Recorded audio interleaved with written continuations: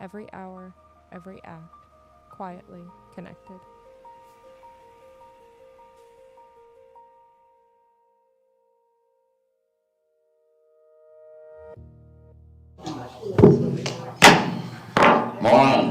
Morning.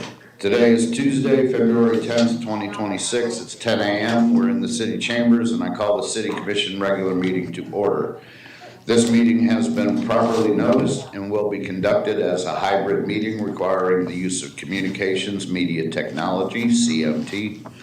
A physical quorum of voting members is present in the city commission chambers.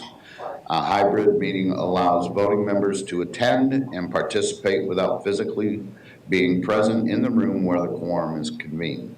Commissioners present are Commissioner Duvall, Commissioner Stokes, Mayor Emmerich, Vice Mayor Langdon virtually, and Commissioner Petro. There is a quorum present for this meeting. Commissioner Langdon, or Vice Mayor Langdon, you've got something to read to us, I do believe. Yes, I do. Now I just have to find it. Here we go.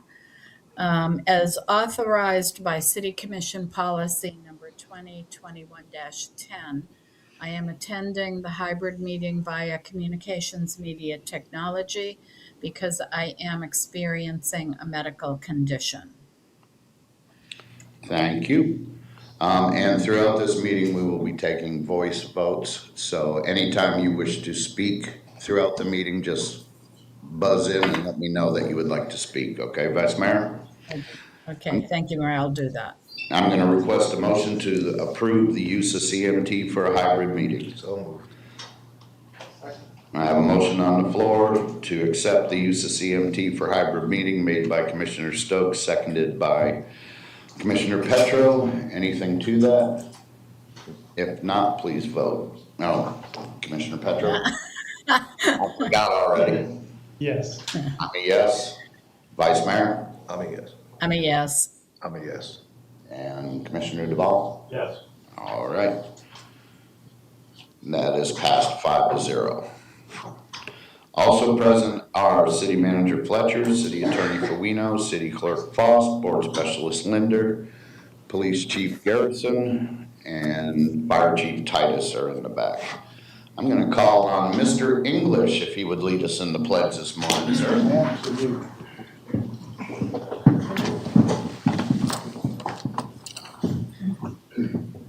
I pledge allegiance to the flag To the flag of the United States of America and to the republic for which it stands, indivisible, with liberty and justice for all. Thank you, sir. Thank you. Request a motion for approval of the agenda. So moved. Second.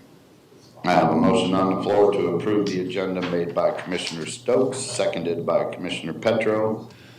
All right, please vote. Commissioner Petro? Yes. Vice Mayor? Yes. I'm a yes. Commissioner Stokes? I'm a yes. And Commissioner Duvall? All right. That is approved 5-0. City Clerk, public comment. Yes, Kiwanis Club. Good morning, Commissioners. Please give Jill Luke a key to the city that she loves. She earned the recognition as she is a model resident who loves all in Northport. Also, please rethink the way the logo is presented. Why not give the guidelines to the Art Center, the high school, and college and see what our residents come up with instead of something many don't like? It's the opportunity to have community buy-in and not the thought that we have to live with something the people don't like for 10 years. The supervisor of election allows students to create I voted stickers and they are amazing. Why not let the talented people of Northport have a shot at the logo, explain what's needed and let them design it. Then let us pick the one we like. Then recognize them for their gift to the community. Thank you for your consideration. That is all that I have. Okay, announcements? The current vacancies for the following boards and committees include Art Advisory Board, Auditor Selection Committee, Charter Review Advisory Board, Citizen Tax Oversight Committee, Community Economic Development Advisory Board, Debt Management Committee, Environmental Advisory Board, Firefighters Pension Trust Fund Board of Trustees, Historic and Cultural Advisory Board, Joint Management Advisory Board, Parks and Recreation Advisory Board, Planning and Zoning Advisory Board, and Veterans Park Advisory Committee.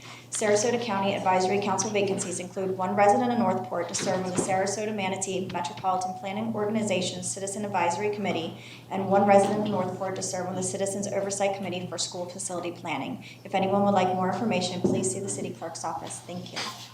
Thank you.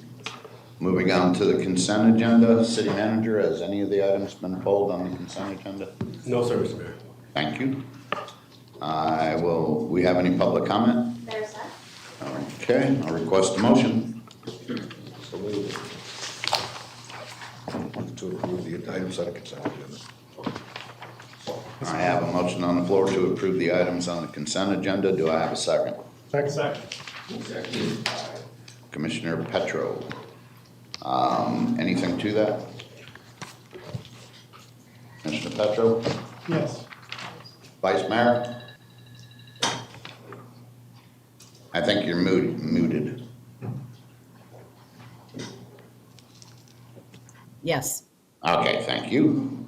I'm a yes. Commissioner Stokes? Yes. Commissioner DeVal? Yes. Thank you. Mr. Mayor, if we could go back to public comment, there was a card received that the police officer did receive in time. Sure. Absolutely. We'll go back to public comment. Ron Alexander?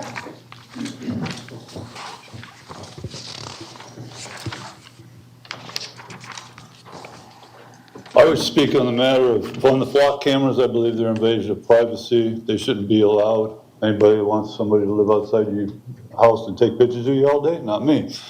So that, I think that property rights are being violated. I don't believe that inspectors can come on your property and tell you how you are to landscape your property.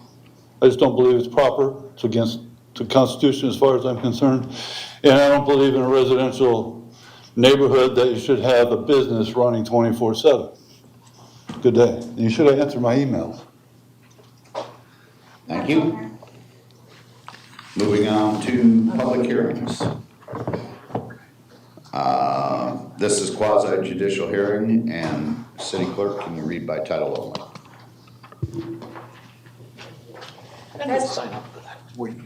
Resolution number 2026-R-25, a resolution of the City Commission of the City of Northport, Florida, approving a preliminary subdivision plat for Brightmoor East, a 290-unit multifamily residential subdivision on approximately 108.8 acres located generally west of South River Road and north of Manatee Beach Road, providing for findings, providing for preliminary subdivision plat approval, providing for conflicts, providing for severability, and providing an effective date. There have been no aggrieved party requests received, and can everyone wishing to provide testimony please stand and raise your right hand. Do you swear or affirm that the testimony you're about to provide is true and accurate to the best of your knowledge, so help you God? I do. Thank you. Okay, we have ex parte communications, Commissioner Petro. Vice Mayor? None? I have none. Commissioner Stokes? None for me. And Commissioner DeVal? Thank you. Presentation by applicant. You're up, John. Well, Waiting on you, John. No rush. oh my God, I was waiting on the agenda. I didn't think I'd be this early. Yeah. So, thank you. And More importantly, welcome back. thank you. And remember, that's my presentation. It's okay. You're normally waiting on us, so we give you a pass, sir. I gotta be sworn in. Is that the Pete Emmerich that I know? No, Making a comment? need to swear him. Do you swear or affirm that the testimony you're about to provide is true and accurate to the best of your knowledge, so help you God? I do. Sorry for being late. Wow, you guys move fast today. This is a preliminary plat for Brightmoor East, which is east of the north-south slough that connects Minnesota Beach Road to Playmore. We are adding it into, it's part of the Village G VDPP, which is approved for 1,800 units. We're adding it into Brightmoor. Brightmoor is our only 55 and older community today, deed restricted. Mattamy completed a $22 million amenity, so part of it was to add some more units into Brightmoor, which was originally approved for 649 units. It's currently shown, this concept shows a townhome product which we needed to do partly to just plan for the property as well as provide for a conduit for a trail that we are completing. We'll open to the public here in the next 30 days. That will connect Playmore to the high school site and then also go down through the school property all the way down to the current city-county boundary. If we go ahead with the multifamily units here, we will max out in Village G at 1,293 units, or about 29% less than the approved 1,800 units. I suspect this section of Brightmoor will actually be a mix of single family and the townhome, so we're gonna be probably about a third less than we are currently allowed. But this is just the standard process now with the ULD update of creating a preliminary plat. This was previously approved VDPP when we wouldn't come with a preliminary plat. But other than that, we are consistent with everything else in Wallen Park. Thank you, sir. Staff?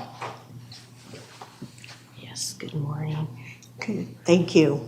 Good morning, Commissioners. For the record, Sherry Willett Grondin, Planning and Zoning Division. I have been sworn. The petition before you is Welland Park, Brightmoor East Preliminary Subdivision Plat. Petition number PSPP 25-03579 via resolution number 2026R05. The applicant is Ty Gramo of Kimley Horn. The owners are Minnesota Beach Ranchlands, LLLP. As previously stated, the location is approximately north of Minnesota Beach Road and east of Southwest Villages Parkway.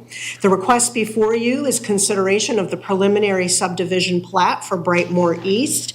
Brightmoor East is a continuation of the subdivisions. I know that the previous 5 were brought before the commission, so this is part of a subdivision within that whole Brightmoor East area. The impacted area for this project is approximately 108.8 acres.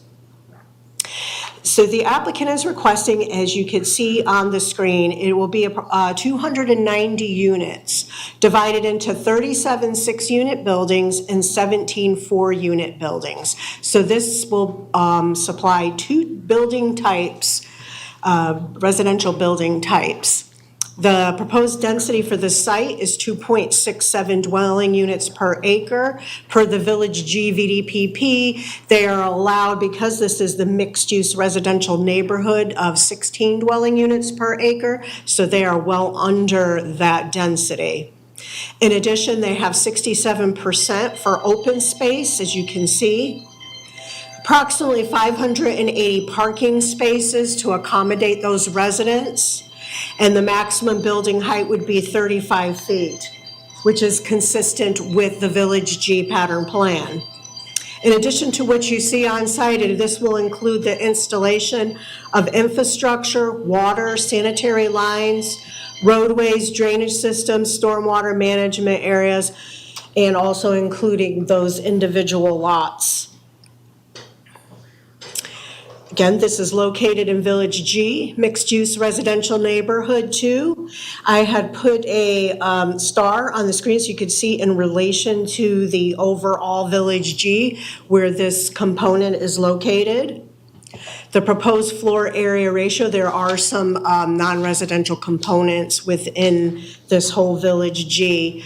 So their floor area ratio is that they had about 0.5% and 65.2 allocated as open space. The subject property is zoned village, which a future land use designation of village. And the number of permitted residential units is about 1218. So this is well under the 1,800 cap for those residential units. Consistency with Florida statutes. The preliminary plat was reviewed and it meets the definition of the subdivision plan according to the Florida statutes, chapter 177. In addition, the final plat, which is in-house under review, must be consistent with the approved preliminary plat. So this is the first step before the final plat is approved. This is consistent with policy, the Comprehensive Plan Policy FLU 1.8.1. The preliminary plat application was submitted in accordance with the ULDC, as well as the provisions of the Comprehensive Plan, which regulates the subdivision of land. The application also meets policy FLU 2.1.1, site and subdivision plan. So the subdivision plan before you shows the designated roadways, stormwater management ponds, other features. Also, the wetlands that you see will be preserved. And there will be incorporating a 25-foot buffer around them to ensure their protection. This meets the transportation element, policy 5.5. There are trails included for that multimodal network, as well as the roadways and sidewalks for connectivity. It does meet the conservation element, policy 1.8. As I previously stated, those wetlands will be preserved. The public school facility element, objective 1.6, has been met, has been reviewed for school concurrency and has met the Sarasota County School Board requirements for school concurrency. In addition, it does meet the comprehensive plan for the housing element, which is to provide multiple types of dwelling units. That has been met with this project because it's providing two separate and distinct dwelling types. Compliance with the Unified Land Development Code. Chapter 4 of the new ULDC, Article 12, it says no subdivision shall be platted or recorded and no lot shall be sold, no building or development permit shall be issued unless the subdivision meets all of the applicable laws, including Florida statutes in the ULDC. This has been reviewed and it has been met. A formal environmental survey has been completed on the site. All permits for development will be issued in accordance with state and federal regulations. The site is in a FEMA flood zone AE, which is a 1% chance of flood.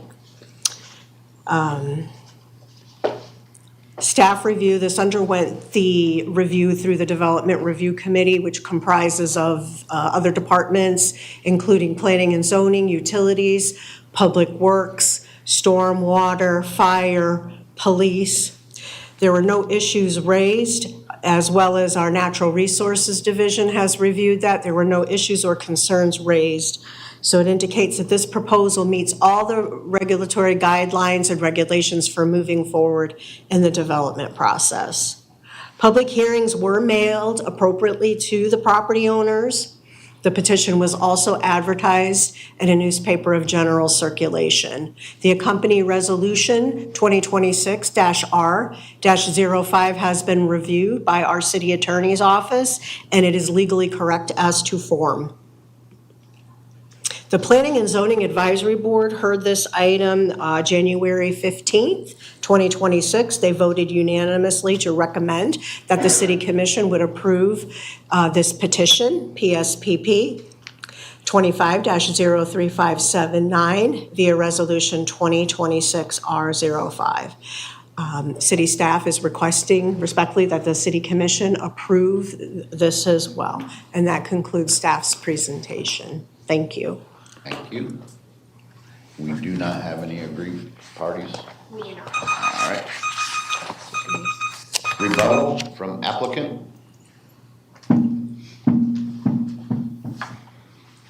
I have no rebuttal. Thank you, sir.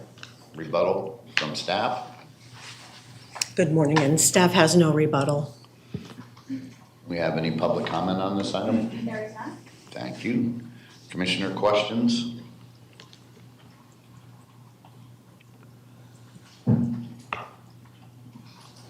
Commissioner Duval? I don't have any questions, I just have a comment.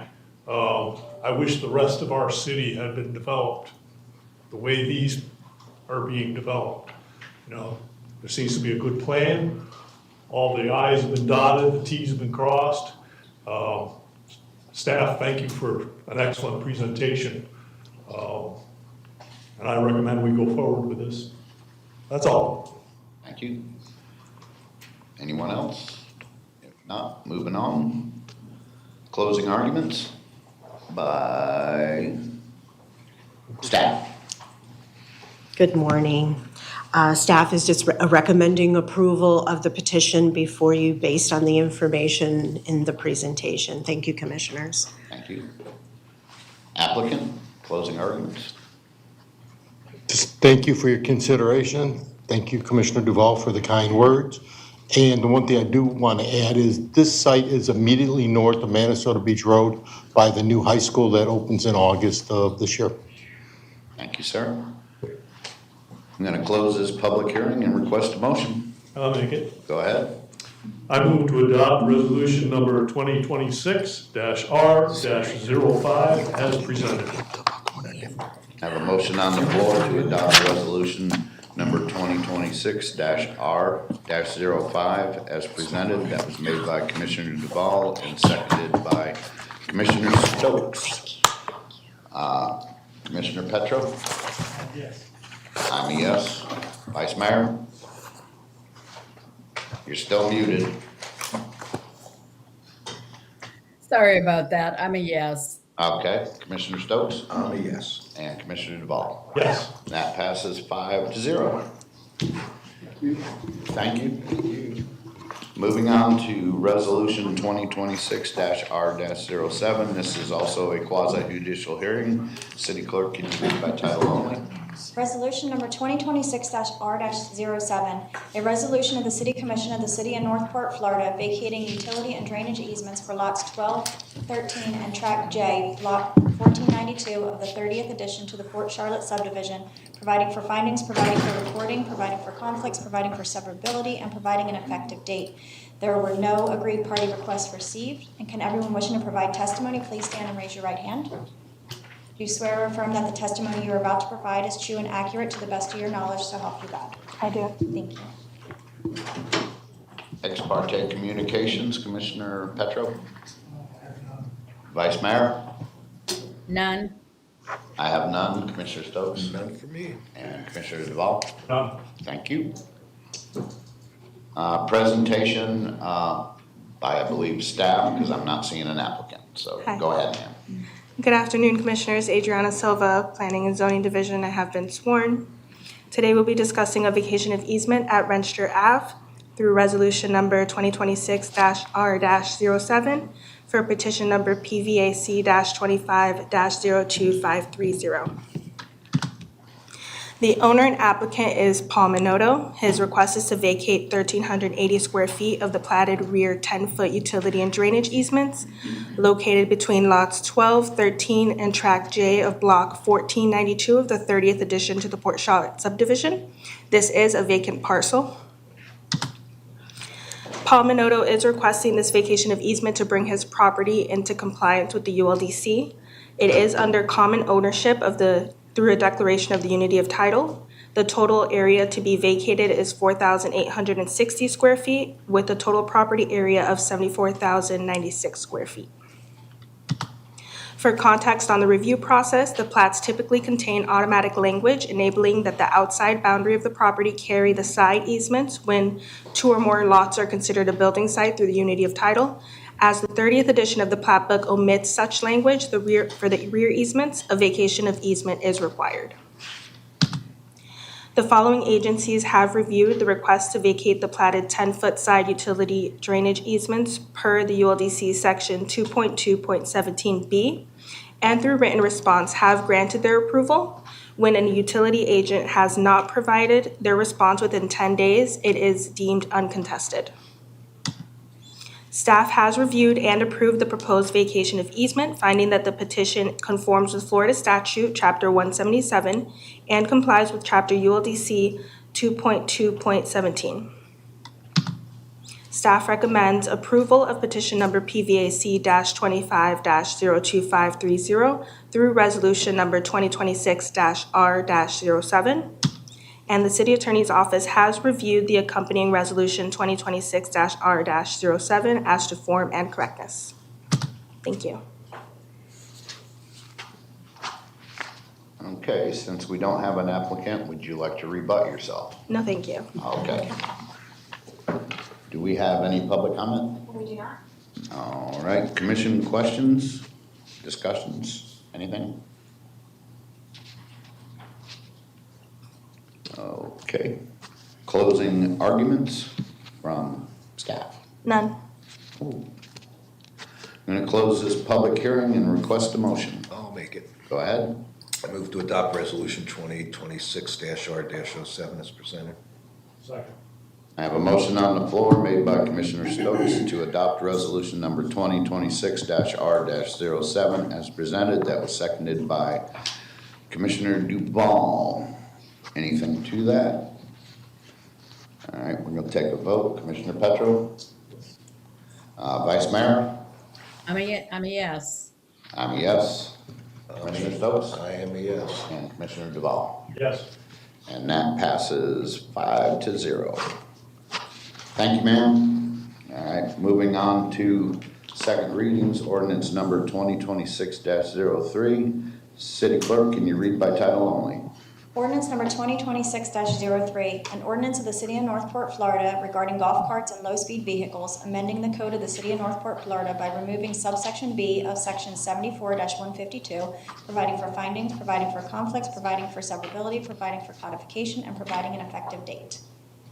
Thank you, Mr. Fletcher. This is your item, sir.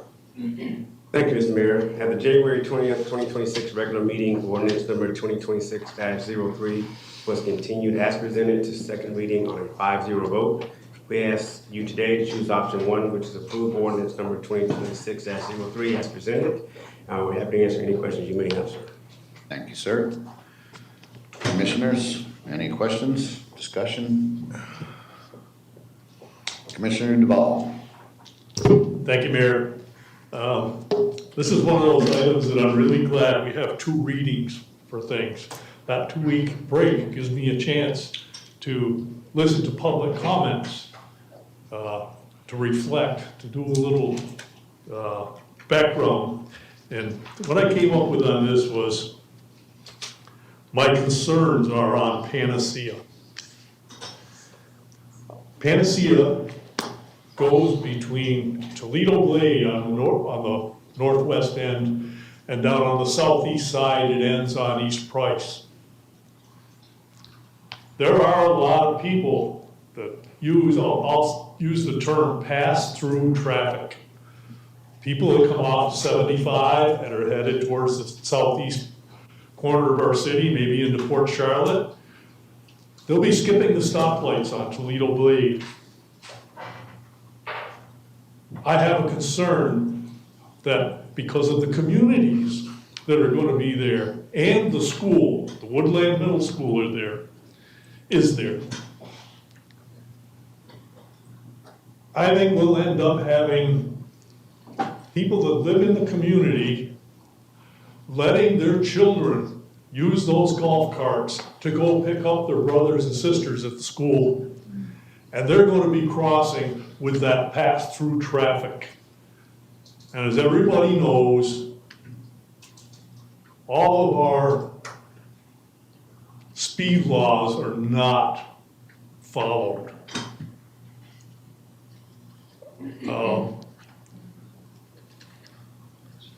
I worry about, the fact that there is the school there.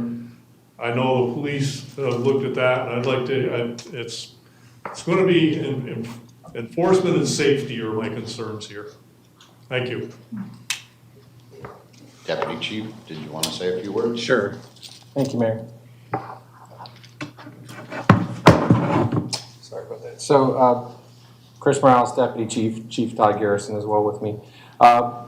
Just to be clear, Commissioner, this is for low LSVs, low-speed vehicles. They're not the golf carts. I know everyone looks at their golf carts, but there's a actual definition in ordinance that covers section 741-151 for golf carts in the city. And they are prohibited only in certain areas of the city, such as Holiday Park. Obviously, your golf courses in the city can have them on private property. HOAs that don't have traffic enforcement agreements with the city, and there are private roads, golf carts can be accessed on. But any roadways in the city has allowed low-speed vehicles, which you have to be a valid driver's license, they have to be registered through the state, they have to be insured, and they have to meet all the qualifications basically as a motor vehicle. Headlights, taillights, turn signals, windshield, seat belts. so on and so forth. So just want to make sure you're clear that when you say kids operating golf, no, that is a violation in any city roadway, public roadways. Thank you for that clarification. Yes, sir. It's been a very common people, yes, sir. But there is a clear ordinance in the section of the city that specifically talks about golf carts, sir. Thank you very much. You're welcome. Is that all you had? That's all I have. Commissioner Stokes? My only question is, I know there's a piece of legislation kicking around at the state with regard to e-bikes. Will this ordinance we're looking at impact that at all? No, LSVs, low-speed vehicles are defined definitions as exactly what we're talking about. They're modified golf carts that have to meet the statutory requirements of everything I just talked about, their speed as well, under a posted speed limit in the municipality, under 35 miles per hour. But yes, there is some legislation on e-bike regulations because that's been a hot topic across the state. Actually, our traffic unit is planning on doing a presentation for education to the commission in future dates on e-bikes. Sir? Yep. Anybody else? Vice Mayor, did you have anything? No, sir, I'm all set. Thank you. Okay, thank you. City Clerk, public comment? Yes. Angela Leclerc. This comment is in opposition to ordinance number 2026-03, which proposes allowing golf carts on Panacea Boulevard. Panacea Boulevard is a major roadway with traffic speeds that are too high for safe mixed use with golf carts. The roadway was not designed for this purpose, and introducing golf carts creates foreseeable safety risks for motorists, pedestrians, and golf cart operators. A significant concern is that golf carts will divert onto sidewalks to avoid fast-moving traffic, placing pedestrians at risk and increasing the city's exposure to preventable liability. Golf carts are currently prohibited in Cedar Grove 1A, allowing them on Panacea Boulevard while prohibiting them in adjacent neighborhoods creates inconsistent rules that are difficult to enforce and will inevitably lead to confusion, noncompliance, and increased demands on law enforcement. Only street-legal, low-speed vehicles, LSVs, are permitted in Cedar Grove 1A. If any consideration is given under ordinance number 2026-03, it should be limited strictly to LSVs, which require licensed drivers, registration, insurance, and compliance with traffic laws. Even then, Panacea Boulevard has no designated bike lane, golf cart lane, or shared use lane, making safe operation and enforcement problematic. Traffic near Woodland Middle School is already severely congested during pickup and dismissal. Despite posted non-school pickup signage, violations are routine, and police are frequently called to unblock Martin Oak Boulevard, the community's only egress. This shows that signage does not change behavior and that enforcement costs are already high. Before approving ordinance 2026-03, the commission should state what traffic and safety studies have been conducted to determine that allowing golf carts on Panacea Boulevard is feasible or safe. Without documented studies, I respectfully request the commission deny ordinance number 2026-03 in the interest of public safety, enforcement practicality, and liability reduction. Greg Faulkner. Dear City Commissioners and staff, I am writing to submit public comment in opposition to declaring Panacea Boulevard golf cart and low-speed vehicle friendly. I understand the intent behind the proposal and the desire to improve connectivity for residents. However, Panacea Boulevard functions as a higher traffic corridor rather than a neighborhood street, and I believe the designation introduces both safety concerns and unequal access issues. My concerns are as follows. Speed and traffic mix Panacea Boulevard carries regular vehicular traffic at speeds that are not well matched with golf carts or low-speed vehicles, increasing the risk of serious accidents. Unequal access for Cedar Grove residents and Cedar Grove Phase 1A does not permit golf carts, which effectively blocks direct golf cart access to Panacea Boulevard for residents of Cedar Grove 1B and Phase 2. As a result, these residents would only be able to access Panacea Boulevard by purchasing a gate access pass to enter and exit through the Strand, creating a pay-to-access workaround rather than true community connectivity. False sense of safety and enforcement challenges formal designations may unintentionally signal that Panacea Boulevard is safe for all golf carts in all conditions, despite traffic volume, visibility, and enforcement limitations that suggest otherwise. I support golf cart use where road design, speed limits, and access are appropriate. In this case, the designation would increase risk while benefiting only a subset of residents, leaving others with limited or costly alternatives. For these reasons, I respectfully ask the Commission to reconsider this proposal and prioritize safety, consistency, and equitable access. Thank you for your time and consideration. Respectfully, Greg Faulkner, President, Cedar Grove at the Woodlands 1A. Art Bilski. I am writing in opposition to the city's golf cart and low-speed vehicle ordinance. The terms golf cart and LSV are erroneously used interchangeably. Cedar Grove connects directly to Panacea, and while parts of Cedar Grove Section 2 are publicly dedicated, our recorded deed restrictions, Section 1A and 1B, prohibit the operation of golf carts anywhere within the community. LSVs are allowed. I am concerned how golf carts may enter or travel through Cedar Grove solely to access Panacea, creating confusion for residents, enforcement challenges for the association, and potential safety and liability concerns. Cedar Grove 1A does not permit golf carts under its governing documents and bylaw. Cedar Grove 1B does allow golf carts within 1B only if registered within the HOA, but they may not travel through 1A. Golf carts operating within the community are a violation of private deed restrictions. In order for anyone in Section 2 to operate a golf cart on Panacea, the owners must exit the community through the Strand or be in violation of the law. We ask the city to consider the following options. State that golf carts may not enter residential communities where they are prohibited, clarifying that it is LSVs that will be permitted on Panacea and not golf carts. This approach would align city policy with existing private land use controls, reduce enforcement confusion, and support public safety without expanding or restricting LSV access beyond what state law already provides.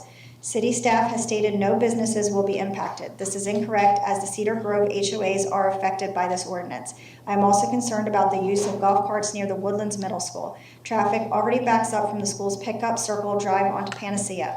Golf carts do not have the safety features needed on such highly trafficked roadways. Take a drive down Panacea and look at all the tire burnouts on the road where speeding has occurred. Michael Schulke? No. And that's all that I have, Mayor. Thank you. Close this public hearing and request a motion. I'll make it. Go ahead. I move to adopt ordinance 2026-03 as presented. Second. I have a motion on the floor made by Commissioner Stokes to adopt ordinance number 2026-03 as presented, seconded by Commissioner Duval. Anything to that? If not, let's vote. Commissioner Petro? Yes. Vice Mayor? I'm a yes. I'm a yes. Commissioner Stokes? I'm a yes. And Commissioner Duval? Yes. That passes 5-0. Moving on to ordinance number 2026-04. City Clerk, can you read by title only, please? Ordinance number 2026-04, an ordinance of the City of Northport, Florida, amending the Unified Land Development Code regarding authorized hours for business activities and deliveries in corridor transitional and corridor zoning districts by amending section 3.2.4, providing for findings, providing for conflicts, providing for severability, providing for codification, and providing an effective date. Thank you. Mr. Fletcher, this is your item, sir. Thank you, Mr. Mayor. During the City Commission regular meeting held on January 13th of 2026, ordinance number 2026-04 was continued to second reading on a 5-0 vote. We ask today that you adopt ordinance number 2026-04 as presented, and we're happy to answer any questions you may have. Thank you, sir. Commission questions?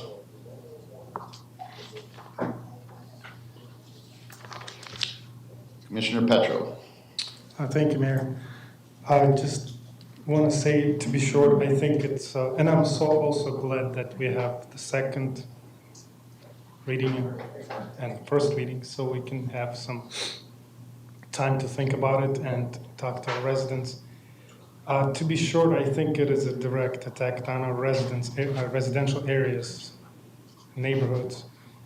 And I just want to clarify a few things. What is allowed to be built in CT and transitional on those areas? Can we have the answer on COR and CT? What can be built there?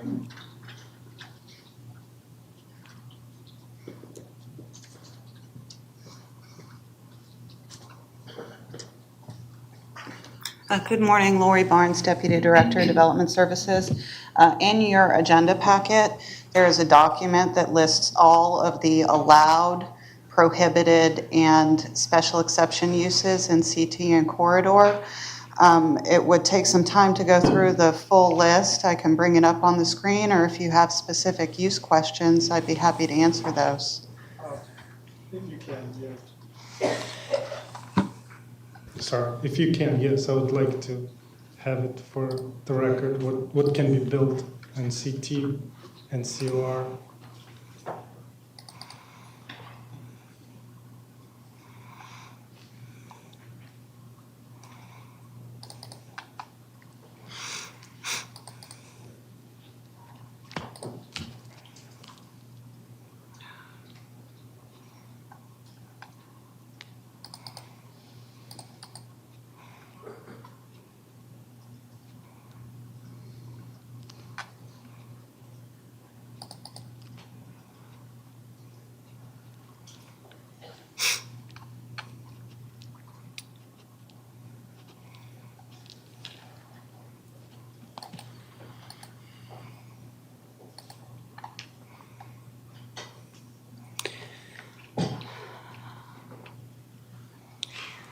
For residential uses, accessory dwelling units are allowed as accessory in CT and corridor.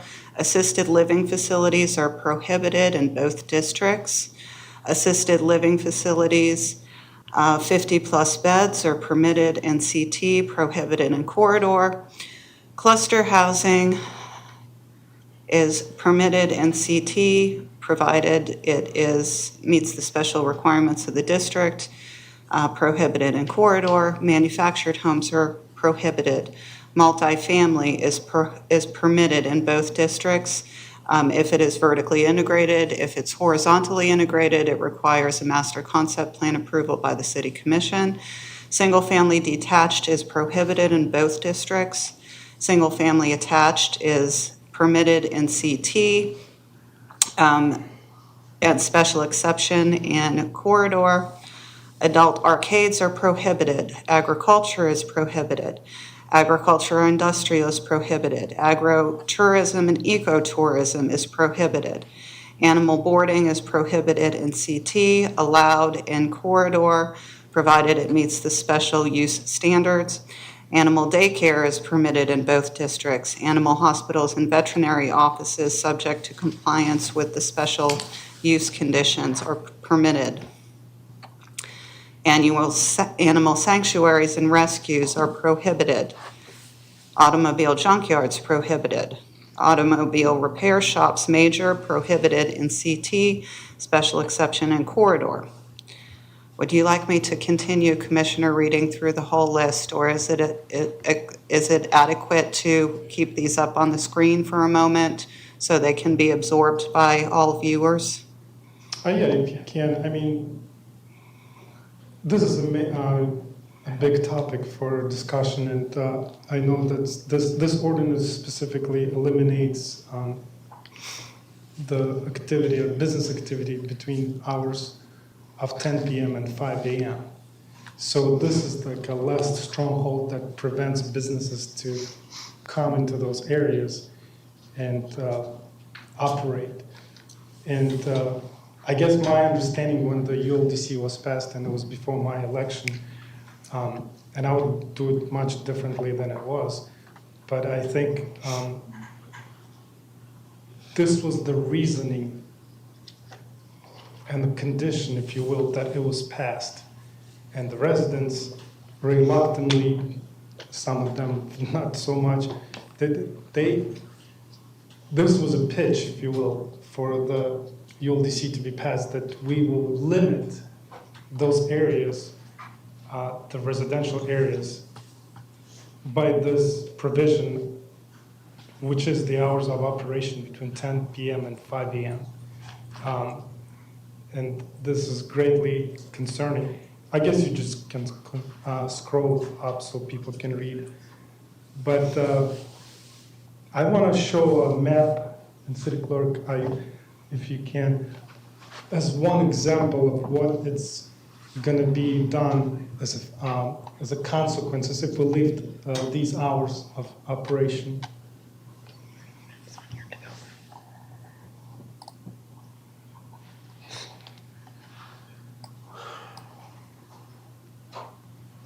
And this is just one example of what I chose. So this is the highlighted area. If you can see on the left, the parcel, which is a house built on 3 lots, highlighted in the green area. And where the Sumter area is, you see how deep it is into the residential area? And so this house specifically that is highlighted was sold last year for $699,000. It's a very luxurious, if you will, like, on average, it's a big house, a very nice house. The house next to it was built just recently. So the lot next to it or the lot across can have a dry cleaning or animal daycare. I mean, would you want this to be in your neighborhoods, commissioners, or any present here? I guess it's we as a commission either ignorant or show complete disregard to the residents. And I certainly don't want to be in either of those categories. This is the proof how deep in the residential area the change is coming if we lift those hours. And I can show, if you can scroll to show the pictures of those 2 houses. They're not the best quality, but I just drove by and took the picture. This is a very nice lot with a garden. As a matter of fact, the owners sold that house, and I don't know, probably with the intention to move away from this neighborhood because they knew the change is coming. And this is another house right on Abisko and Alfalfa Street. And this house, I don't know how much it was sold, I didn't check, but this is, I just took this picture to see, for the public to see, that across that house can be a dry cleaning, animal daycare. I mean, would you want, this is another house that is next to that highlighted map house that I showed before. So this is where I'm coming from. I guess I don't want to show ignorance, and I represent the residents. I do understand the commercial is commercial. We rezoned it as a city. I was not part of that rezoning process, but we rezoned a lot of residential areas that is now commercial. And I keep hearing this, 8% commercial base, and I don't know if it includes just the land. Does it include the land that is classified as commercial, or is it just commercial buildings that are built out? But nevertheless, this is another topic, and that's not the purpose of my discussion on this ordinance. I just do not believe that we should live those hours. At the very minimum, I would propose to have only permit business activities inside between the hours of 10 p.m. and 5 p.m., which means like if you open up an office, accounting office, the accountant can come and be in the house with the lights on, which means we permit the businesses to operate inside of those buildings that are there or that will be built for future use. And this would be my very, very, at the least, but I'm reluctant to lift the hours. And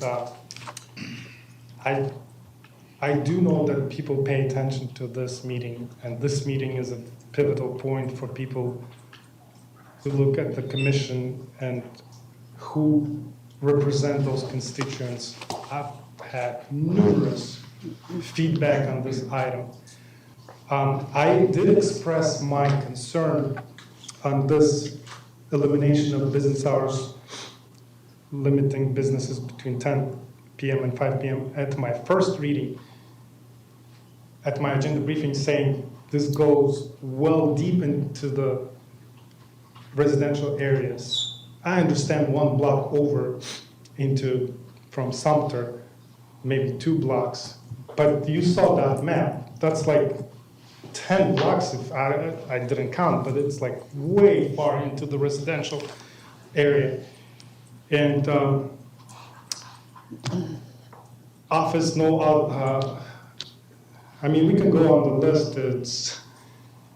It's rather big, but laundromat, dry cleaning, permitted. And that street is one of the CT areas. So I do understand the need for the businesses to come into the town. I do understand that they're more than welcome to come, but their hours of operation, let them be till 10 p.m. I know a lot of people that moved into the community to retire, to live here and have a peaceful life, build their houses in those areas.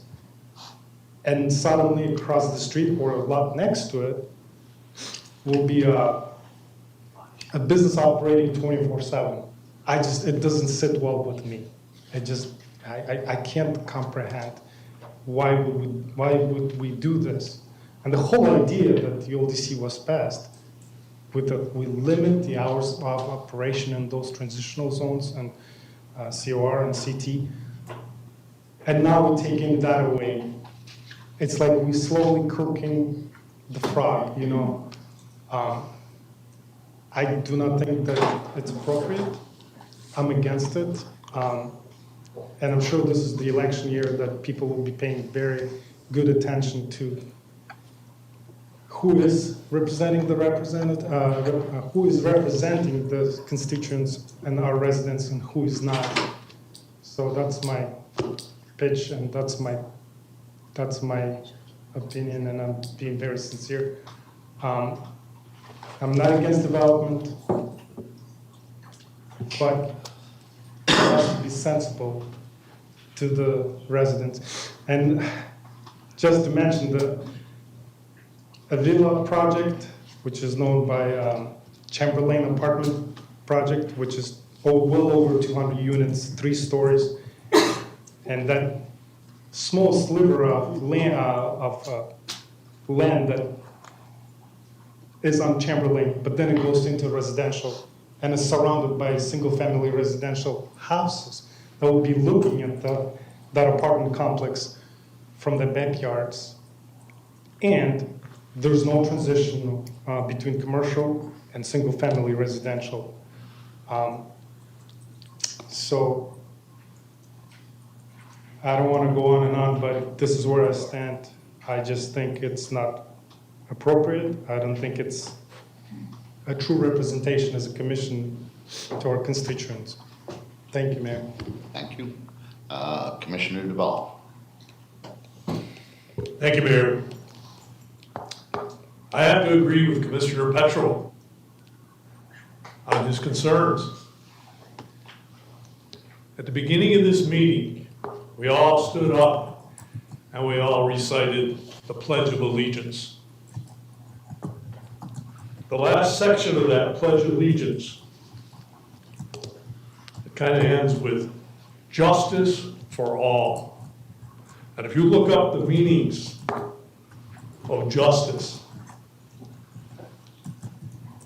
one of the meanings, there's a number of different categories you can go into, but one of them is fairness in the distribution of goods, resources, opportunities, and burdens within a society. We all pledge that.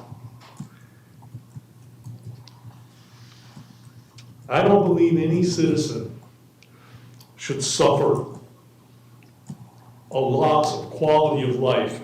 And with 24-hour operation of some businesses, some of our residents will suffer a loss of quality of life. And it seems that this is a recurring theme. As Commissioner Petrol stated, there are apartment complexes. They're going to be surrounded by residential houses. And it all comes down, to be very blunt, it all comes down to money. Okay, and I don't believe any of our citizens, any individual citizen, should be penalized for someone else's profit. I think these hours of operation should stay the way they are. The ULDC was passed with them in it, and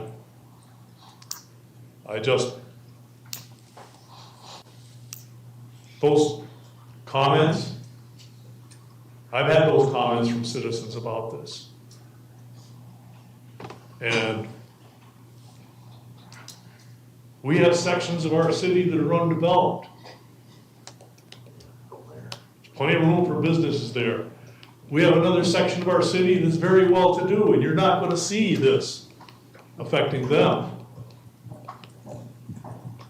But the people that I represent, okay, live in the section that will be affected.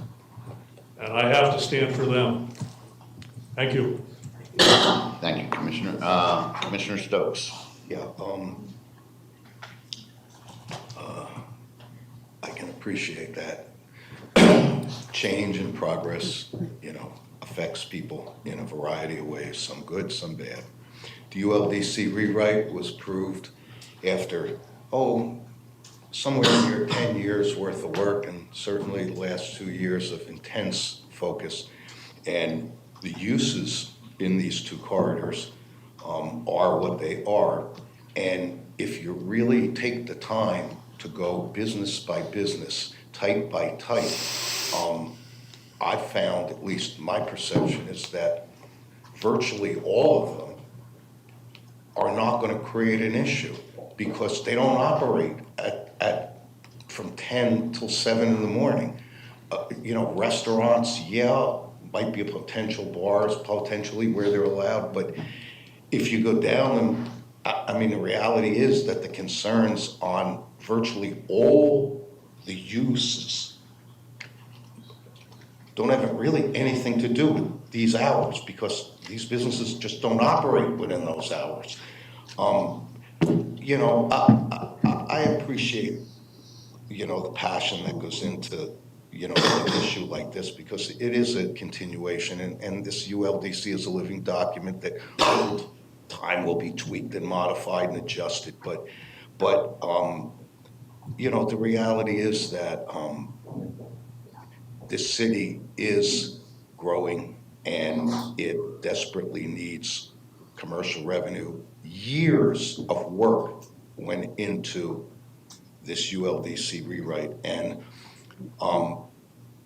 it is political season, so I get the political theater that goes into, the world is watching for those people who vote this way, that way, or the other way. But from a practical standpoint, the businesses we're talking about that have permitted use in these corridors are not going to be affected by this hours.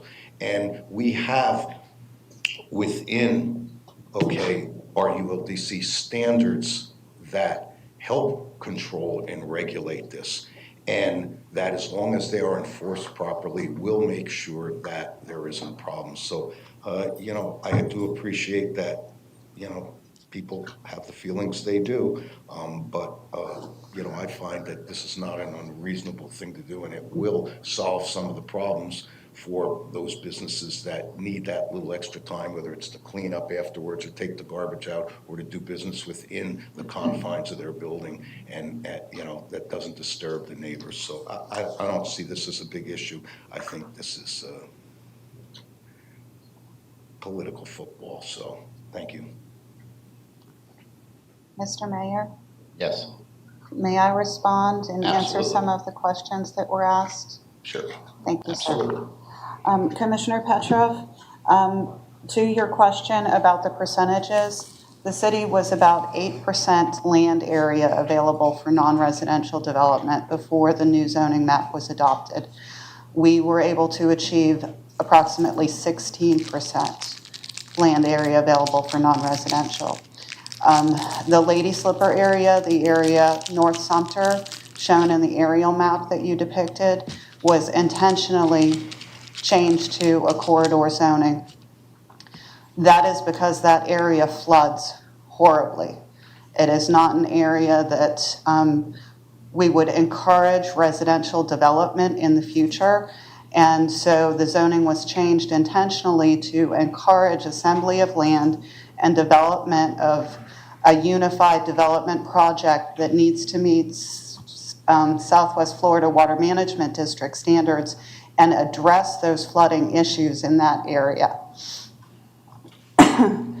As to the hours of operation implementation, that was a vote that occurred at a very late stage of the ULDC.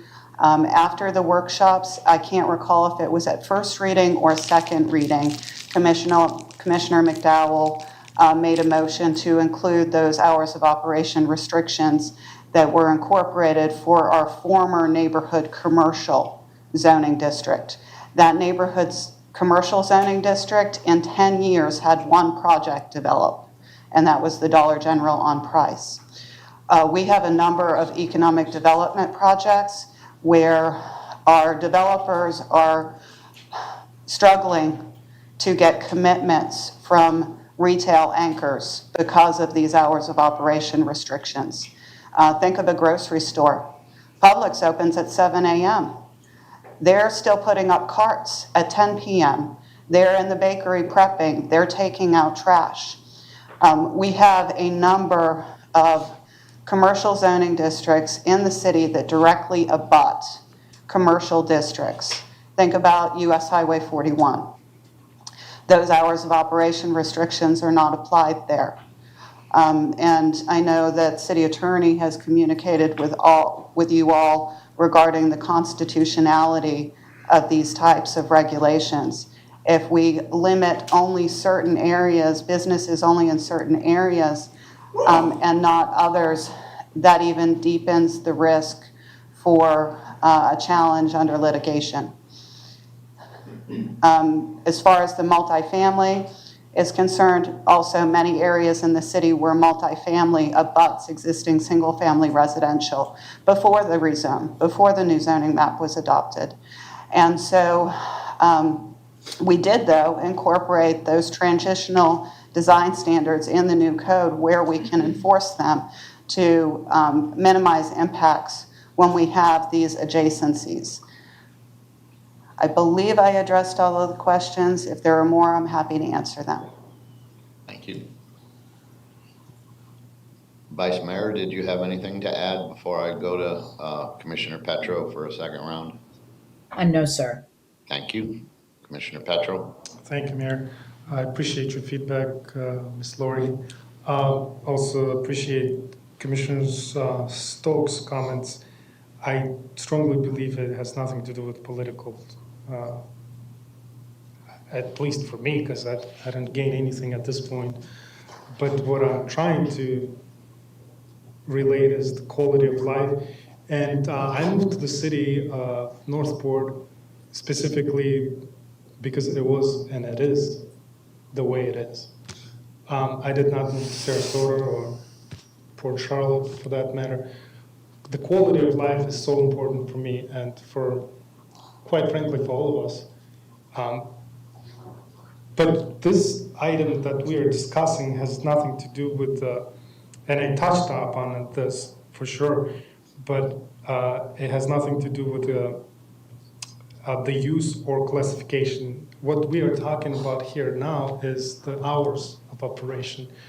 And if someone wants to move to Venice for the quality of life, I'm sure the reason to be in that area specifically, the quality of life, no hours of business after 7 or 5, whatever that neighborhood they are in, because they appreciate that they wanted to be part of that community.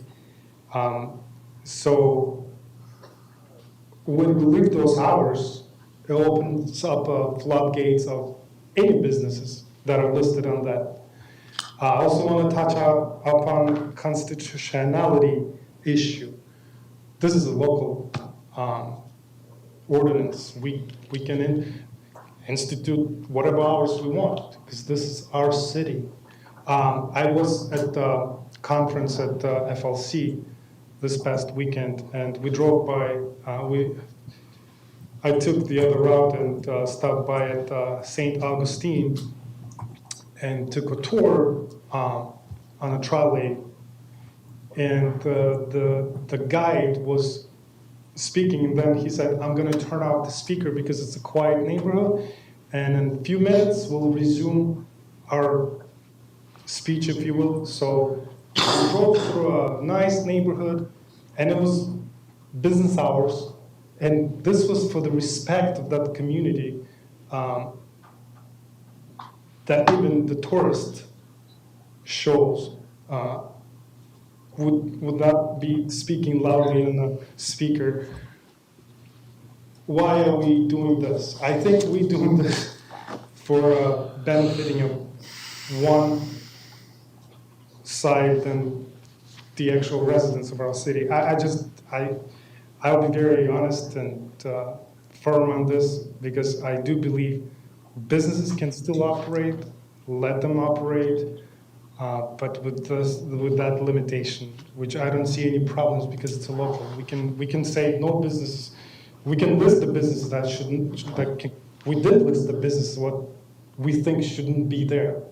And when you bring up constitutionality issue, I don't think it's really justified. We as a commission, that's where we are elected to make our own local laws.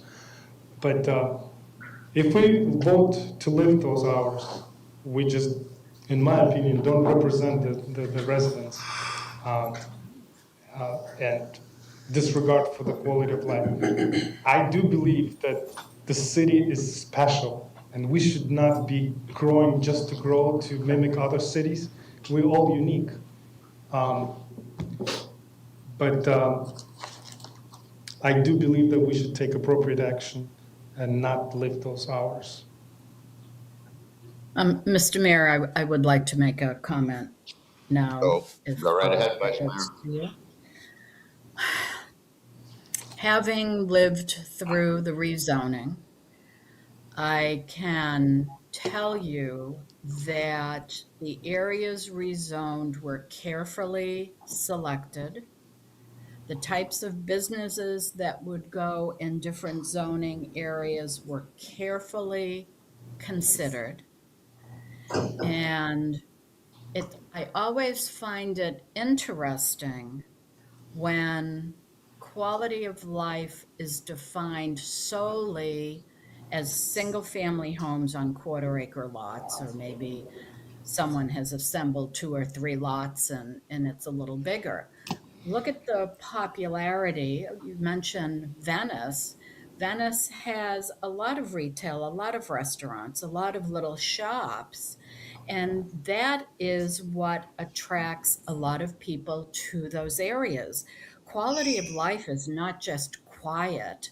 It's the convenience of having easy, ready access to the types of businesses that you'd like to be able to walk to or to drive to in 5 or 10 minutes and not have to drive for a half an hour to Punta Gorda to get a decent restaurant. So I look at it as bringing benefit to the entire city. There is a financial aspect to it. If we don't share more of our tax burden with commercial development and off the backs of our homeowners, this city is going to be, and I've said this a million times, one or some combination of the following 3 things will happen. 1, our property taxes or other taxes will go through the roof. We have to provide services for our residents, vitally, vitally important.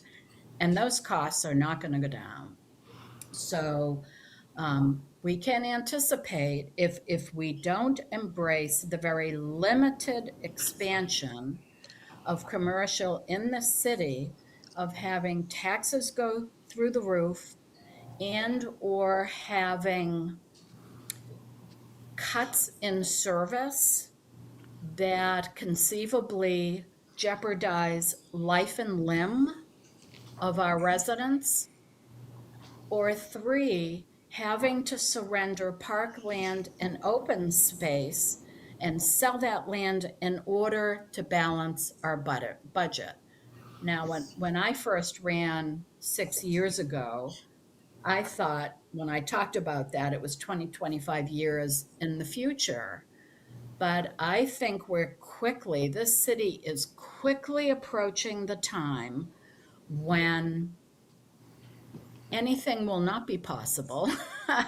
We'll be so locked in to single-family homes on quarter-acre lots. And if we retreat now from the very hard, careful, painful work that was done 2 and 3 years ago, then we're doing the city as a whole a terrible disservice. So I agree with Commissioner Stokes that the types of businesses that are permitted in different areas preclude, I mean, we're not talking about a carnival business going 24 hours a day in an area of single-family homes. It has been carefully mapped out and planned out that most of that expansion of the corridor and transitional corridor are in those areas that abut boulevards, which at some point in our future are going to be 4 lanes. And when that happens, and we'll see it start to transition Price, when you have single-family homes butted up against a 4-lane highway, 5 lanes in the case of Price, you really don't want to have single-family homes there. And most people would prefer not to live on a 4, 5, 6 lane major thoroughfare in a city. So to retreat at this point is simply, it's not in my DNA, and I can't support it. And it's not that I don't care about residents and the impact on residents. It's that I know that this work was done very carefully. If you look beyond Chapter 3, which is the rezoning and the zoning maps and the permitted uses, et cetera, and look at Chapter 4, there is all the detail of the type of buffers and landscaping and all of those things that go into making a property attractive. And in all honesty, when we go up, people have a real concern about building up 3 floors. What that allows us to do is save land.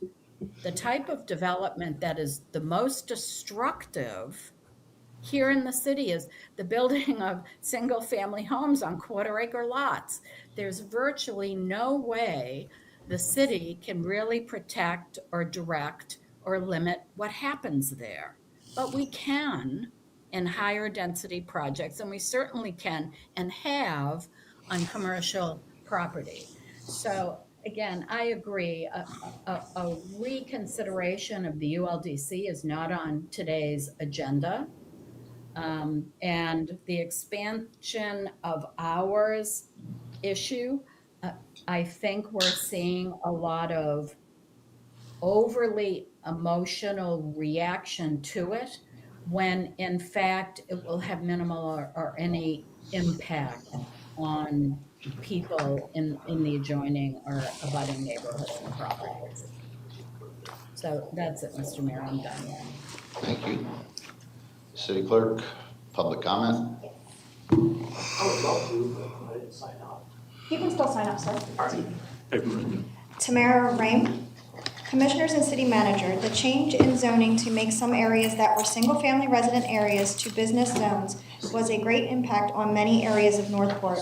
I remember virtually attending meetings where the discussion of having quiet hours between 10 p.m. and 5 a.m. indicated strong support to have this requirement because these new businesses would be near single-family homes. We purchased our home when Northport was a bedroom community. That was a huge factor in moving here. I understand that the city is setting up for growth and adding businesses will help with keeping residents' taxes lower. However, this change proposed by 2026-04 will negatively impact people living near these businesses. We live off of South Chamberlain and could be subjected to noises between 10 p.m. and 5 a.m. from potential businesses going onto South Chamberlain. Businesses such as the following will most definitely negatively impact the quality of life for those single-family homes near these types of businesses.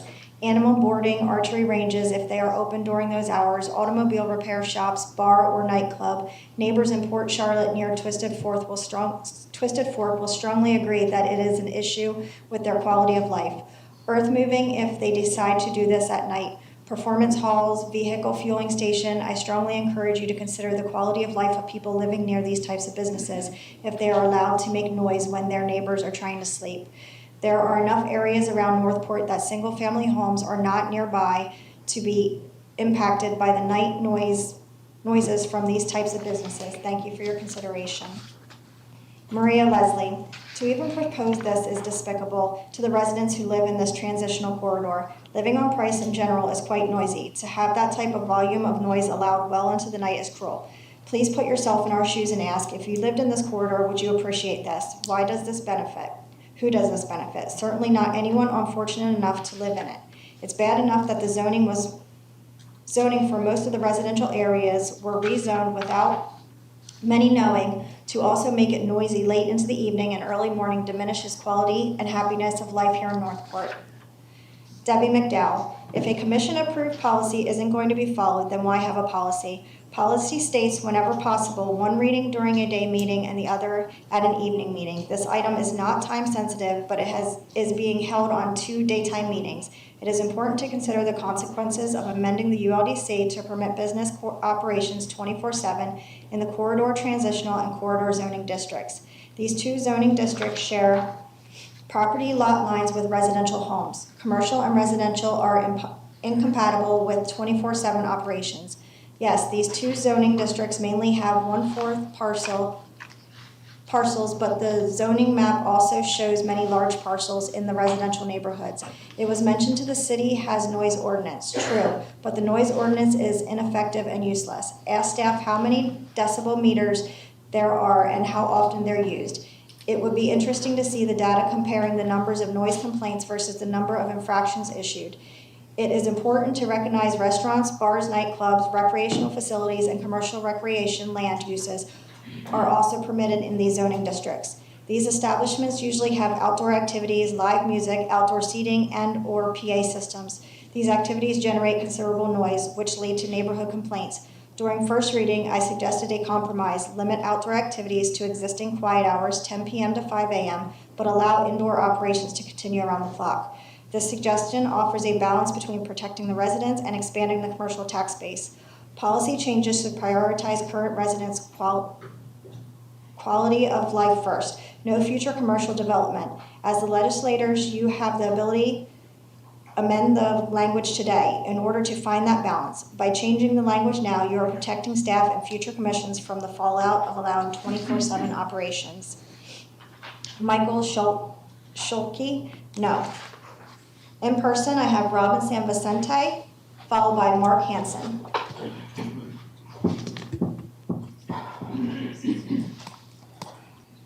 Good morning, everybody. Robin San Vicente for the record. I'm going to ditto what McDowell said, and I'm going to add to that, because it's totally out of control as far as a lot of residents are concerned, and especially myself. We've already been shoved down the throats of economic development, going into places where you shouldn't be going into. You put together a ULDC, it passed, fine, we're living with it. Now you want to amend the hours of operation. No, where do we come into play? Where does our quality of life issues come into play? It's not fair what you're doing. And as far as if I'm reading the article, unnecessary interferences with the enjoyment of life or property, including outdoor recreation. Another area, which unreasonably annoys, disturbs, injures, or endangers the comfort or repose of others within the corporate limits of the city of Northport. In addition to the general prohibition set forth in 46-41.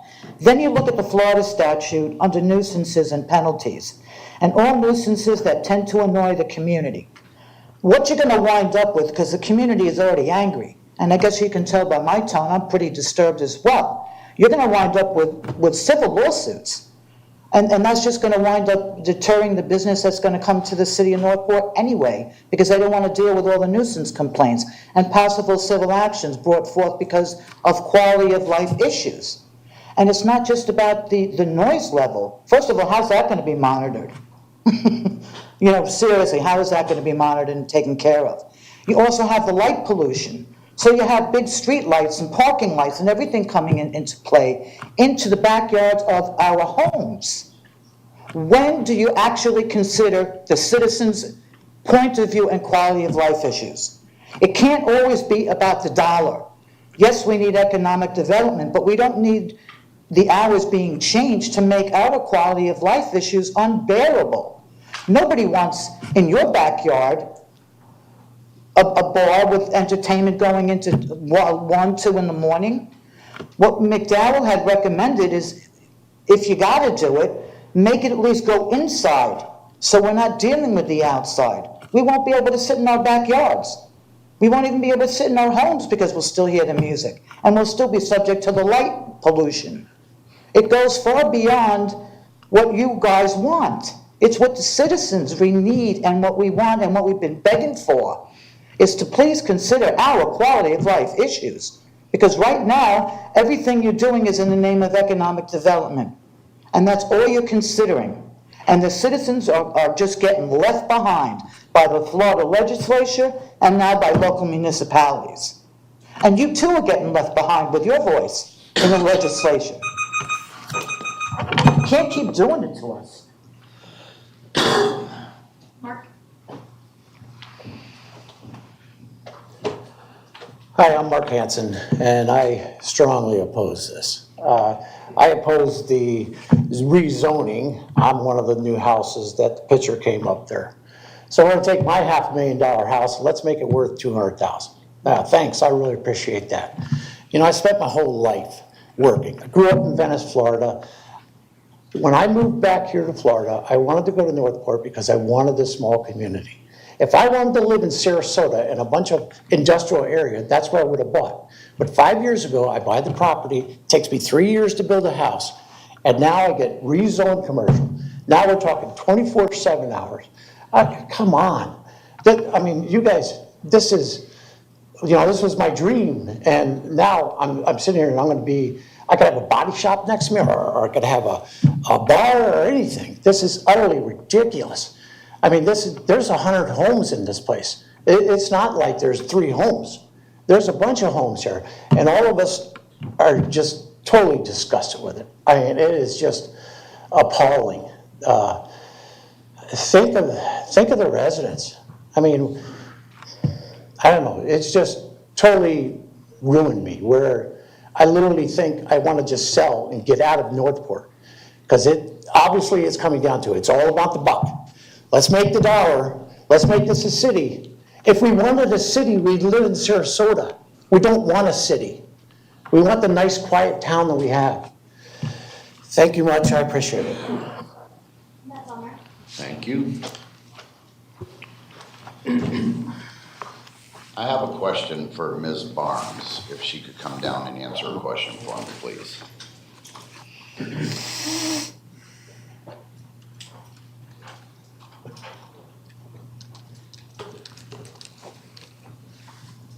With the hours being, the quiet hours are between 10 and 5, correct? Now, with this ordinance, does it remove them entirely from 10 to 5? Yes. Okay, so what if we made an adjustment from 12 to 5? How would that work on a lot of these businesses? those limitations might be acceptable to some businesses, but there are a number of uses that are allowed in CT and corridor that are desirable, that are by virtue 24/7. We allow hotels, we allow bed and breakfasts, animal boarding. Those are all by virtue 24/7. And beyond that, you'll still be facing the potential challenge due to the constitutionality issues for treating businesses in corridor transitional different than any other zoning district. Good morning, Elena Ray, Director of Development Services. I will also add that we also still have the noise ordinance that businesses would be subject to, and I will respectfully disagree that it is not effective. It is effective when it is something that we can actually enforce. For instance, our noise ordinance already prohibits playing of musical instruments after 10 p.m. So outside. So that's already applicable citywide. It already prohibits loading and unloading of boxes, crates, and other items within 50 yards of a residential lot line after 7 p.m. So just because these hours are removed from the ULDC, every property in the city is subject to the provisions of the noise ordinance that has very specific regulations related to the playing of musical instruments, loudspeakers, PAs, loading and unloading. Those are already built in and they will apply citywide, which makes it fair to all of the properties within the city. Thank you for that clarification. All right, I'm going to close this public hearing and request a motion. I'll make it. Go ahead. I move to adopt ordinance number 2026-04 with the following changes. Only permit business activities inside between the hours of 10 p.m. and 5 a.m.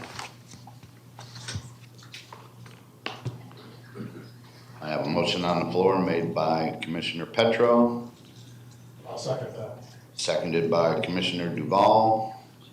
City Clerk, would you read back the motion, please? One second.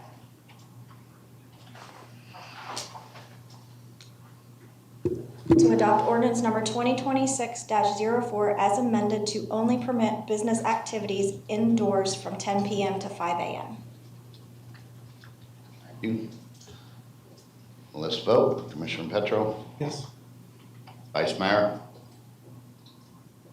You're muted. Still muted. I apologize. I'm a no. I'm a no. Commissioner Stokes? I'm a no. And Commissioner Duval? I'm a yes.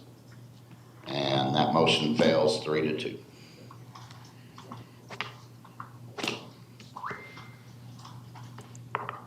Do we need another motion, City Clerk? If you want to approve it, yes. Yeah, okay, just putting it out there on the record. Anybody want to make a motion? Yep, I'll make it. Okay. I move to adopt ordinance 2026-04 as presented. I have a- Second. Okay, I have a motion on the floor to adopt ordinance number 2026-04 as presented, made by Commissioner Stokes, seconded by Vice Mayor Langdon. Commissioner Petro, vote. I'm a no. I'm a yes. Commissioner Stokes? I'm a yes. Vice Mayor? I'm a yes. And Commissioner Duval? I'm a no. All right, that passes 3-2. It's 11:35, City Manager, would you like to take a lunch this time, sir? Yes, sir. Half hour, 45 Yeah, minutes? that's fine. Half hour is good? Yes, sir. All right, we'll meet back, what time is it? 11:28, meet back at noon, 12 o'clock. Maintained roads, we call when there's an emergency, we assume someone's keeping it all running, and they are. Northport University gives residents a chance to step behind the scenes, to meet the people doing the work, to see how decisions are made, and to understand how we, as a community, can be part of it. It's not just about learning the facts. It's about learning where you fit in and how you could shape the city we call home. The most surprising thing would probably be the opportunity to get tased, which is really cool, understanding how that feels. Would recommend for everyone, unless they have a heart condition. I think another thing would probably be how many people it takes to run everything. Is how well all the departments work together and how well each of the departments know about other departments. So in the case of a big emergency, they already know what other departments are already supposed to do, and they all work together. This is always a dance. There's always moving parts.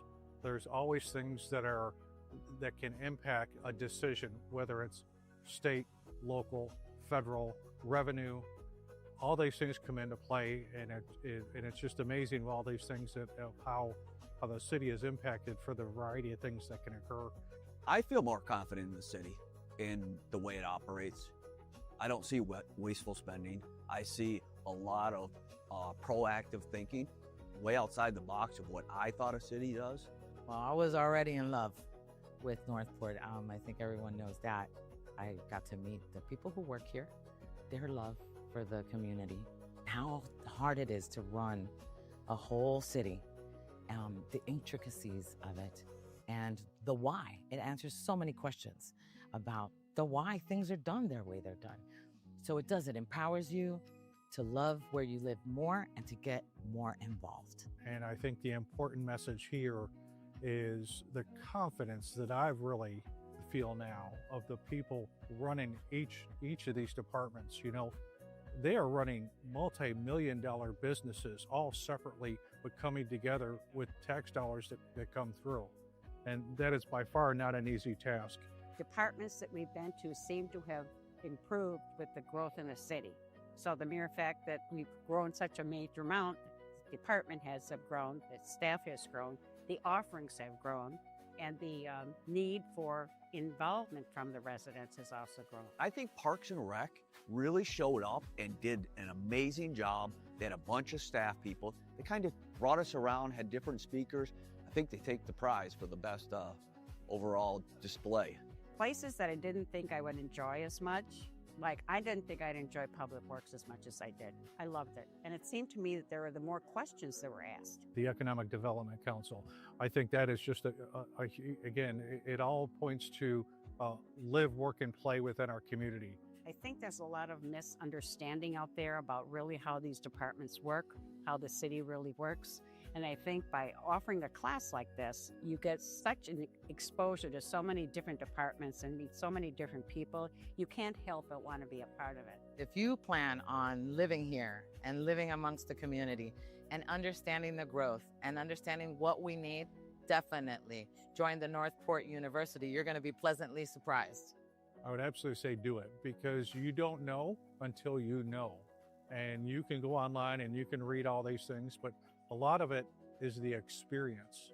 And sitting across from whether it's the chief of police, the chief of fire and rescue, utilities, all these, administration, all these departments are absolutely, you meet the leaders. You can look into their eye and ask pertinent questions that are important to you, so you understand of where they're at, where they're going, what are their constraints, and how we can be, as residents, try and give them the resources they need to provide the services that we're asking them to provide. I'm more in love with Northport than I've ever been.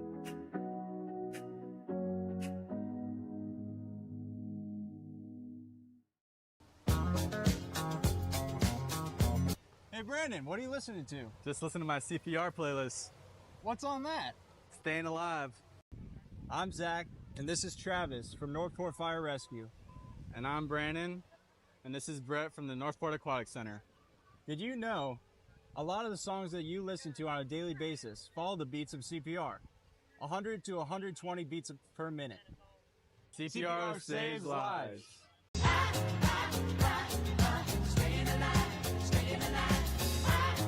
Hey Northport, I'm here with Ryan from our engineering division in Public Works, and we're in an area that is experiencing some drainage concerns that were brought to us by some residents. So Ryan, what are some things you do when you get onto a scene like this to see what the issue may be? First thing we do is we start at the bottom of the system, the outfall, how it connects into the canal. Then we start working our way up. We go through the cross drains, the culverts, the under drains, and we look at every way the water flows downward. And we look for blockages, sumped dirt pile up, and even sometimes could potentially collapsed culverts underneath.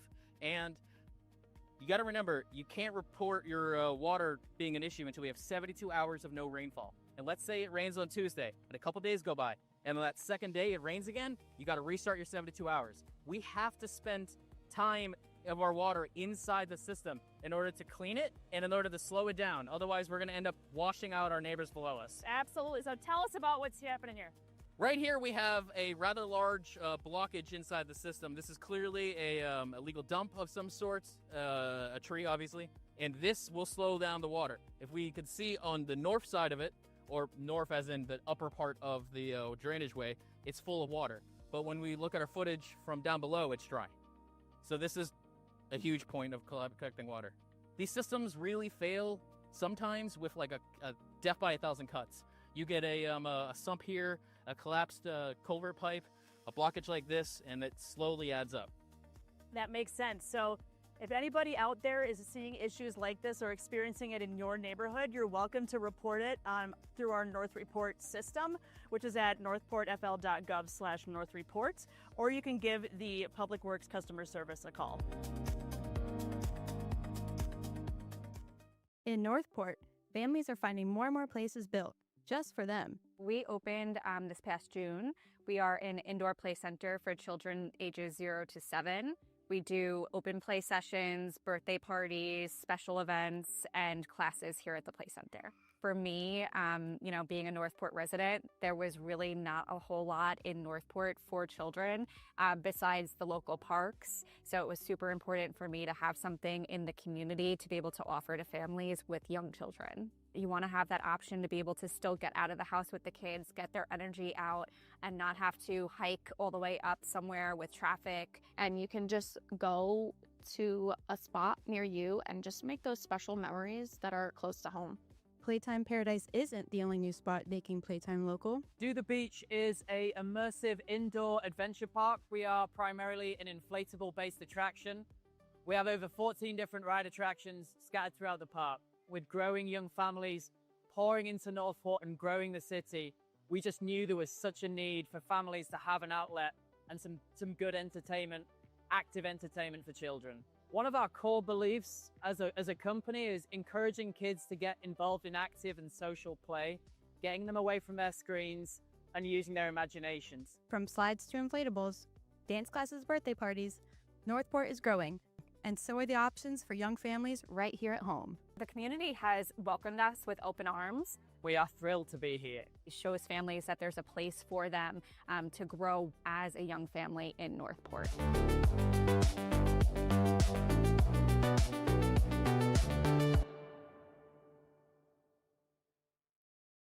There's a place in Northport that invites you to slow down, to see, hear, and feel the world around you. Inside the Garden of Five Senses is Boundless Adventures, a playground where every child can play, no matter their abilities. Just beyond the playground, the Story Stroll turns a simple walk into an interactive adventure. Each step reveals a new page or activity, sparking imagination, curiosity, and conversation. It's a walk, a story, and an adventure, all in one beautiful setting. The Garden of Five Senses, Boundless Adventures, and the Story Stroll, where every visit is a story waiting to be discovered.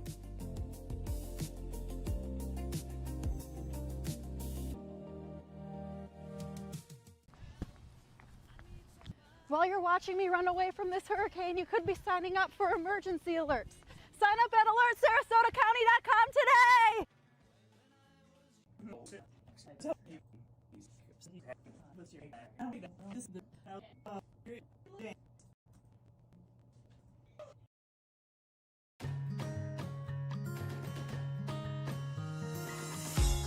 Welcome to the brand new Northport Podcast Network. We're so excited to introduce you to our revamped lineup of shows, created to keep you connected, informed, and inspired about everything happening in our city. That's right. With 3 unique shows under one network, there's something for everyone. First up is Northport Now. Madison and I will rotate hosting this fast-paced, news-driven podcast to bring you the latest city updates, event previews, and important information, all in one quick listen. Think of it as your weekly guide to staying in the know about what's happening in Northport. Next, we have Northport Stories. Laura and I will share heartfelt and inspiring tales from around our community, stories that showcase the people, places, and moments that make our city special. And don't worry, Voices of Northport isn't going anywhere. I'll continue bringing you even more personal stories and interviews with residents who shaped our city. And last but not least, Northport Living. Cody and I will also rotate hosting this show, which is all about tips, events, and lifestyle ideas to help you make the most of life right here in Northport.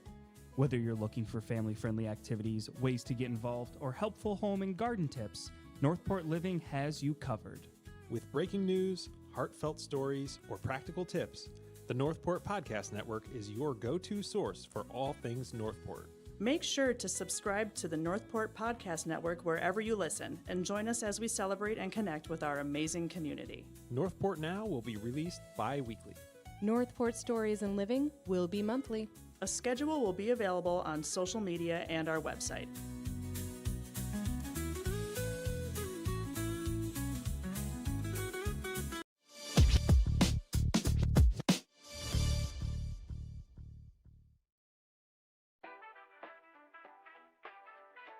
Hello everyone, Devon Poulos here, Aquatics Manager. Welcome to my crib. We have fun here at the crib, programs included. Become a past member, play all year long. Here at the crib, we do have rules. We take all payments here at the crib, Apple Pay, MasterCard, Visa, cash. You pay right here to enjoy the crib. So enter through the gate, child-proof, most adult-proof. Shade. What's that? Our newly installed sunshade available for rent all season long. Here at my crib, you don't have to worry about a place to find a seat. We've added more chairs than ever here at the crib.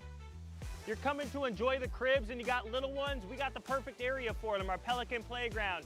Newly painted, fresh floor, fresh palm tree. It's looking clean. Looking for a place to work your upper body? Take a shot here at our Stingray Shuffle. Looking to relax? I got you covered here with our Lazy River. Living more on the adventurous side? Check out the slides right behind me. Newly painted, all offer something individual and unique. Check it out.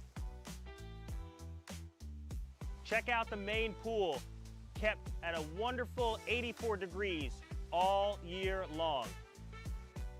I just want you to have a good time. We have safety covered. Lifeguards here, staff, all day, every day when we're open for you to enjoy. Concession is open. Pizza, pretzels, nachos, ice cream, we got it all. My crib is your crib. Looking forward to seeing you here. Duty calls.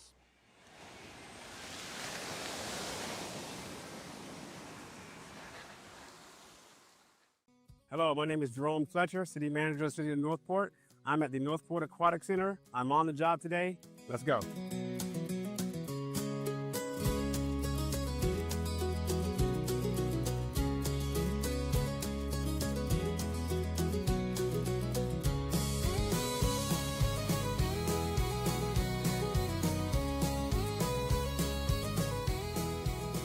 Jesse, come here. Hey, sir. Nice to see you. All right, thanks for having me today. Of course, we're going to go through our opening checklist for this morning to make sure that the facility is safe and operational. All right, sounds good. Let's do it. Before anything else, the team walks the entire area to make sure everything is clean and in good shape. Our next part of our task is to make sure that our body of water is clear. The water must remain clean. We must identify any possible materials that shouldn't be in the water. Then it was time to check the surge tanks. As you can see the glistening of the water down there. Right. If the water is too deep and you hear a rushing of water, that means that this needs to be filled before we can begin operations for this. Okay. It's part science, part intuition. At the Relaxahatchee River, Jesse showed me the digital checklist system, the Hydro app. As soon as I click yes on this checklist that let's say the water is clear and I do not identify that the water is cloudy or any sense, that yes goes directly to my manager and lets them know that at this exact time, I checked that water to make sure it was safe and clear. This technology being used at its best. Oh, yeah. Job.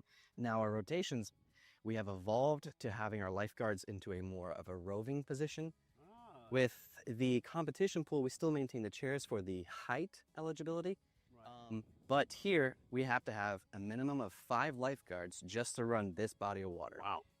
And we actually have a lifeguard positioned in our catch pool over there to help our guests that are coming out of the slides at a Barracuda Tarpon Twister. I've seen that person there. Then Jesse brought up something that most people might not think about, pool skimming.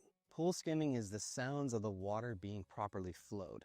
So with those drains, all the water has to constantly filter throughout our pool at least 3 to 4 times a day. So not only is the water continuously being pumped in, continuously flowing out, being cleansed through our sand filters, then being pumped back into the pool. It's a very long process, but it makes sure that the water stays as clear as possible. Then Jesse taught me about the zones. It helps maintain that their body of water is theirs to protect anybody that's in their zone. So Lifeguard Brandon right now is actually scanning Red 1 zone. So Red 1 zone is here, any part of this body of water that reaches, let's say, all the way from those stairs to the bulkhead and to the side of the corner. This entire zone is his right now. To make sure that they are staying healthy and hydrated, we do have a 30-minute rotation here for all of our lifeguards, and lifeguards are not meant to bypass more than 1 hour of continuous lifeguarding. So after every hour, the lifeguards must take either a visual break or an actual break. After Jesse's walkthrough, I met up with Matt, one of the pool technicians responsible for keeping the water clean and safe every single day. He started by showing me how they test the water across the park. We got Comp Pool, Lazy River, Kids Pool. Each sample is dropped in a small disc and loaded into a device, and in just seconds, it gives a full readout on the pool's chemistry. And before this little machine was created, this was more of a manual model? Yeah, we a lot of people will use tailored tests, so it involves like little different chemicals. You would fill up a container and drop them in like a certain amount, and then basically it'll calculate from there what your pH and chlorine is. And this is the daily task? Yeah, this is what we do at the start of every day. Inside the control room, he fired up the valves that get the entire water park up and running. When we have everything going, the water level will be back up. But since we're not running everything in the moment, it'll drop it down a couple inches. Next, he showed me the daily checklist for the park. Then we have our chemical data sheets. So basically just making sure like that our Comp Pool, Lazy River, Kids Pool are all where they need to be, anywhere between 2 parts per million or 10 parts. And then pH is somewhere between 7.2 and 7.8 for a healthy pool. There you go. Then came the backwashing and wasting process, flushing the filters to keep the water flowing freely or removing excess water from the system to keep the water levels balanced. And then it'll start coming out in this pit. So this whole pit will fill in about 3 minutes. Really, over there? Yep. Next, we changed out one of the strainer baskets, which helped catch large debris before it can reach the pumps. I'll trade you that one. Thank you. Then new one goes in just like that. And we usually let those dry out. I'll clean them later this week. Before joining the team in Northport, Matt worked as a lifeguard in Charlotte County under Trish Sturgis, our Assistant Director of Parks and Recreation. So I've known Trish a very long time. So that definitely was one of the influences of wanting to come work at the Aquatic Center. Had me go out for an AFO course recently, which is Aquatic Facility Operator course. Basically anything and everything relating to a facility like water chemistry, safety, rules, this and that. So I went there, I just passed that class. So it's a little bit of knowledge under my belt. It was definitely useful. Well, Matt, we're grateful for your time and your experience and all you put into your career here. And congratulations on your certification, and you do an amazing job. I appreciate it, sir. Thank you for joining me today at the Northport Aquatic Center. It's a great facility. I want to thank Director Sandy Funheller, Assistant Director Trish Sturgis. I have learned so much amazing things today. I would like to say that the technical expertise that goes to keep the water safe as well as the people safe is an amazing combination. See you on the next job. Thanks for being here.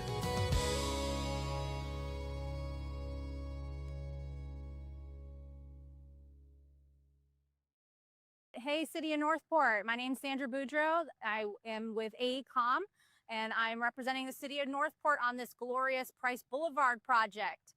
We are here on Price Boulevard at the Blue Ridge Waterway, in which we are building the box culvert.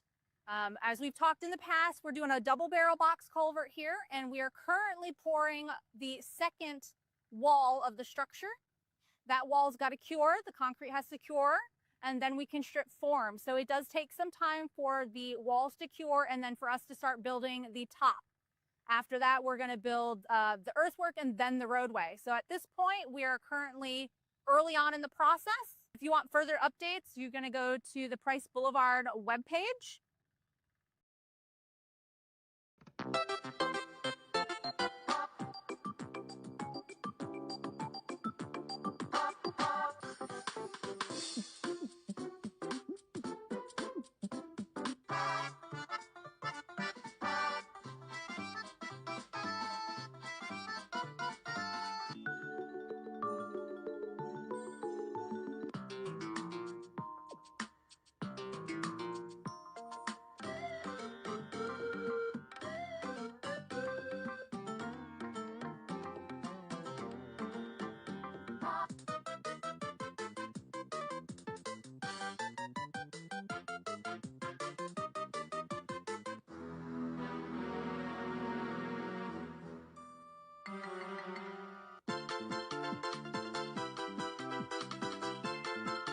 Hello, I'm Jerome Fletcher, City Manager of Northport. I'm on the job with the Solid Waste Division of Public Works. Let's go.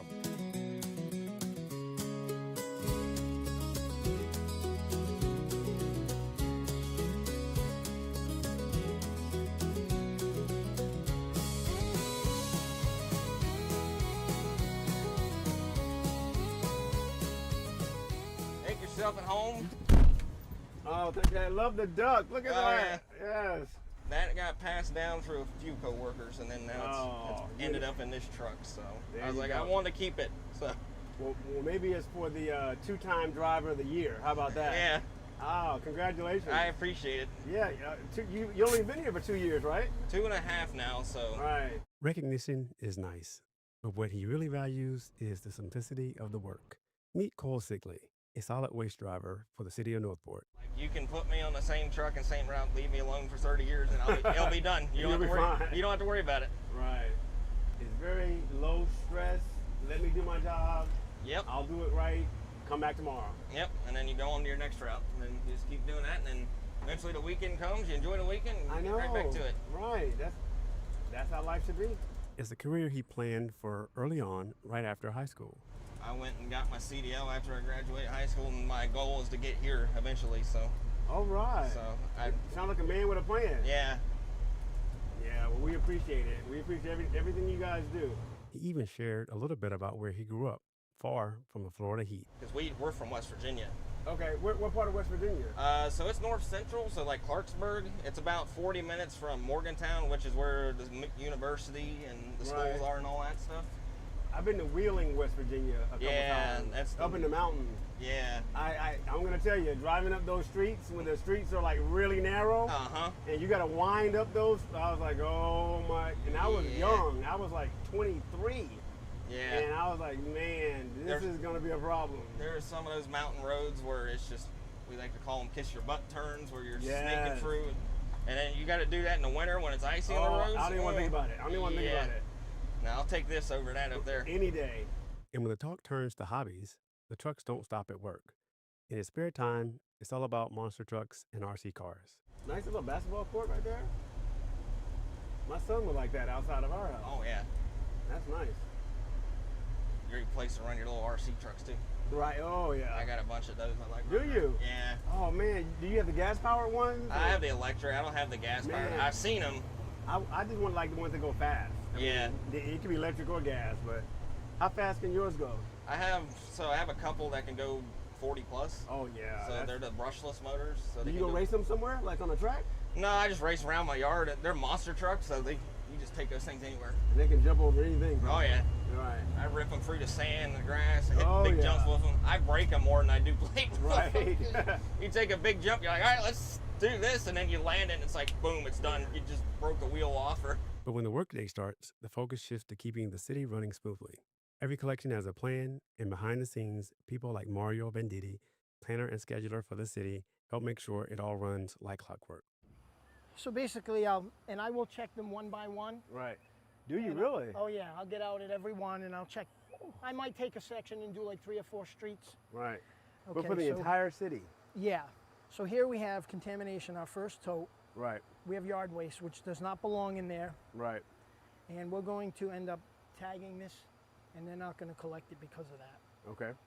But as I'm familiar with, you write on there exactly what the problem Yeah, is. I can check off. There's a Right. spot for yard waste on there that doesn't belong in there, and I'll Right. show you that. The goal isn't punishment, it's education. Making sure residents know what belongs in the bin and what doesn't. So here we have these are it's a recycling notice. It's not a violation. It's just a warning. It's just saying that, you know, oops, you had something in here that didn't belong. Right. So I will date this. Today's the 24th. And there's a spot on here. We noticed your recycle container that had something that didn't belong, and there's a spot for yard waste. Right. Any kind of branches, trees, plants, anything like that does not belong in there. It's not recyclable. The collection center won't take it. So Right. basically, I just leave this notice on top of the lid like this. I leave it closed, like that.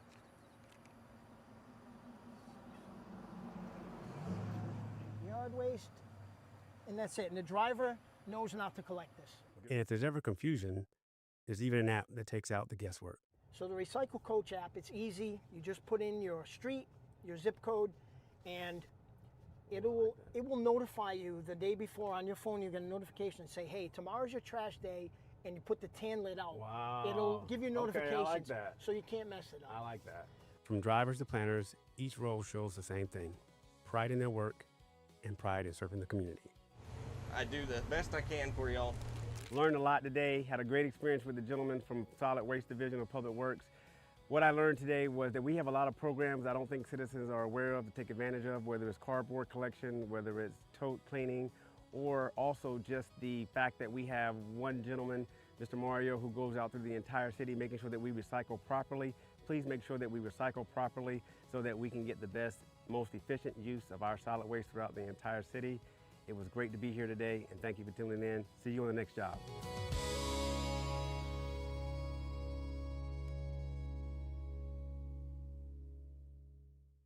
Residents may begin to see some changes taking place here at Fire Station 81 on Sumter Boulevard. And here to tell us more about it is Deputy Chief Nick Herlihy. Thank you for being here. Thank you for having me, Madison. So tell us about what's going to be going on at Station 81 in the coming months. So in a few weeks, we will see the station being torn down, and the crews that normally respond out of this station are moving into the temporary fire station, which you can see in the background, and our fire admin will be moving into City Hall. So it's being torn down completely and being built back up, right? Not being retrofitted? That's correct. The project started out as a remodel, and our design was more to just add a little bit of square footage. The building's not that old. It was built in '98, but after the hurricanes, we had to bring the building up to current code. Different codes existed in 1998, so that process led to a cheaper option, which was to tear down and rebuild. Sure. So is there a general timeline for how long this project is going to take? Yeah, so the teardown should start in December. So by the end of the year, it should be all flat ground. And then we're being told anywhere between 12 and 14 months before the new station is complete and ready for our crews to move back in. Gotcha. Okay. So with a project like this, what does the cost look like and where are those funds coming from? So the majority of the funding is through surtax. The total project is around $17.5 million. So since a brand new building is being built, what kind of improvements can be made by taking that route? So one of the biggest is we are a critical infrastructure building, so our crews are expected to respond as soon as the storm clears. The new building will be rated up to a Category 5 hurricane, and that meets the code for our wind load this far inland because we get a little bit less intense winds as we get away from the coast. Sure, that makes sense. So we're coming up here on some beautiful trees. Mm-hmm. So tell me about the plan for these. Are some of them sticking around? What is your plan? Yeah, absolutely. So one of the things we did very early in the project is we recognized that to the best that we could, we wanted to save as many trees as we could, but especially the mature oaks. Sure. They provide a lot of shade and they're beautiful and, native to Florida.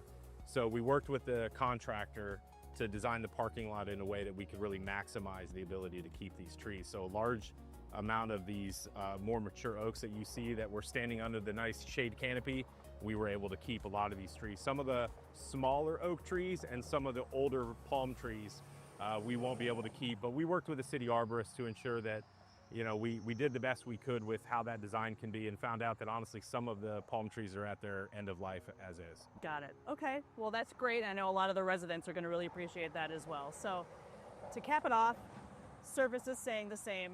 Everyone's getting the same level going forward. Yeah, Madison, you're right. So the crews that normally operate out of this fire station are just going to be a little ways down the road in a temp station with a temporary apparatus bay. And all of our administrative staff from Fire Rescue are moving into City Hall, which is right down the street. And if you need anything from Fire Rescue, you can go in the front doors of City Hall, turn to your left where Economic Development just moved into, and you'll see a friendly face from Fire Rescue ready to help you out. That's great. Continuing to provide that exceptional customer service. All right, it's 12 o'clock and we're back. I see that Vice Mayor's on the screen, so everybody's back. Moving on to item A, 26-0259. Discussion and possible action regarding bestowing a key to the city to Jill Luke at a future commission meeting. This has been requested by Commissioner Petro. Ms. Fowles, this is your item. This item has been requested by Commissioner Petro. Thank you. Commissioner Petro. Thank you, Mayor. Well, I don't know if we have to have a long discussion and possible action. We do have to have a possible action, but I think Ms. Jill Luke is well deserved to be presented with a key to the city, and she has done so much, and at her own expense and at her own time, voluntarily. And I would like to meet anybody who would say otherwise. With that, I don't have much to say except nominate her to be the recipient of this award. All right. Commission questions?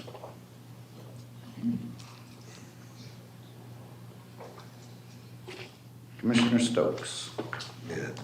Does seem like we're giving away the key to the city every other month, but I gotta concur with Commissioner Petro here. I couldn't think of a more deserving individual than Jill Luke for this. She has given of herself to this city in so many different ways. She is always there for everybody, and she has proven what I believe to be the real essence of a great commissioner, a person who immerses him or herself in the community all the time. When representatives talk about, I speak for the people, man, she spoke for the people because she was part of the people all the time. She went everywhere, involved herself in everything. She spared nothing. She made sure that her only and entire focus was this city, and that's what she did. I think she's a great living example of a person who deserves this key to the city, and she should stand as an example for every elected official. That's what it takes to do this job, 1,000% commitment. So I'm all in on this one. Thank you. Yeah, even before she was a commissioner, she always represented the city 100%. With the storage units that she worked at, she helped the nonprofits. I mean, she really dug deep and helped this community quite a bit. As a commissioner, she was an outstanding person, always a great reflection of what this city had to offer. And then even after her commission, she's out there. If you ever want to know anything on what's going on in the city, just go to her post, because she probably did 12 things in the day, and and she puts it out there. So very informative, and yeah, definitely deserving. Commissioner Duval. Thank you, Mayor. I concur with my fellow commissioners. Jill Luke has put herself out there. And I also, as Commissioner Stokes just said, seems like we're giving away a key to the city every other week now. I've been going to city commission meetings for years, and it seems like years went by and we didn't give any away. And added to the fact is that we have another former commissioner, and Commissioner White, who's also kind of retiring from things now. For many years in the city, we've had the Tour de Northport, and that's something to put Northport on the map. We've had the tree fair in the city. Those things are going away. And Commissioner White, through her organization, has planted over 11,000 trees in this city. So it's just kind of a, not to take anything away from former Commissioner Luke. I just wonder if are we in any way diminishing, the value of the key to the city? It's just something to consider. But if anybody was going to get one, I would think those two would definitely be high on my list. Thank you. Thank you. Commissioner or Vice Mayor. Thank you, Mr. Mayor.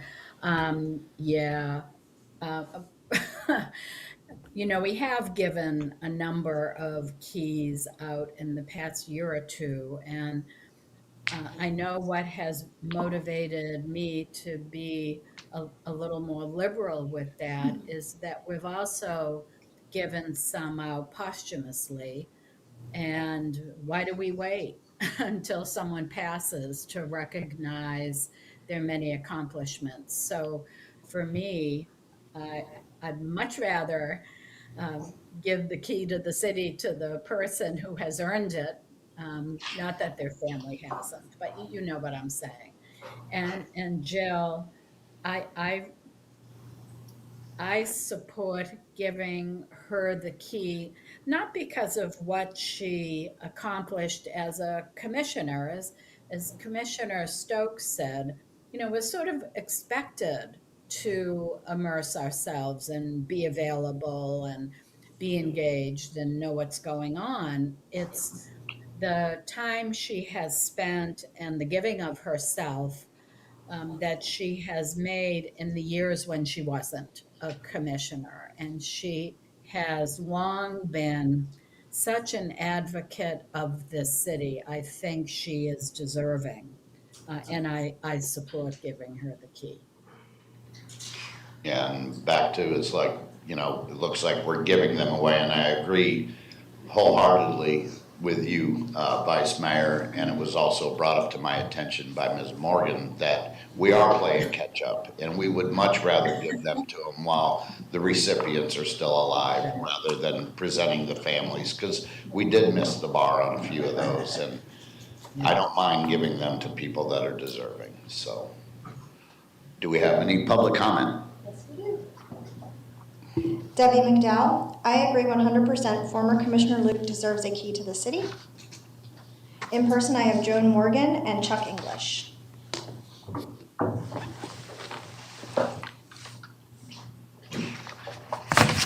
Good morning, and yes, I'm playing catch up. And hey, Barb, you do a good job up there. It's kind of cool. Anyway, yeah, I agree. She did a lot as mayor. She did a lot as a city commissioner, Jill, but also all what she's done for nonprofits, what she's done for the chamber, because our chamber is certainly another Achieve Anything thing, and Jill certainly proved the Achieve Anything, because there's nothing that she hasn't done or wouldn't do. And also Meals on Wheels, her current thing. Oh my gosh, I mean, she is just kind of like electrifying that program, which started at Trinity United Methodist Church in the 1960s. I mean, she is just bringing it to light in front of the public so they understand all that's going on there. And we've got to give Jill credit for that.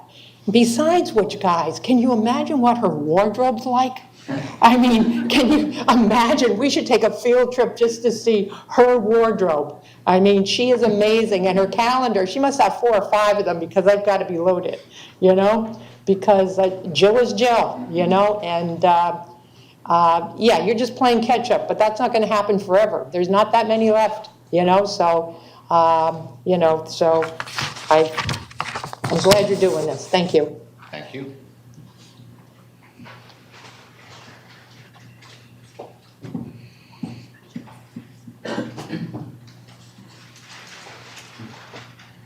Afternoon. I'm going to be brief because I'm probably going to give you an earful later. So as for supporting Jill, I've known Jill for decades, right? She's one of the most sincere, caring, outgoing person within our community. And I fully support and agree she deserves it. Alice White was mentioned. That is another consideration for her dedication to our community, especially as it relates to restoration of the environment. And I also support the last speaker who should be nominated to this position, Ms. Morgan. Thank you. Thank you, sir. That's all right. Thank you. I'll request a motion. Mr. Commissioner Petro, would you like to make this motion since this is your item? Yes. I move to direct the city clerk to create an agenda item for the next ceremonial commission meeting to present Jill Look with a key to the city. Second. I have a motion on the floor made by Commissioner Petro to direct the city clerk to create an agenda item for the next ceremonial commission meeting to present Jill Luke with a key to the city, and that was seconded by Commissioner Stokes. If there's nothing to that, we're ready to vote. Commissioner Petro? Yes. Vice Mayor? I'm a yes. I'm a yes. Commissioner Stokes? I'm a yes. And Commissioner Duvall? Yes. That passes 5-0. Thank you. Moving on to item B, 26-0293. Discussion and possible action regarding development of a Hometown Heroes Workforce Housing Impact Fee Incentive Program. Mr. Fletcher, this is your item, sir. Thank you, Mr. Mayor. This is an item that I actually brought up to bring to your attention for some conversation based on some prior direction that we have gotten as a staff from the commission. As a reminder, in May of last year, during the commission regular meeting, May 27th, the city commission directed myself and staff to return with an item for discussion regarding affordable and workforce housing incentive programs. And during that meeting, that was the first time that we actually discussed the Hometown Heroes program. And it was intended to incentivize workforce housing for individuals employed in certain sectors of our community, such as healthcare, education, first responders, and state or local government. Following that discussion, there was a discussion in November of last year where the commission declined to move forward with impact fee waivers for affordable housing. However, the commission directed myself and my team to proceed with the development of an ordinance to update eligibility criteria for the existing incentive fee deferral program and refine program requirements and implement certain process improvements. If directed to pursue development of a Hometown Heroes program, we anticipate the need to incorporate safeguards into the program effectively so that it advances workforce housing objectives. And some of them would be requiring the homeowner to be owner-occupied as the primary residence rather than used as a vacation home or a rental home, verifying that home purchasers are employed in an eligible employment sector, and also considering resale restrictions or recapture provisions if a home is sold within a defined period of time. I do believe that this is a valuable program for us to continue to explore. So today we're not asking you to vote on a program, just to give us direction if we're still to keep going in what we're doing. Workforce housing is one of the missing middle markets of our community, and we do need it as we're growing, and we do have more healthcare and other officials that would fit into the category for this program. The program would be a citywide program that would not just benefit one particular developer or one particular group, so there would be sort of a fair and consistent application of it across the city. I do believe as a city, we have mentioned and said publicly that we need workforce housing, and this is a way for the city to actually make sure that we participate in the solution, which again, we would bring back to you in a very, very short time. So we're asking that you direct the city manager to work with the initiating developer to draft a Hometown Hero program to provide impact fee waivers for workforce housing and bring it back to you at a future city commission regular meeting for consideration. I do believe some of the benefits are that this would encourage the development of workforce housing, and it may support home ownership opportunities for individuals in certain eligible sectors, such as healthcare, education, and public service. We would have to find the offsetting funding sources for those revenues, and that will be a product of the conversation we would have. So that is the ask, Mr. Mayor. We're happy to answer any questions you might have. Commissioners, any questions? Sir, I have some questions and comments. You go right ahead, Vice Mayor. Thank you, Mayor. Just a couple thoughts on that. It might be interesting to see if we can get employer involvement in this topic. I know in other areas in the county, some employers are actually building housing for their workforce. So I'd like to see us get creative in terms of a program that might involve them in some way. One of the hurdles I trip over when I think about this topic is we haven't done a housing study in a very, very long time. And so given the growth in the city, given the number of medical institutions locating here and the number of jobs that they're opening, I think we need to think about it. What would be helpful for me in making these decisions is having a sense of how much of various types of housing do we believe we need? And I think we're talking workforce and affordable when I say that. But how much do we need, and what does the picture look like in 10 years, and where are we at? There's also the consideration, I don't know about the rest of you, but in the past couple of years, my house has gotten a lot more affordable. So I don't know how much of this issue is simply or can be simply driven by market forces and market needs. So again, I struggle with this a little bit because I don't know what targets we're shooting for. How deficient are we in those two different types of housing? So it makes it really difficult for me to think about how much should we consider investing given what our goals are. That's it for me. Thank you, ma'am. Commissioner Stokes? Yeah. I think it's undeniable that we have a need for workforce housing as well as affordable housing in our city. And, while I'm not sure that I have the particular skill set to figure all that out, there are certainly a lot of subject matter experts, both inside and outside our government, who can. And for that reason, I'm supportive of continuing this dialogue to try to come up with some ideas here. It takes some in the box and out of the box thinking to deal with this.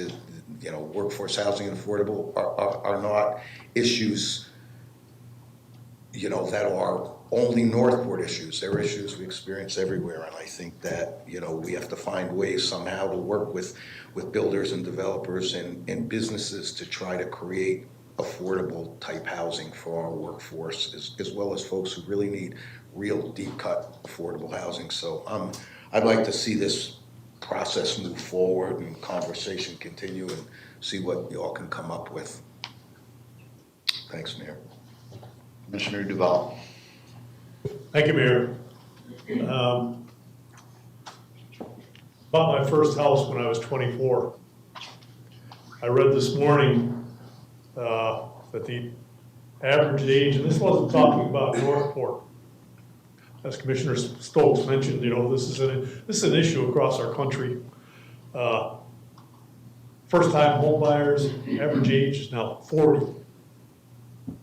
40, I was thinking about retirement. I was wishing, and here I am. But, I do have that issue.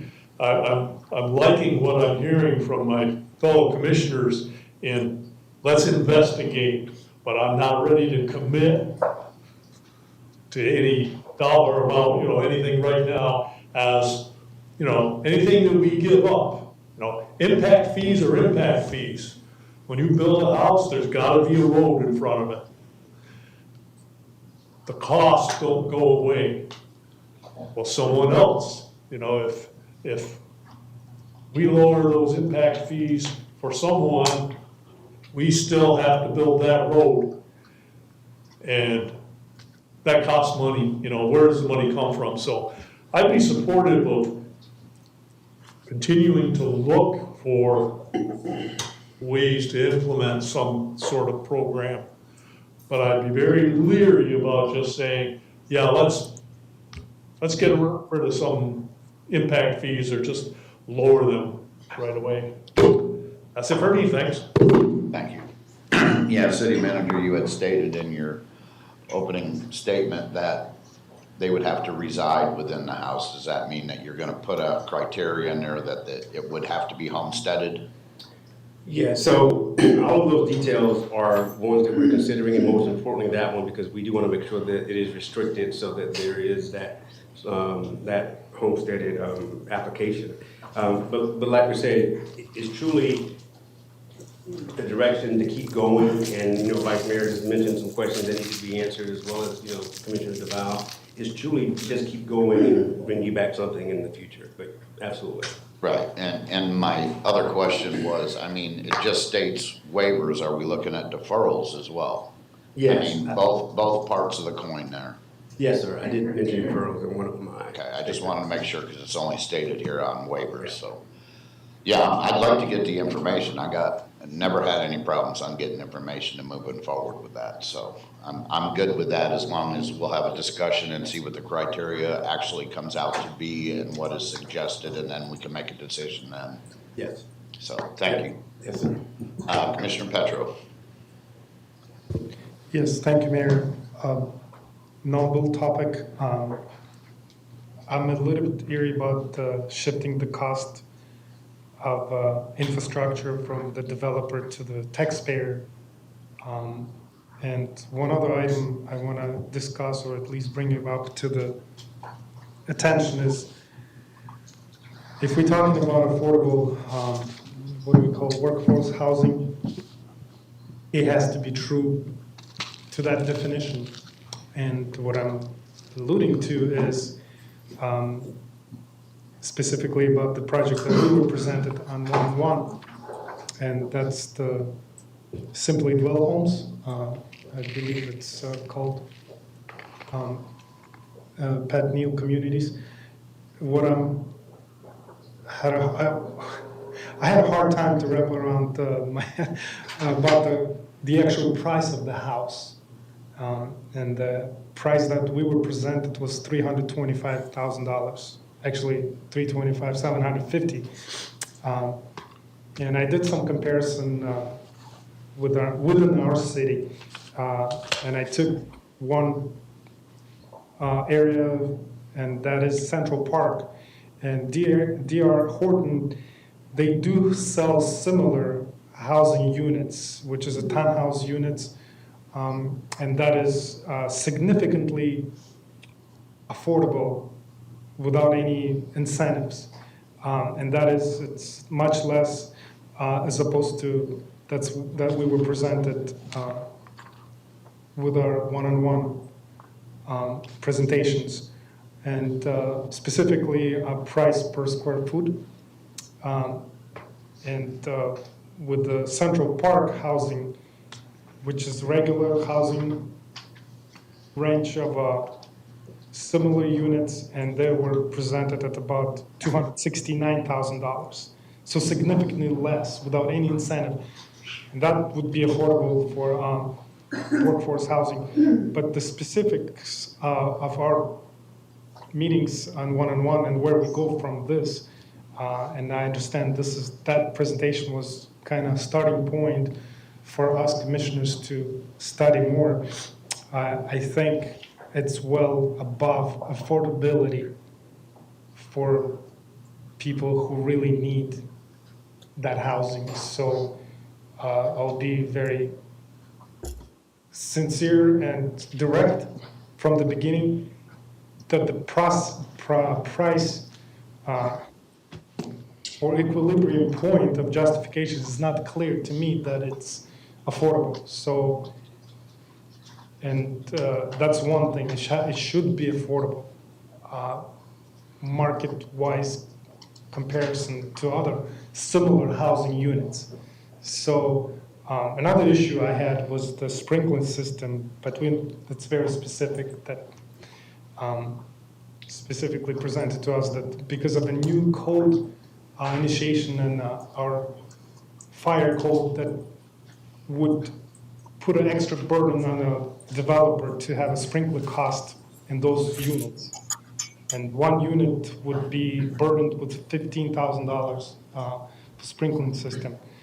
The code is the code. I'm not here to say anything against or for, but what I would propose is a simple wall of a block.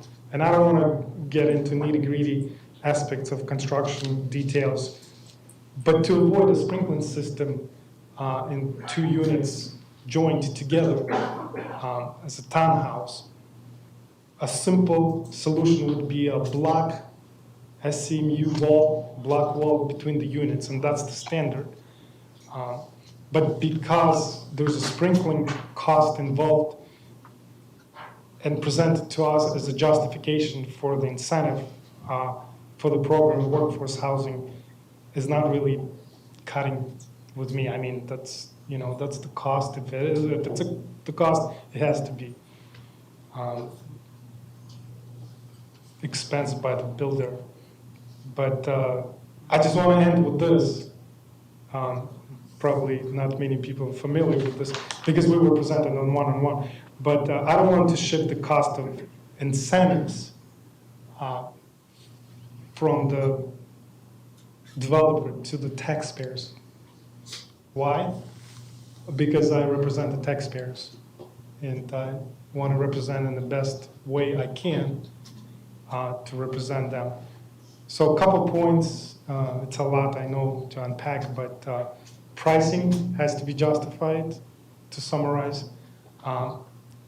Should be a really affordable housing price, not the $325,000. There are 332 units to be proposed. This is kind of high-end for me, if you ask me, simply by comparison to other neighborhoods.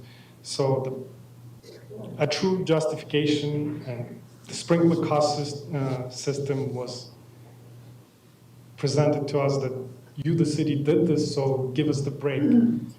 That's also not really justifiable.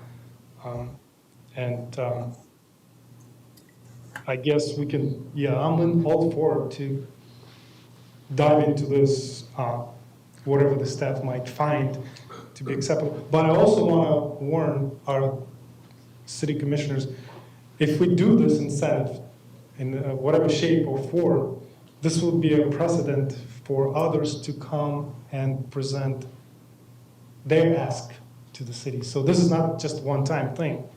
And the taxpayers, this is not just one-time thing. So if we do this program to be implemented in whatever shape or form, there will be others. So just keep that in mind. Thank you, Mayor. Thank you. Public comment? We do have some. Thank you. E-comment, Debbie McDowell. I'm curious, since when does the city offer any type of incentive or deferral or a waiver for home ownership for only a select group of chosen professions? That is just plain discriminatory. Why would the city even consider saying one profession is worthy of a home but other professions are not? This is wrong on so many levels. Citizens here, we can't borrow money to complete a multitude of vitally needed city projects. We need to focus on reducing the city's budget because we don't know what the states are going to do with property taxes. But then there is today's discussion on creating an incentive, waiver, or deferral for another new program. This is a Hometown Hero housing program. Another program using taxpayer dollars and taxpayer-funded resources. The real kick to the taxpayer's wallet is the fact the same taxpayers who will be making up the shortfalls caused by this new program probably won't qualify for the home ownership program. Why would the commission give the city manager authorization to work with an initiating developer for this program?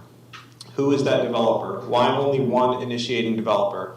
That sounds so shady. There are so many unanswered questions that need to be thoroughly vetted by commission, citizens, staff, and the attorney. Stop offering something to one group at the expense of others. There are programs available for the first-time home buyers, veterans, and other home ownership programs. The city of Northport is not some rich uncle. If the city has extra money just laying around, then get the infrastructure needs taken care of first or reduce the tax burden to the taxpayers. Next we have Michael Shuluk, no. And then in person we have Robin San Vicente.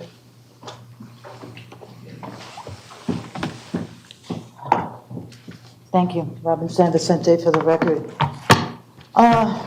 Correct me if I'm wrong, but doesn't the state of Florida already have a Hometown Hero program? It's already state funded. And according to their list, it provides for healthcare, schools, staff, first responders, public safety, court employees, child care workers, military, Coast Guard and reserves, National Guard, and veterans. It provides down payment and closing cost assistance to first-time income qualified people. Additionally, you have the State Housing Initiative Partnership, the SHIP program, which Sarasota County already participates in. So why do we have to create another program on the backs of us taxpayers when there already is state-funded programs already in place? Especially the SHIP program. Sarasota County, I think, was awarded $3 million, a little more than that, last year. So I think we need to research those programs and see how we can maybe partner with the SHIP program and then also provide the Hometown Hero through the state of Florida. It's an already existing program. I don't support it of creating our own. I know other municipalities have partnerships with SHIP and get the funding through that partnership. So I think we need to look into that as well. Thank you. That is all, Mr. Mayor. Thank you. Going to request a motion. I'll be happy to make it. I move to direct city manager to work with the initiating developer to draft the Hometown Heroes program to provide impact fee waivers for workforce housing and bring the item back for commissioners' consideration. I have a motion on the floor to direct the city manager to work with the initiating developer to draft a Hometown Heroes program to provide impact fee waivers for workforce housing and bring the item back for commission's consideration. Do I have a second? I'll second for discussion. I have a second from Commissioner Petro. So at this point, are we Getting information. getting information? It'll be brought back to us with parameters and everything. That was specifically consist of waiving the impact fees, am I correct?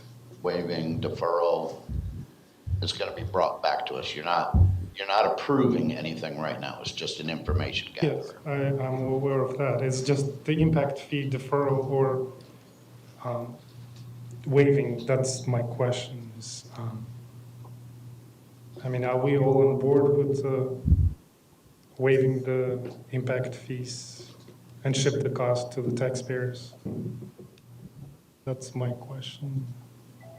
Well, if it's a deferral, it's not shifting anything, it's prolonging it. City manager, do you want to jump in on this one?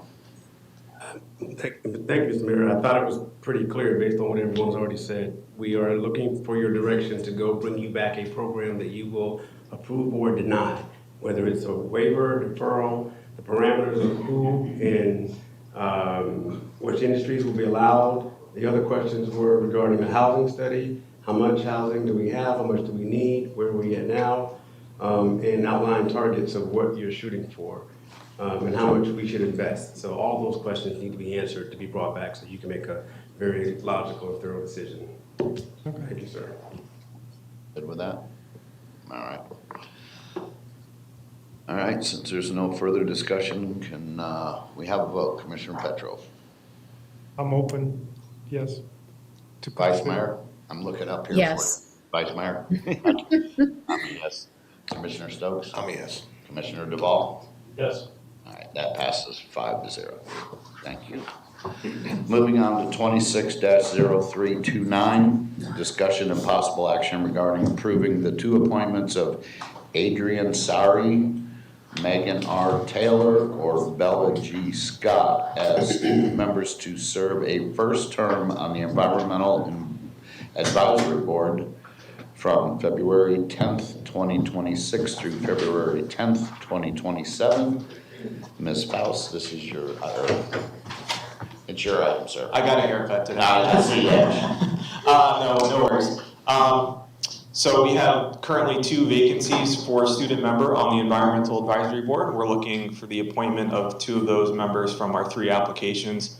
We received Adrian Sari's application on January 8th, 2026, Megan Taylor's application on January 19th, 2026, and Bella Scott's application on January 20th, 2026, and the applications are available for your review.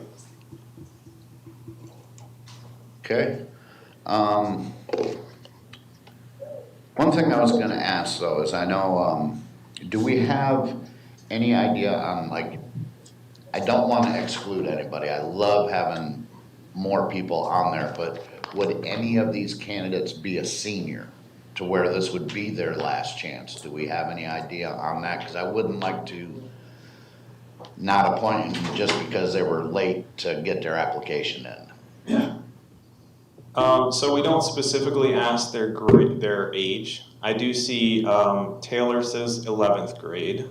Let me pull up the other ones, see if they specify a grade, but we don't ask their particular age. Okay, Sari looks like a sophomore. Okay. So, okay, Taylor's junior, and then let's see if Scott put hers. Okay, so Scott didn't specify her particular age. Okay, well, that's fine. I just wanted to double check because as of this, Scott was the last one to put one in. And I didn't want to discriminate if this was her last year there and she wanted to be part of the board. Right. If the other ones had more years to be able to, you know, participate as well, so. Commissioner Duval. Thank you, Mayor. I did look through the resumes, and Ms. Sari is a sophomore. She's the youngest. I believe Megan Taylor is a junior, and Bella Scott, I think, is a senior. She's already taking some college courses.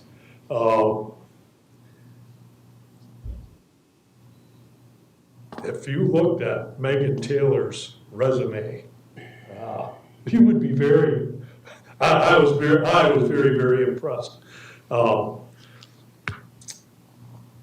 At the time, I didn't realize we had, it was my mistake, I didn't realize we had 2 positions open. I thought there was just one. But I would suggest that we do Ms. Taylor's and Ms. Scott's based on their age, especially Ms. Scott, I think is going to be, this would be her last year's opportunity, where Adrian Sari is a sophomore and has 2 more chances. That would be my recommendation. Thank you. Anybody else? Do we have any public comment? No public comment, Mr. Mayor. All right, I'll request a motion. If you'd like to make it, Commissioner Duval. Okay. I move to approve Megan R. Taylor and Bella G. Scott to serve in the student members category for the Environmental Advisory Board, serving the first term from February 10, 2026 to February 10, 2027. I'll second that.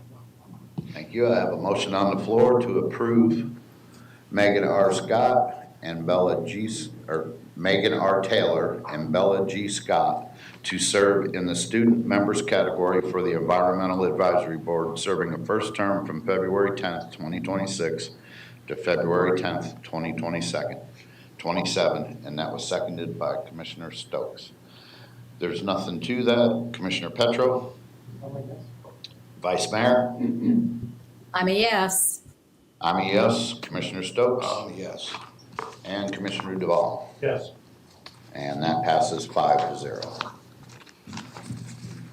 Moving on to D, 26-0364, discussion and possible action regarding selecting and adopting the City of Northport's logo, color scheme, and tagline, and revisions to the mission, vision, and values. City Manager, this is your item. Thank you, Mr. Mayor. I am going to turn it over to Jason Barlow, our Communications Manager, to give us an update on this process, which has been nearly 2 years in the making. Thank you, sir. Thank you, sir. Good afternoon, Commissioners. We're very excited to have this item before you today. This is the culmination of a lot of conversation that we've had, as the City Manager mentioned, over the last 2 years. Before we begin, I want to take you through where we've been. So just as a refresher, we brought this project originally to the Commission back in March of 2024. So it's been just about 2 years now that we started this conversation about refreshing the city's brand and identity.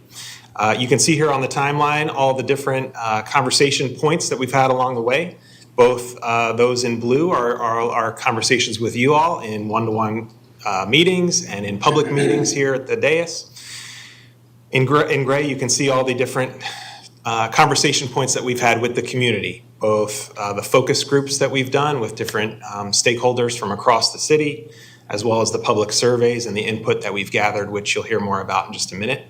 And then, again, the purpose of today's meeting is to guide you through this final decision-making process to refresh the brand, and based on the extensive engagement that we've done with the community and based on your prior directions. So today we're going to review that feedback as we talked about the different survey results and the focus group conversations that we've had throughout the way. We hope to select a final city logo based on those feedback points that we've gotten and the refinements that we've done through those conversations. We hope to select a final city tagline as well. This is not just about a logo, it's about the entire brand and identity of the city. And we also hope to update the mission, vision, values. We've updated them based on our last conversation with you in January at the workshop. Hopefully you can select a final mission, vision, and values, or ask us to continue to refine them.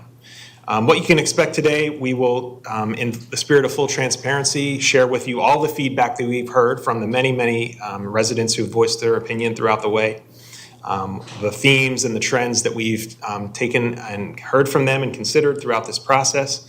And our goal is to help you make an informed and confident decision that reflects both the input that we've heard from the citizens and your own leadership and preferences. So with that, I'm going to turn it over to our Marketing and Engagement Manager, Katia Sutherland. She's going to take you through some of the data and the rest of the presentation. Thank you, Jason. Thank you, Commission, City Manager's Office. So I want to start off by talking to you today about the feedback that we've received from the community since we met last in January 5th. So in January 5th, we presented to you a number of logo options.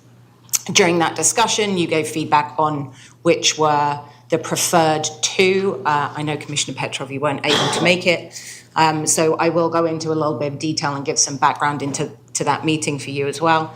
But we chose those final two logos and associated color palettes. Our next step was to take those logos out to the community. Bearing in mind those logos that we were showing are not the full brand landscape that we're working on. It wasn't the full refresh. We didn't go out with the mission and the values. We didn't go out with the tagline. We didn't go out necessarily with deeper, broader color palettes. But what we wanted feedback on was on those logos. So what we provided to the citizenry was actually 4 logos. It was the 2 logos that you guys had fed back on, along with the associated color palettes that were the preferable 2. So what we ended up with was logo number 1 in 2 color variations, and it was logo number 5, I believe, in 2 color variations. What you'll see in front of you here is the initial logo is denoted by the purple color, the second by the teal, the third by the yellow, and the fourth by the red. So it shows which of the logos were voted on. We asked the logos from a survey perspective to be ranked first, second, third, and fourth. So you can see that in first place, the most first votes were provided to logo number 4, which is the split logo with the teal and the yellow. Secondary to that was the also split logo with the green and the yellow. Moving along to all of the logos. Now, this is actually quite a complicated graph because of the way that we did the ranking. So I've broken it out for you, and there's a scoring methodology. So for this first logo, in total, 1,427 residents voted on a logo. Now, they may have ranked all 4, or they may have just picked a favorite or a 1-2. So there wasn't 1,427 votes for every position that there could be. So this first logo, which is the split sun and teal, received 780 first votes, 227 second votes, 132 third votes, and 97 fourth votes. It also received 191 votes that weren't provided. So somebody else voted for another one first and didn't provide any vote for a second, third, or fourth position. And as you look along the box, you can see the ranking in which the logos landed. The scoring methodology, because there is a points system which provides the score at the end, is 1 point for a fourth position, 2 points for a third position, 3 points for a second position, and 4 points for a first position. So you can see with that the scoring that came from the community put the split logo with the teal and the yellow in the first position, the split logo with the green and the lighter yellow in third, the single logo in third in the teal, and the single logo in fourth with the green. This was just for the online ranking votes. Because we know that a lot of our citizenry, or some of our citizenry, would prefer to do things in person and not necessarily online, or they're not digitally savvy, we did create 2 areas where people could go in person to vote. One was downstairs in City Hall, the other one was at the Chamber of Commerce. What we asked with those votes was for people to place a sticky dot next to their first preference, not to rank, but to choose a winner. The images on the left and in the middle are the actual boards, and then you can see the votes in the table on the right-hand side. Because of the scoring methodology, each of those scores receives a 4-point total. So that's where that scoring comes from. You can see the in-person votes are actually nearly the opposite of the online voting, with the single logos receiving more of the votes. So if we take both of those together with the equal voting methodology, the results are here. So still the same as the original online vote, because more people took the time to do their voting in an online manner. So from a community standpoint, the preferred logo is the split teal and darker yellow, with the green and yellow in second, the single teal, and then the green. So I'm going to take you on to that's quantitative data. So that's your numbers, people ranking something 1, 2, 3, 4. So we had pretty strong community participation. We had 1,400 people take part online, a few more taking part in person. So that's a pretty clear indicator of community preference that we've got. The first vote that we did to give us the insights and the brand survey had around 1,200, so we did get larger engagement in this round of online feedback. What we also saw that was of those people that accessed the survey, 70% of them ranked a logo. The remainder ranked a logo with a comment or didn't rank a logo but left a comment. And those comments were mixed. So we had positive comments, appreciation for the effort, for the creativity, and for the modern direction of the designs, and I'll go into some more of that detail. Negative comments were a smaller portion of the total engagement, and they primarily focused on government spending. Why are we spending money on this particular effort? But also government spending on non-related government projects. There was some resistance to change questions and some questions asking why the logo update was being considered. Again, I'll go into some of that. Of the comments that were potentially perceived as more negative or neutral, a lot of them didn't actually address specific visual elements. So they're not something I can do something with. If somebody provides feedback that says, I don't like this logo because I don't like the colors, I don't think they're representative, I would prefer to be seeing corals and oranges, I can do something with that. If someone just says I don't like it, they're not giving me any information to do anything at the refinement stage. So where we did receive guidance or input into refinements that were actionable, we have taken those on board. We'll either provide feedback or they've been used in our refinement efforts. So I'm going to take you through some of that qualitative data. And this data is taken from the survey-only comments. We'll move on to social media afterwards.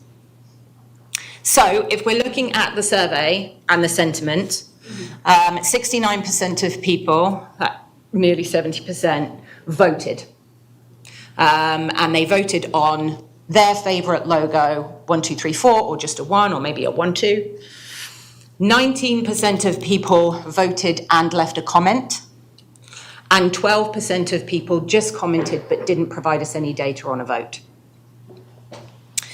So that is the graph on the left-hand side. The pie chart on the, on the left-hand side. On the right-hand side, the pie chart is just a breakdown of the comment-onlys. So 12%, 53% of 12% provided us with neutral comments. 39% of 12% provided us with positive comments, and 8% of 12% provided us with negative comments. So our negative comments have been a minority. Many of them have been process complaints, not brand refresh critiques. And a large portion of those neutral statements, one-liners, or have been unclear and we haven't been able to use them. However, where there has been actionable content provided, whether we perceive that to be positive or negative, we have included that in our design refinements and our feedback. This whole process has been driven by the original piece of research that was done with 1,200 members of our community. None of this is Katya's ideas or communications ideas. This has been driven by our community, and therefore, where we continue to get comments, we will continue to use those in our refinements and our feedback.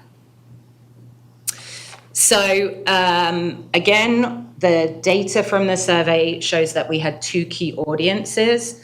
We had a large majority of voters. They engaged constructively in the process, and they expressed their preference through ranking.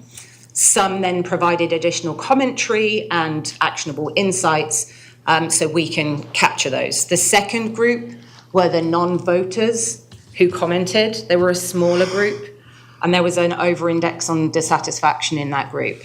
In the majority of cases, the comments were focused on cost, distrust of government, change fatigue, which we would expect during a process such as these, and then process objections that weren't associated with the brand refresh.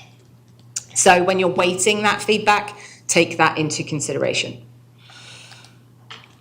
So let's have a look at some of the negative themes. We analysed every comment that was provided in the survey. So the first theme, the one that came up the most was cost. Got you some examples there. Dumbest thing to spend tax dollars on, waste of money, etc. These comments didn't reference any design elements, and so we can't use them for any logo refinement. But they do provide us with opportunities for ongoing communication. Previous to this, we provided the insights report, we did the brand strategy documents. We've been, I think, at 3 commission meetings at this point. We've done a number of in-person meetings with the community. So there's a gap between some people's understanding if they haven't engaged with all of that previous content, because we do and have explained why we are doing this now. There's some opposition to change. Keep the old logo, don't change it. Again, change resistance, which we would expect in a project such as this, but again, gives us an opportunity for further communication. All of the answers to that question are on the project webpage and explain why we're doing things. But we have a responsibility as a communications team to keep communicating that with our audiences. So we don't see that as negative, we just see that as an opportunity to communicate more with our community. Process objectives, very similar. Why is it necessary? Again, those questions have been answered previously in all of the project materials, but it does give us an opportunity to keep communicating that with our audience. A lot of people who've commented or have been in contact with us evidently haven't engaged with the project until this point, even though it has been going on for nearly 2 years. Design dislike, ugly, I hate them all, terrible design. Now, this is a category that in the negatives section is actually partially actionable. So I don't see it as fully negative. Where somebody has says, I hate them all because of these reasons, then we can work with those reasons. So where we have specifics as to why somebody has a design dislike, we have taken those into consideration. And also, again, we have an opportunity for ongoing communication. The fifth one, which was also pretty prevalent in the communication, were personal attacks to staff members.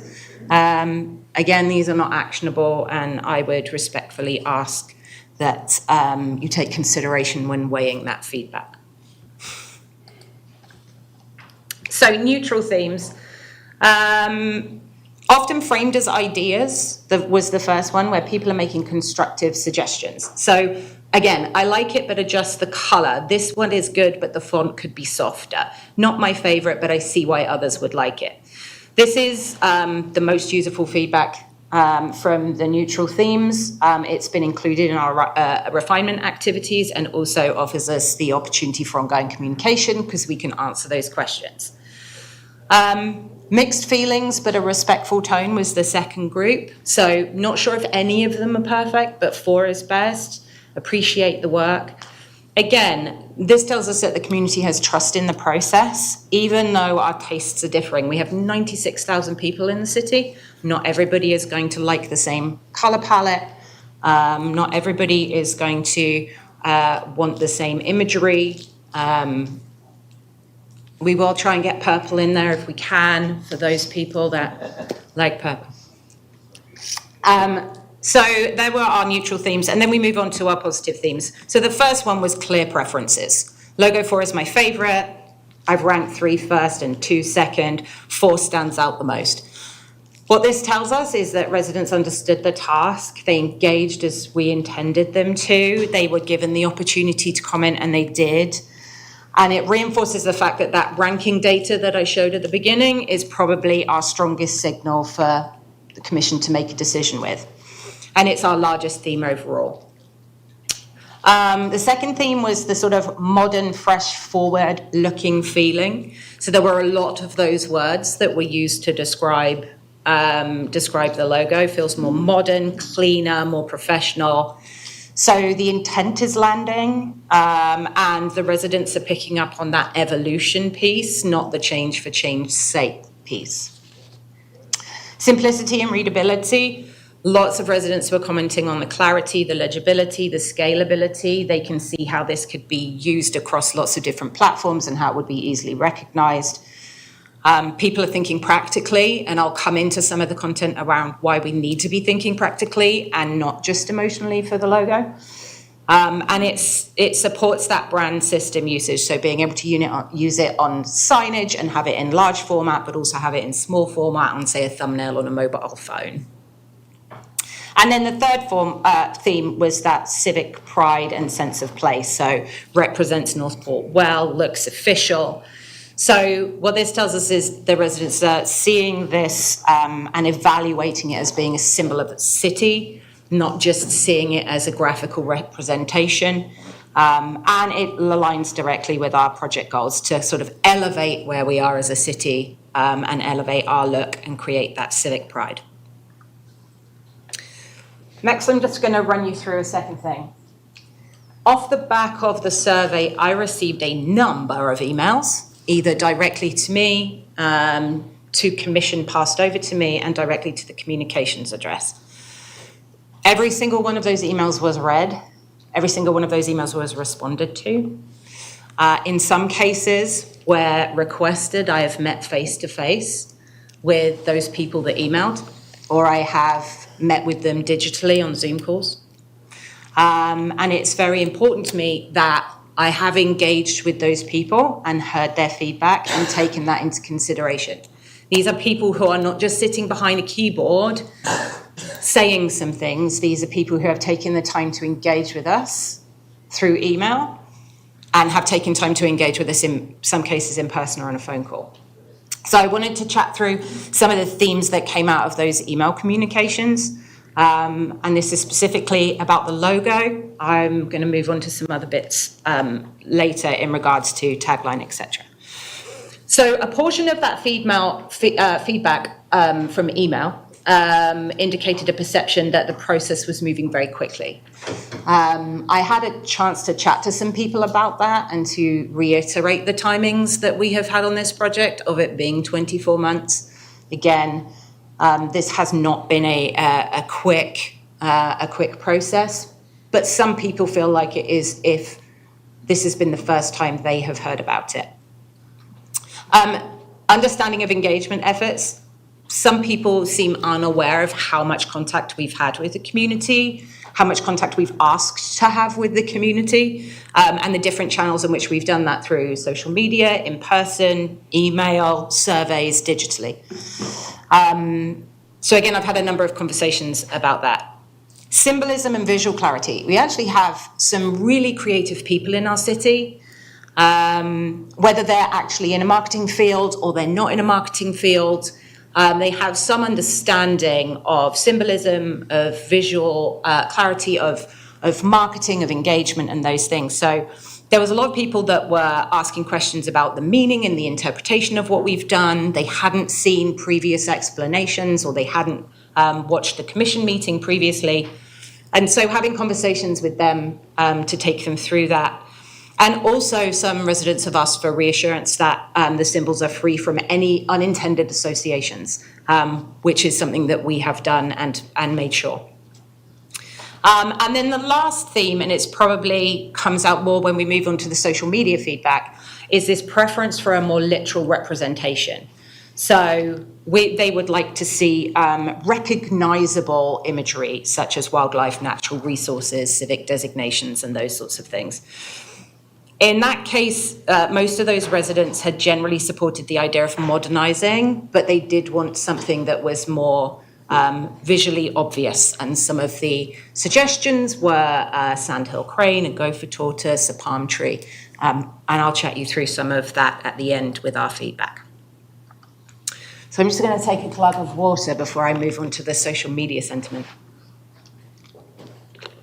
Because all of that stuff I saw because it was a survey that I generated and I had access to that data, and that data will be shared on the project page. But this bit, most of you have probably seen in some form or another. And I want to say that one of the comments that was made on our social media platform was, no one's going to read this. I read every single comment. I downloaded every single image that was posted and suggested. It was all included where possible, where actionable insight was given into our refinement activity. So the first thing I want to chat through is the social media engagement from a reaction standpoint. So that's a little button that you press at the bottom and you give something a thumbs up or a heart or a smiley face. So as you can see, we received 45 Instagram likes, 97 Facebook likes, 7 Facebook loves, and 14 LinkedIn likes. We got 33 Facebook laughs. I would perceive that to be a negative reaction, not a positive. 14 Facebook tears, and 12 Facebook angries. So as you can see from a reaction standpoint, negative reactions are in the minority, positive reactions in the positive.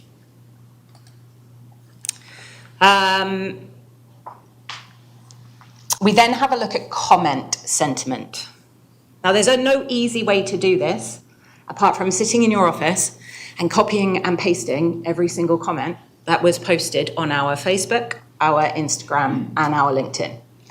I did not copy and paste, for clarity, any of our posts that were shared onto another page. So I did not go onto, let's say, Northport Friendly Neighbours or one of the others and collect those. Where it was on our infrastructure, I absolutely went through everyone. So from a comments perspective, 50% I would deem as neutral. They were, and we'll go into those shortly, 17 positive and 33 negative. So let's jump into some of those as we have previously with the survey. So comment sentiment. Here's where that 33% of negative sentiment clusters kind of into 5 key themes. So again, very similar to in the survey, preference for the existing logo. Leave it alone, why change it? There's obviously an emotional attachment to our current identity. Again, not actionable from a refinement perspective. And also within there, some questions that we can answer. Why change it? I have the answer for that. That came up in the insights report. That came up in the brand strategy. That is on our project page. I'm happy to talk about it again today. Cost and priorities. So questions about spending, not just on this project, but on other projects. Comments suggesting funds be used elsewhere on other projects. Not design-based in a lot of cases and mostly value-based. Again, not actionable from a refinement standpoint. The perceived simplicity, or the question that we were using AI and therefore not spending that money that we have for this project wisely from a logo perspective. Kelly DeCastro is not an AI. She's real. You can touch her. She has blood pumping through her veins. She's also got over 30 years experience in this. She has a bachelor's degree in design. I have a bachelor's degree in marketing and communications. We're real. I'm not going to say you can pinch Kelly because it wouldn't be fair, but you can come pinch me. We aren't AIs. We've been doing this between us for 50 years. And our role is not to have come up with a logo that we both like. Our role is to go out to the community, run focus groups, which is what we did in the very beginning, listen to what people are saying, listen to the things they love about the city. And what came out in that insights report and that brand strategy document were the things that people loved about the city. If they'd have told us they loved the stalks, if they'd have told us they wanted the logo to look like it was a gopher tortoise, that's what Kelly and I would have worked with. But that wasn't what came out of that data. What came out of that data was the direction we have subsequently moved in. Theme 4 was distrust and anti-government sentiment. So personal attacks, calls to fire staff. Again, would ask respectfully if we could both keep our jobs. Design dislike. These all suck. Don't like any of these. I've designed one for you. And we'll get into some of those designs. We do actually have some very creative people in this city. I love it. So again, most comments like that aren't actionable, but where we got actionable feedbacks, we have included them. So of our neutral sentiment, that was 50%. Requests for clarity was the biggest thing. Why these designs? What do the shapes mean? How was this selected? Again, gave us an opportunity for ongoing communication, which we did on that post. Jason spent a weekend responding to people where possible to point them in the direction of the answers to those questions. And hopefully some of the clarity and the feedback I can provide today will answer some others of those questions. Northport process objections, again, not necessarily against in regard to this project. We had a lot of Price Boulevard comments. We had a lot of comments on trees. We had a lot of comments on street signage and increasing costs in living in Northport. Where possible, they've been passed over to the relevant departments. So if you did provide that feedback, it is being heard. And then thirdly, conditioned or balanced responses. So not my favorite, but I see why others like it. I don't love it, but it's fine. Some are better than others. Most of those comments didn't provide those insights, but where they did, they have been included. And then positive sentiment. So again, 5 key themes from the positive: a clear preference or a favorite, constructive feedback. So I like option 4, but I think the colors are too muted. Again, included in our refinement activities. Similarly to the survey, clean modern design, simple aesthetic. People seem to have an alignment with that contemporary design. Theme 4 was pride and optimism about the city. Looks professional, feels more current and where the city is headed. So there seemed to be a connection between the logo and future-facing identity, not just the appearance of the logo. And then appreciation for being asked. Thank you for letting us vote. Glad we got a say. So that's the comments across social media. I'm going to take another glug. You'd think I like the sound of my own voice. So here's the theme feedback. So, of the questions that were asked, please keep the current logo, or why are we doing this? So we've chatted about some of these things before. I know, Commissioner Petrov, you weren't here for one of our meetings, but this was also covered in the Brand Insights report and the brand strategy that we've been through previously. So the current logo was created nearly 20 years ago, and it does not make it easy to use across new technologies, digital, print, and also the other operational needs that we have now that we didn't have back 20 years ago. That technology has changed things. If you think of your mobile phone and you go onto Facebook and you think of the little picture that pops up when you're on there, or you're on our website and you see our logo, it's in very, very small format. We also have it on the side of garbage trucks in very, very large format. It works in large format, our current logo. It doesn't work as well in small format right now. We're getting, obviously we shared just the logo, so I understand this, but this is part of the broader city identity refresh. We're not just refreshing the logo, we're looking at the tagline, we're looking at the vision, we're looking at the values. So, and this is all based on ongoing, consistent feedback that we've had from our residents that the current brand doesn't work for who we are. And the goal is evolution, not erasure. We want to preserve what our community values whilst preparing the city for long-term use. And again, I've mentioned it, this isn't a vanity project for me, for Kelly, for the communications department. This has been community driven from the start. As I said, if the community had come back and said, we want to see a bird in there, if every 1,200 person that was part of the first round of feedback had said that, that's what we'd be seeing, because we are taking direction from the community. This feels rushed, slow down. This project began in March 2024. It's taken nearly 24 months to reach this point. If you haven't engaged with the project up to this point, you didn't know we were going through a brand refresh, of course it feels sudden to see that on the social media. I fully understand that. But I'm confident, and the city is confident, that this work hasn't been rushed in its thinking, in its strategy, or in its outcomes. And today is not a decision point where if we vote today and you choose something, we're switching everything off, we're collecting all the uniforms, it's all going out for a big bonfire.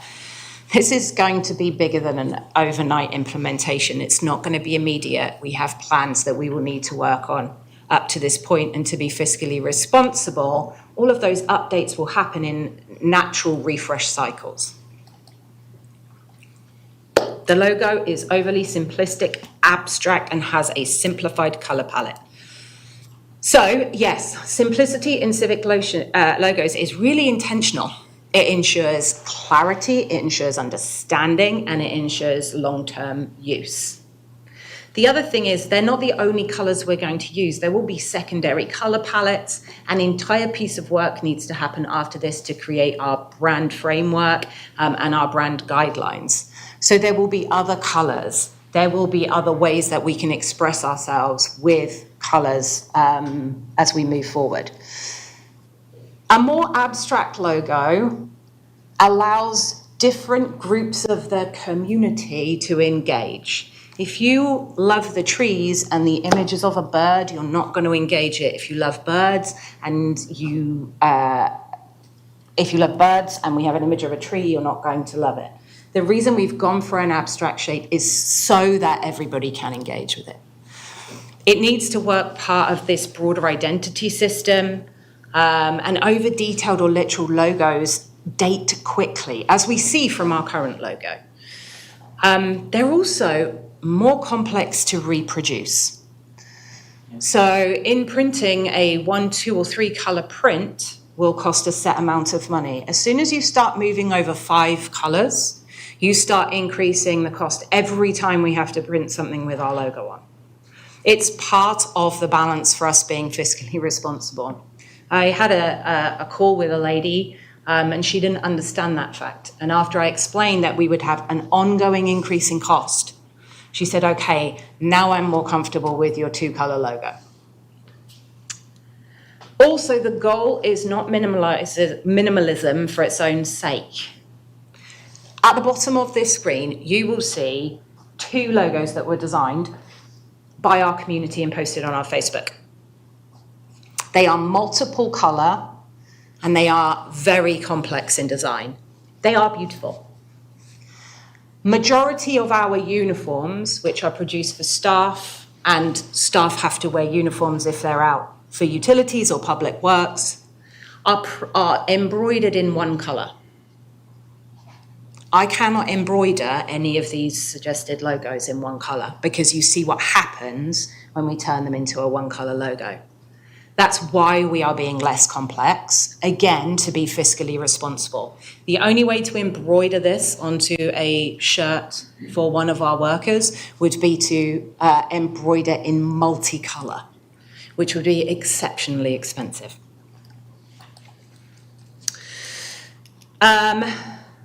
Representative imagery, symbolism, and uniqueness. So we had the requests to use certain imagery. Why can't we have gopher tortoises? Why can't we have sandhill cranes? Why can't we have coastal mangroves? None of those things differentiate us from our neighbours. Our neighbours in Port Charlotte have gopher tortoises and sandhill cranes. And in fact, we don't have any coastal mangroves because we don't have coast. So to use a coastal mangrove would be entirely inappropriate to denote this city. There were some questions around the star icon and whether that star icon had any unintended symbolism. It has been specifically cut in half to make a 7-point star. Its intended symbolism is to link to the 7 strategic pillars. We've checked everything for any unintended symbolism and we're confident we don't have any. Resident feedback consistently highlighted Northport's welcoming and neighbourly feel. Again, it's why we are using a more abstract image. You can't design welcome. You can't design feeling. You can't design happy. You can design a bird or a sea or a palm tree. And so you have to use more abstract imagery, which is what Kelly has done. So those rounded forms, the flowing shapes, the warm colours, are all intended to feel friendly and inviting. One of the other things was to include our city designations in our logo. So we are a tree city, we're a Purple Heart city. Both of those organisations, firstly, have very strong regulations on including their imagery in a logo. We can't do it. But secondly, if we were able to do it, again, it doesn't differentiate us from our neighbours. Dunedin, Florida, Fort Myers, Naples, Punta Gorda, Sarasota, Tampa, they're all Purple Heart cities and they're all tree cities. Uniqueness. So, again, the group on the left and in the middle, these were designed by our residents and posted on our social media. Everyone in the left-hand group was designed by a different person on a different day. They all look really similar to me because AI probably was used. I can't prove it, but it probably was. All of the group in the middle were designed by our community on different days and different people. They all have some things in common though. They all have palm trees. We're a tree city, but palms aren't trees. They're grasses and they are not native. They all have oceans. We don't have an ocean. And they all have sunshines. We do have those. And we are utilizing a sunshine image in ours. However, if you take a look at that combination of sea, palm tree, and sun, you'll see how similar all of those look to some of our neighbors. Panama City, Charlotte County, Punta Gorda, Palm Beach County. So again, it's not giving us that uniqueness that we were looking for. One of the other themes that came back on social media was our similarity to other logos. Dollar Tree, was it Massey Ferguson? There was a tractor that was mentioned. There was a healthcare company that was mentioned. Absolute uniqueness. As an expert in marketing and communications who's done this for 20 years for some of the largest corporations in the world, absolute uniqueness is unrealistic in a global landscape of billions of logos and images. A public sector brand like us needs to prioritize clarity, accessibility, we have to be ADA compliant, and longevity over the novelty of a logo. So all of our proposed concepts were vetted to make sure we were distinct from other cities, other peer cities and public agencies.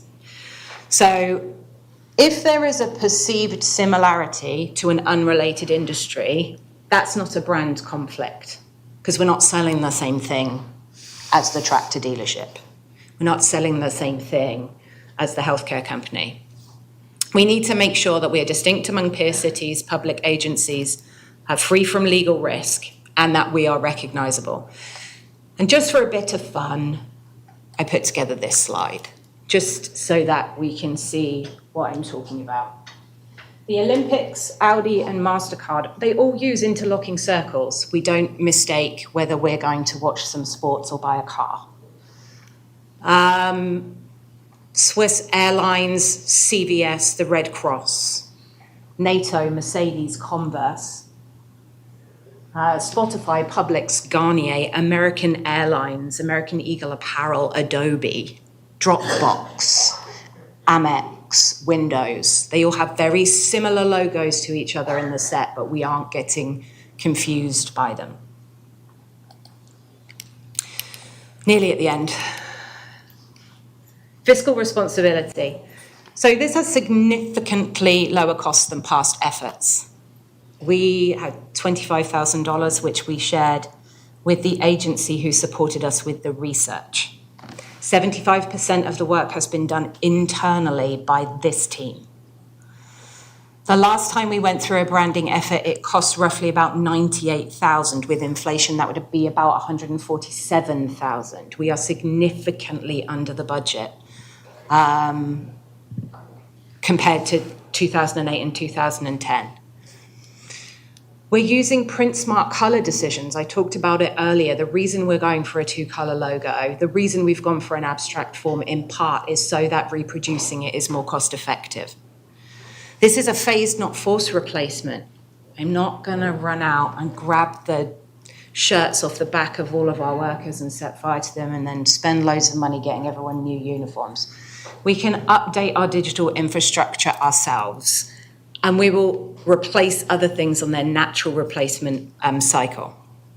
That in-house implementation, Ivy is sitting here. Ivy's got a big job to update our web infrastructure. And it's been designed for longevity. The abstract nature and the form that we have created reduces the risk of needing to do this again. It's future-proof and it's scalable. AI versus human design. I've already chatted about this. You can pinch, can they pinch you? They can pinch Kelly, they can pinch me.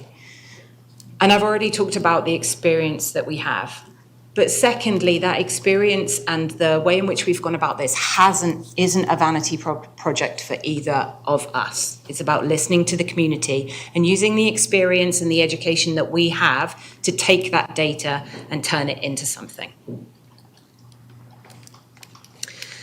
I think this is the last one, lack of community engagement. So this brand refresh was directly informed by resident feedback gathered throughout 2023 and 2024, and it was brought to the Commission in March 2024, and the project was kicked off. More than 1,200 residents participated in the first phase of engagement. That was when we created the Insights Report, the brand strategy. That's what led to where we are now. 1,400 participated in this second phase we're going through right now.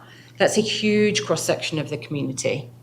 Input was not just collected online. I have met in person with people. I have run focus groups. Our team has been involved in focus groups. We have discussed. I have met regularly with a number of members of the community over the past months, and more recently in the past weeks. All emails and calls on social media have been followed up on. This is a direct reflection of what the community has told us, and we didn't come into this with any predetermined ideas. So, to close, we've heard a wide range of feedback and questions. So, this is a purposeful evolution. The current logo no longer meets today's digital, print, and accessibility needs, as well as the operational needs of the cities. This logo isn't just a standalone item, it is part of a broader refresh, informed by community feedback. It's been deliberate, not rushed. It was initiated nearly 2 years ago. It's been community-led. More than 2,600 voices have been heard. It's clear and inclusive by design. It's simplified and abstract mark, makes it legible. It's in ADA compliance, and it can be consistently used across all aspects of the city. It's distinct where it matters, so it's been vetted against peer cities to avoid conflicts, and it stands that test of making sure that we aren't in conflict with any other municipal identity. Fiscally responsible costs are more than a quarter of the 2008-2010 effort, and with that limited colour palette, that single-coloured embroider, with our ability to do things in-house, and a phased physical replacement, there isn't going to be additional costing to the taxpayer.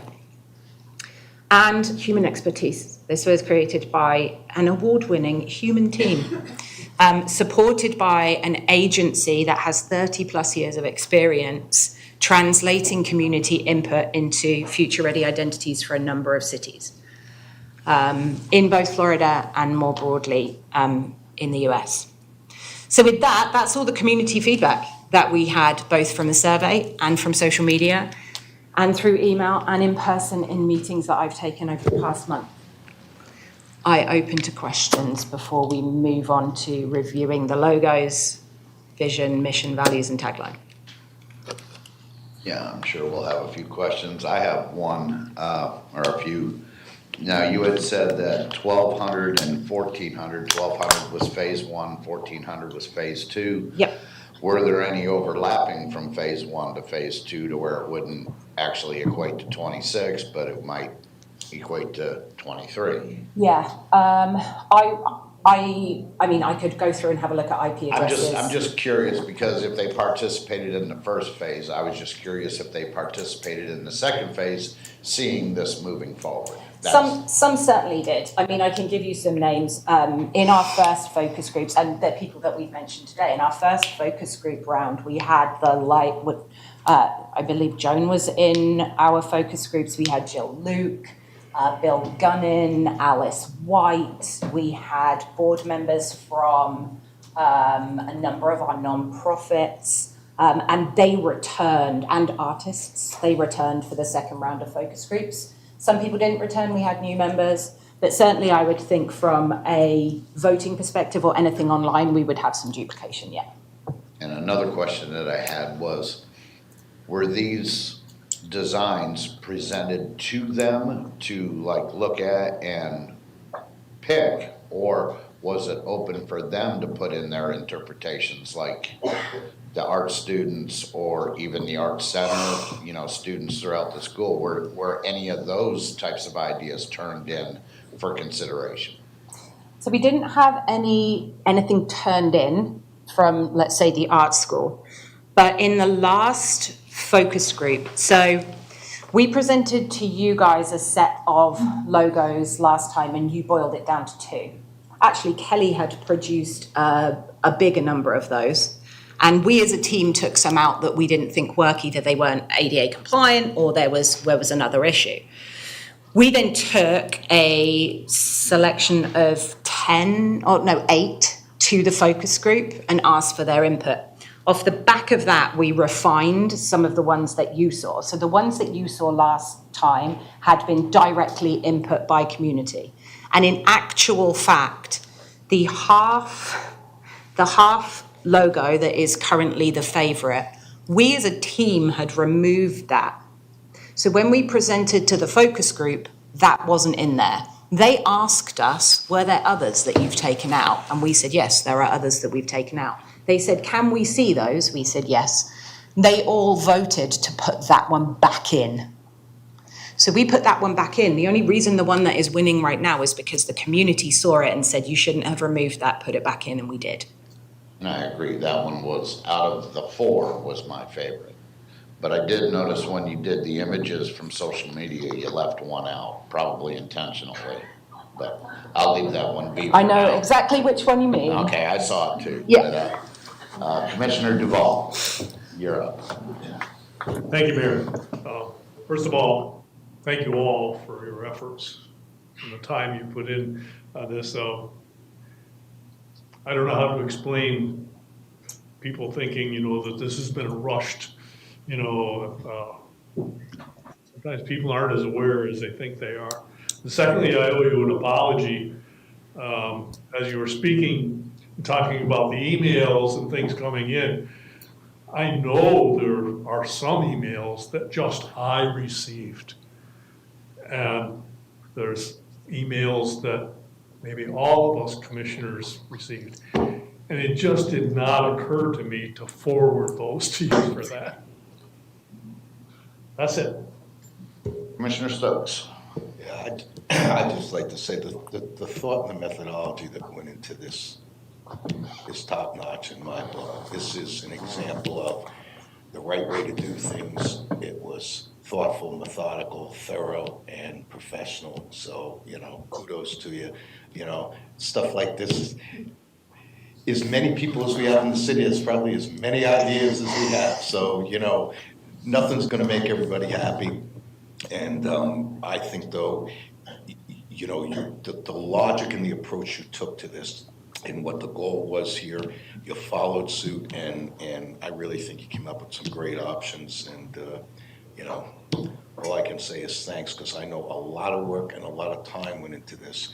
And while some people think it's a waste of time, I don't. I think this process showed that a great number of people in our community appreciate the value of this. And so I look forward to pushing this across the finish line one way or the other. Thank you. Commissioner Petro. Thank you, Mayor. First, I want to thank you, the Communication Division. Once the logo is chosen, you will be out of work. All this time devoted for that. But I'll say something different, and I'll say not because I want to sound different, but to bring a different perspective. I do believe the less is better. I agree on that part. I also believe that it is a bit rushed, and the reason is not that it is, but the community feels it is because they just recently were presented with 4 options, and they have to vote out of 4 options. There was no 5th options, which was something different.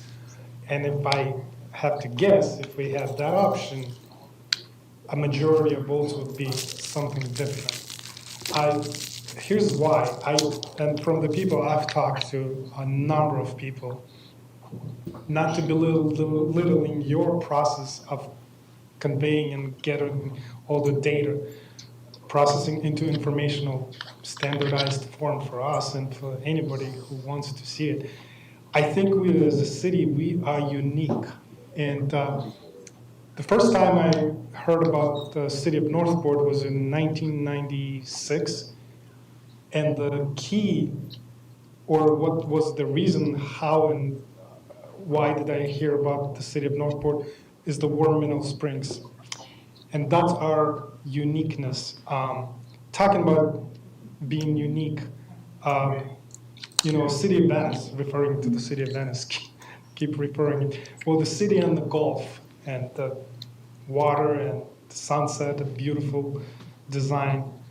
Although we do not have a coastal line, our city is so unique as far as the waterways, canals, and the War Mineral Springs, for that matter, and not just one major, but the one that is close to the public. I'm sure you know which one I'm talking about. But this is our uniqueness, and I feel like we are missing it in our logo because it's so simple and generic. And I agree it has to be to some extent to make it simpler, less is better. Now I'll try to say less, but a logo is more than just a graphic, in my opinion. It's more than just symbolism. It's who we are, and it is. And I wrote a couple things down. It is not what we like. It is more of who we are. So I know I'll be in the minority, but I speak my mind because that's the commission. We all different, right?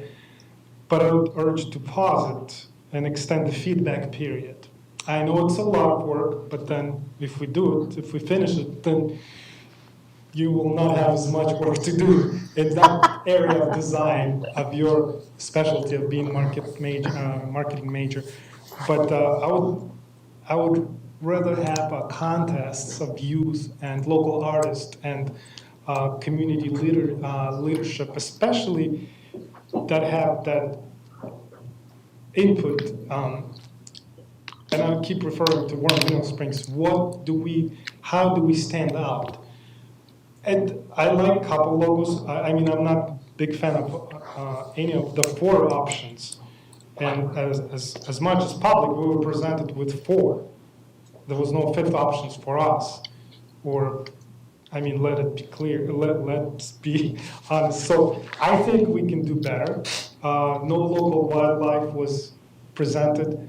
I know we are not so unique in that regard, but as Florida, North City, we are. War Mineral Springs is not reflected. We are ecologically unique. I can see that once I cross the line and going to Charlotte County, it feels different. It just feels different. It's not the same as the city of Northport. And when we go out north, it feels different. So we in the kind of a very unique, and it's not reflected in any of the logos. One big drawback I've heard from the residents is, what is that star? Is that a star? Is it a sun? I know you said about 7 pillars, but is it star or sun? I was asked that question. I don't know. It's not clear what it is. If it's a sun, we have sunshine, Florida State. It's so why is the star yellow? Or palm trees, waterways. Is it the palm or is it the waterways? So I couldn't answer them myself. So our logo has to be very simple, yet very unique, and yet very self-explanatory. Like I looked at a couple logos, and Sarasota County, it's really simple logo. It's just a type of a building, whatever that is, right? But that is a history for the county, because the county was not all the way up to here. You know, this was a jungle 20 years ago, but they kept the image that, you know, history. That's what I think it conveys. So I don't know if I'm going to get any sympathy from my fellow commissioners. I would like to have the process to be extended. And the reason is I was approached by one, and I forwarded that email to you, to the city manager, which was copied to the division manager.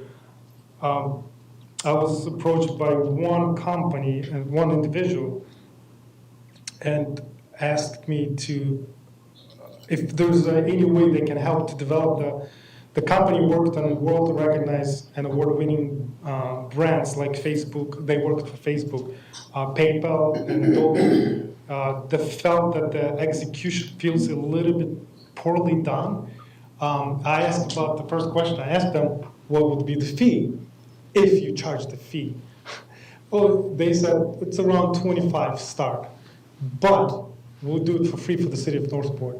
We love the city that much that out of 4 logos that presented, and that company is a highly professional company. I've done a little bit of research who they are.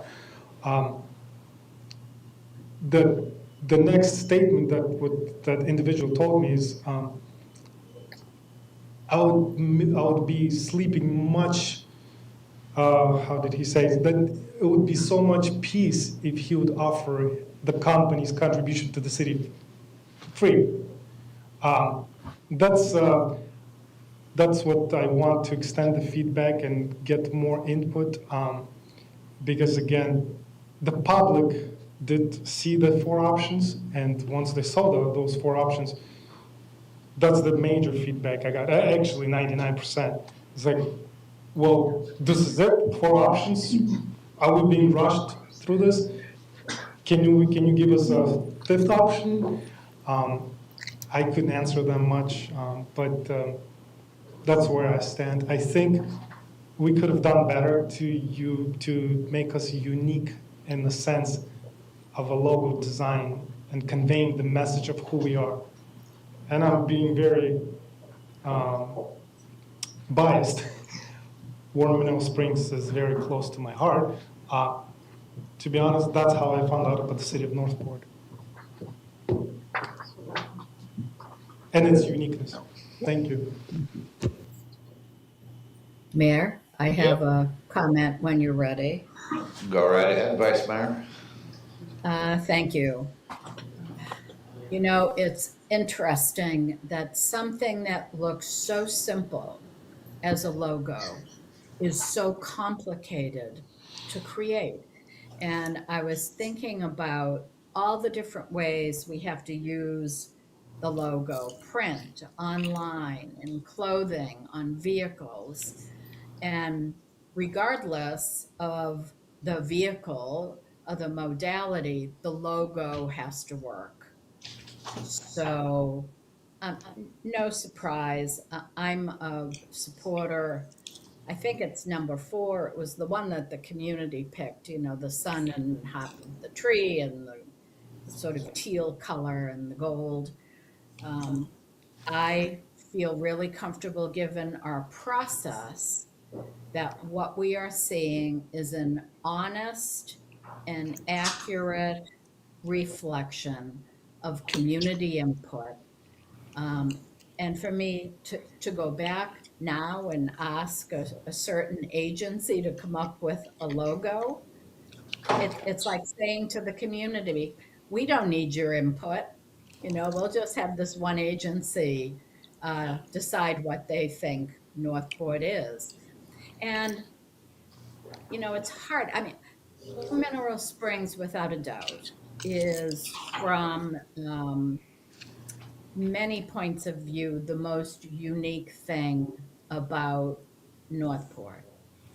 But for me and for a lot of people, I think what is the most energizing aspect of being in Northport is our potential, the variety of people we have here, our growth, the opportunities and challenges facing us, and trying to keep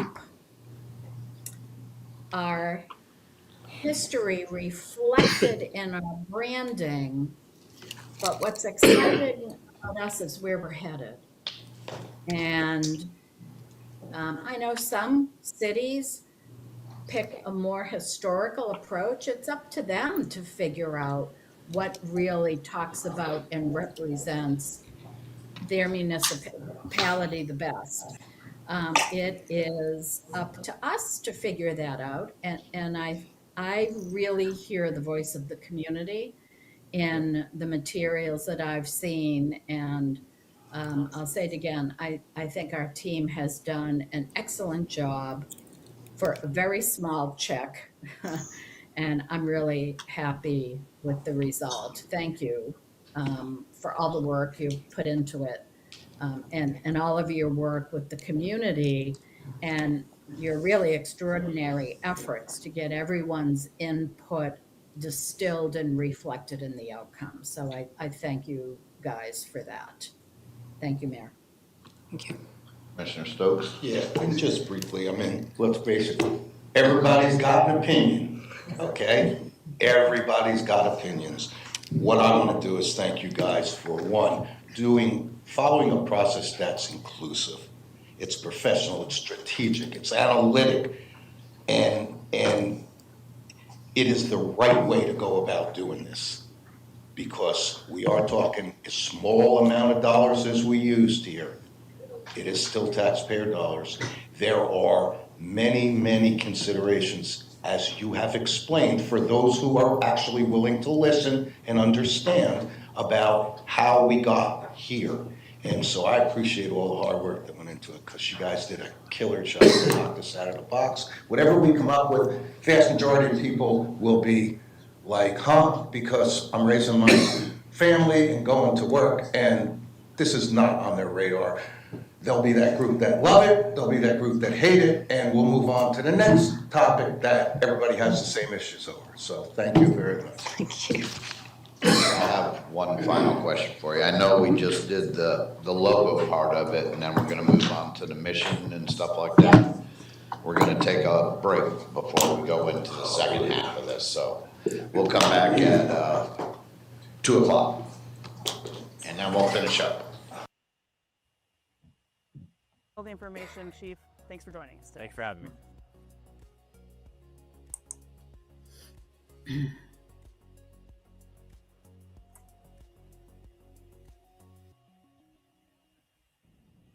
The city wakes before you do.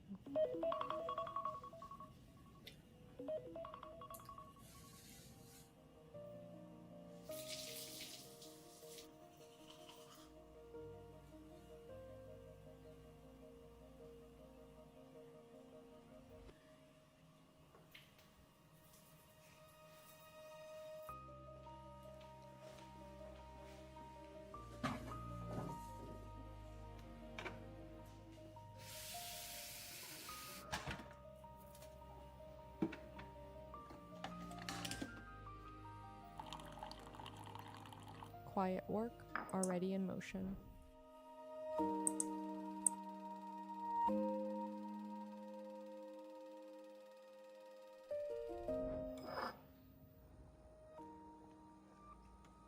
Work continues, even after you've gone.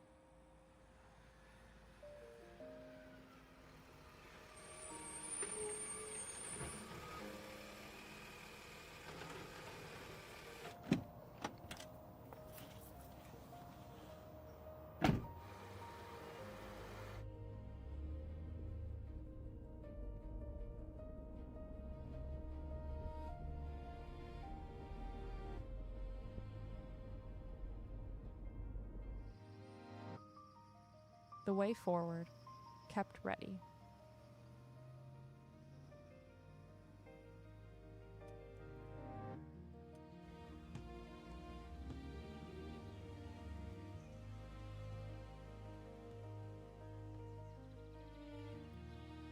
Every step, every turn, prepared long before you arrive.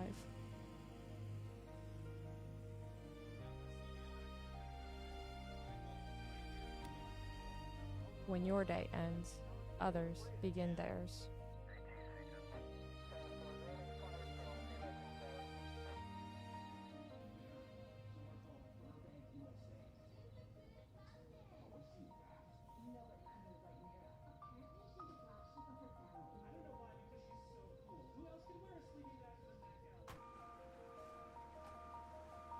Every hour, every act, quietly connected.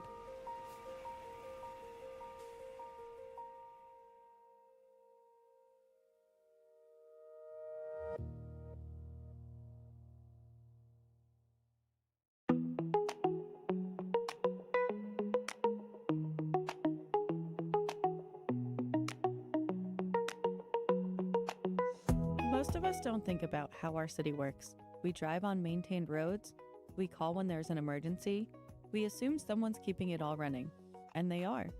Northport University gives residents a chance to step behind the scenes, to meet the people doing the work, to see how decisions are made, and to understand how we, as a community, can be part of it. It's not just about learning the facts. It's about learning where you fit in and how you could shape the city we call home. The most surprising thing would probably be the opportunity to get tased, which is really cool, understanding how that feels. Would recommend for everyone, unless they have a heart condition. I think another thing would probably be how many people it takes to run everything. Is how well all the departments work together and how well each of the departments know about other departments. So in the case of a big emergency, they already know what other departments are already supposed to do, and they all work together. This is always a dance. There's always moving parts.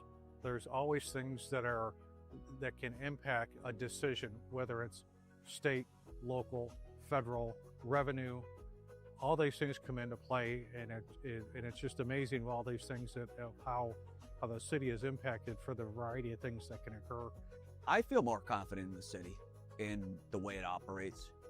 I don't see wasteful spending. I see a lot of proactive thinking, way outside the box of what I thought a city does.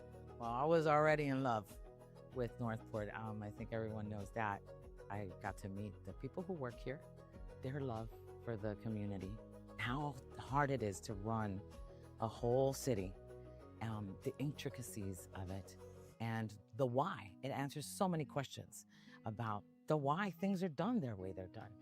So it empowers you to love where you live more and to get more involved. And I think the important message here is the confidence that I really feel now of the people running each of these departments. You know, they are running multi-million-dollar businesses all separately, but coming together with tax dollars that come through. And that is by far not an easy task. Departments that we've been to seem to have improved with the growth in the city. So the mere fact that we've grown such a major amount, the department heads have grown, the staff has grown, the offerings have grown, and the need for involvement from the residents has also grown. I think Parks and Rec really showed up and did an amazing job. They had a bunch of staff people. They kind of brought us around, had different speakers. I think they take the prize for the best overall display.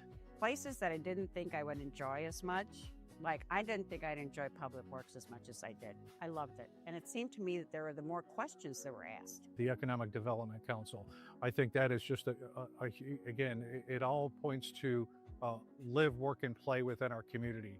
I think there's a lot of misunderstanding out there about really how these departments work, how the city really works.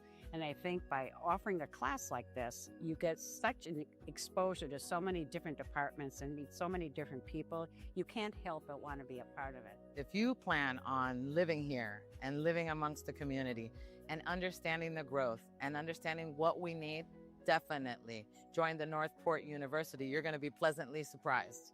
I would absolutely say do it, because you don't know until you know. And you can go online and you can read all these things, but a lot of it is the experience and sitting across from whether it's the chief of police, the chief of fire and rescue, utilities, all these, administration, all these departments are absolutely, you meet the leaders, you can look into their eye and ask pertinent questions that are important to you so you understand of where they're at, where they're going, what are their constraints, and how we can be as residents try and give them the resources they need to provide the services that we're asking them to provide. I'm more in love with Northport than I've ever been.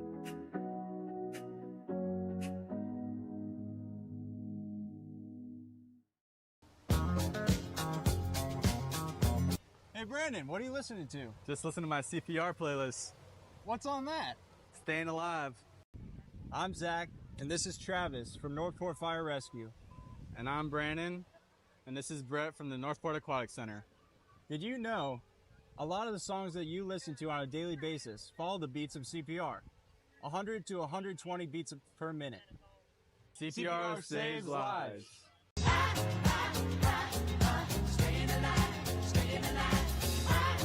Hey Northport, I'm here with Ryan from our engineering division in Public Works, and we're in an area that is experiencing some drainage concerns that were brought to us by some residents. So Ryan, what are some things you do when you get onto a scene like this to see what the issue may be? First thing we do is we start at the bottom of the system, the outfall, how it connects into the canal. Then we start working our way up. We go through the cross drains, the culverts, the under drains, and we look at every way the water flows downward.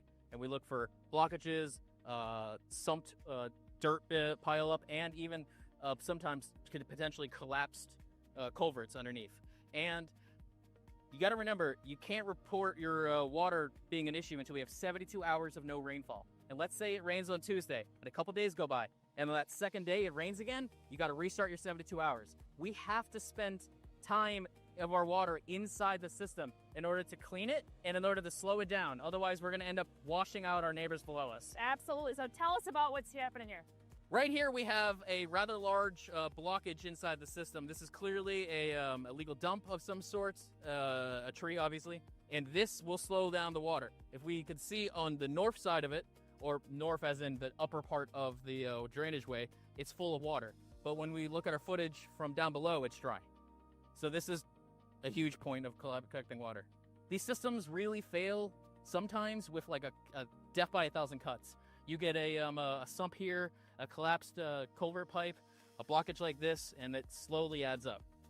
That makes sense. So if anybody out there is seeing issues like this or experiencing it in your neighborhood, you're welcome to report it through our North Report system, which is at northportfl.gov/northreport, or you can give the Public Works customer service a call. In Northport, families are finding more and more places built just for them. We opened this past June. We are an indoor play center for children ages 0 to 7.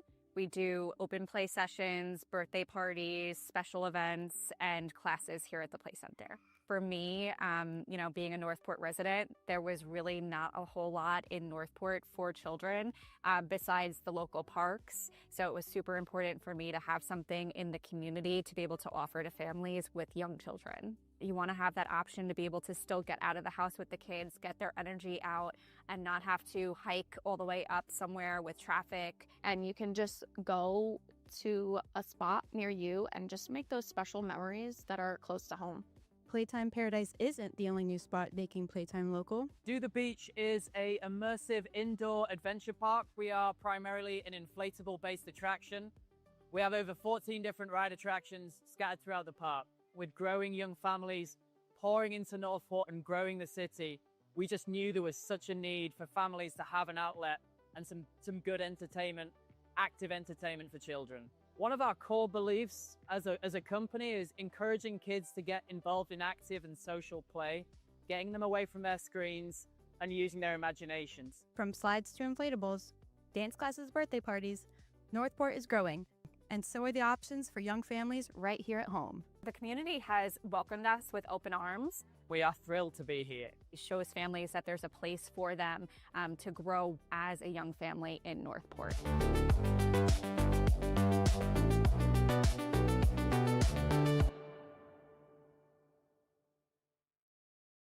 There's a place in Northport that invites you to slow down, to see, hear, and feel the world around you. Inside the Garden of Five Senses is Boundless Adventures, a playground where every child can play, no matter their abilities. Just beyond the playground, the Story Stroll turns a simple walk into an interactive adventure. Each step reveals a new page or activity, sparking imagination, curiosity, and conversation. It's a walk, a story, and an adventure, all in one beautiful setting. The Garden of Five Senses, Boundless Adventures, and the Story Stroll, where every visit is a story waiting to be discovered.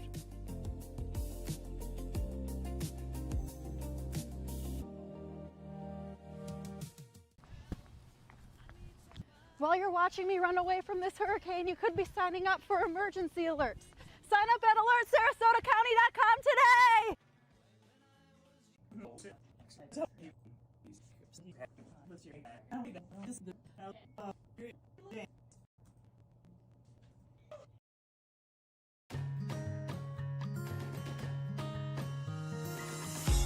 Welcome to the brand new Northport Podcast Network. We're so excited to introduce you to our revamped lineup of shows, created to keep you connected, informed, and inspired about everything happening in our city. That's right. With 3 unique shows under one network, there's something for everyone. First up is Northport Now. Madison and I will rotate hosting this fast-paced, news-driven podcast to bring you the latest city updates, event previews, and important information, all in one quick listen. Think of it as your weekly guide to staying in the know about what's happening in Northport. Next, we have Northport Stories. Laura and I will share heartfelt and inspiring tales from around our community, stories that showcase the people, places, and moments that make our city special. And don't worry, Voices of Northport isn't going anywhere. I'll continue bringing you even more personal stories and interviews with residents who shaped our city. And last but not least, Northport Living. Cody and I will also rotate hosting this show, which is all about tips, events, and lifestyle ideas to help you make the most of life right here in Northport. Whether you're looking for family-friendly activities. All right, it's 2 p.m. and I'm going to hand it back over to you. Good afternoon, Commissioners. Kelly DeCastro, Brand Design Specialist. I will go through some of the slides of what the logo will appear on. And these are just examples. These are not definite. But first I want to show you our current logo at the top there. As you can see that there is a smaller palette. The original brand had a larger palette. It had more of reds and greens in there. We kind of took those out to be more financially responsible as far as the reproduction of the logo. And so below that is our proposed palettes, 1 and 2. The greens are, for optimism, growth, and harmony. The blues are more soothing, calming, and a reliable color. It's a broader palette, softer tones.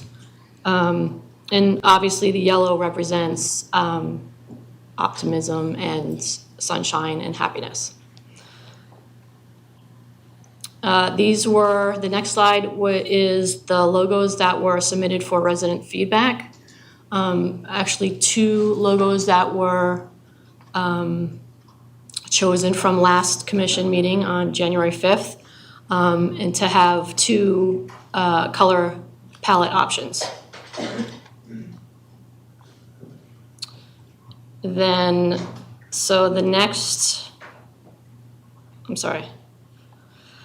So the first one is in the greens palette. This tree abstract is and was inspired by Northport's natural beauty and historic sites such as Warrenville Springs, and of course the community feedback and businesses. As you'll see the logo mark in the reversed out, where you can use that as a graphic element, along with the logo in its entirety. We have a centered, stacked version. We also have a horizontal left version. The left version would be the primary logo. The centered stacked would be an optional for whatever configuration is needed for the different mediums. Then below on the second line, we have Parks and Recreation sub-brand, how it looks with one of our departments or divisions. And then to the right, we have the left configured with the tagline. And this tagline says, "Where nature meets momentum."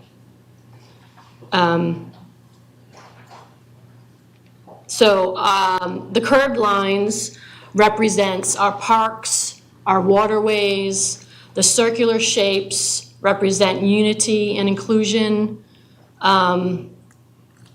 while the shapes together create one unified shape and cohesive symbol. And there's 7 shapes within that, which represents our pillars, or it goes back to our pillars. And then we have the typography at the bottom, the Proxima Nova and the LoRa.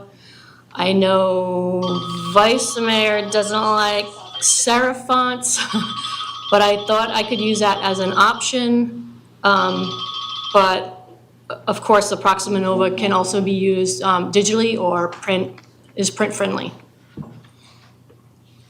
When I was also creating these logos, I also had in mind, and Commissioner Petro mentioned this earlier about the Warm Mineral Springs, and I just want to let you know, Commissioner, that I did have that considered when I was creating these. An example, the circular shape. When you see an aerial view of Warm Mineral Springs, it's obviously a circle. So I did keep that in mind because I kept on going myself back to that and also our natural beauty. So that is also included in this.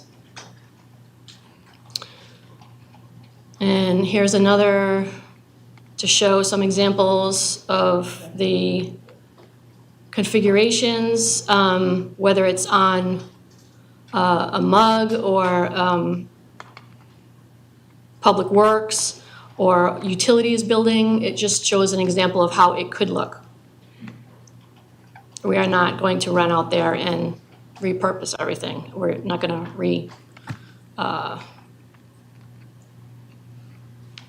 what was I saying?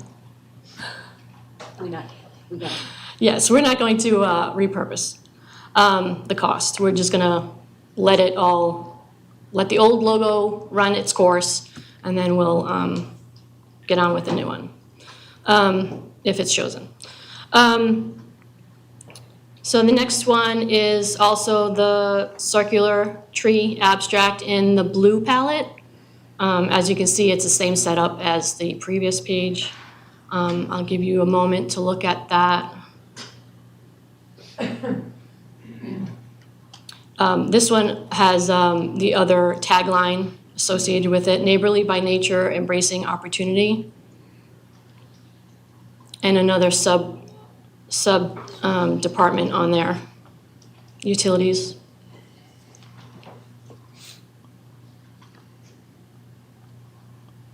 Okay. Here is an example of the different mediums it could go on.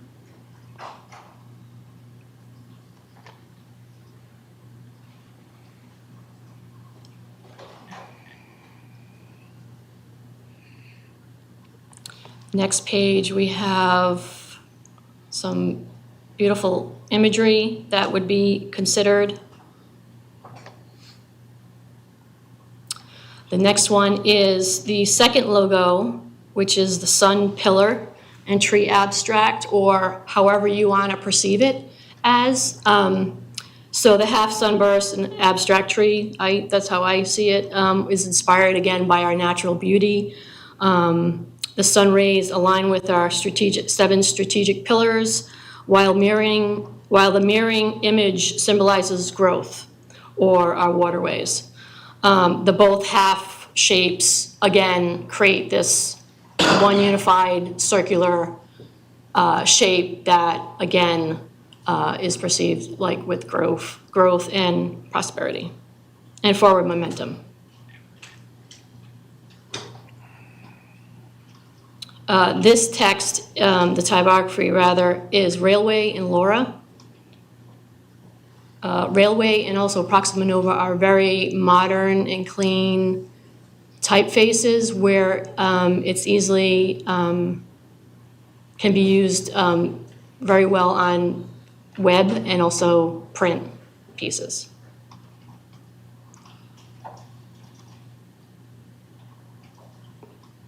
Here it is in all of the different examples.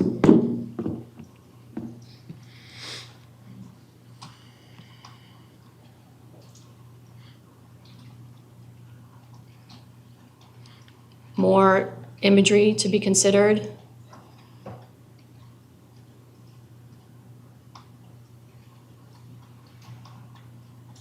And here is again the sunburst and sun, the abstract tree rather, and the blue palettes, blue and yellow palette. And the palettes that are proposed today are the core palettes. Once we get into the brand document, the branding guidelines rather, it would have a more, a larger palette where we can have other colors in it with it.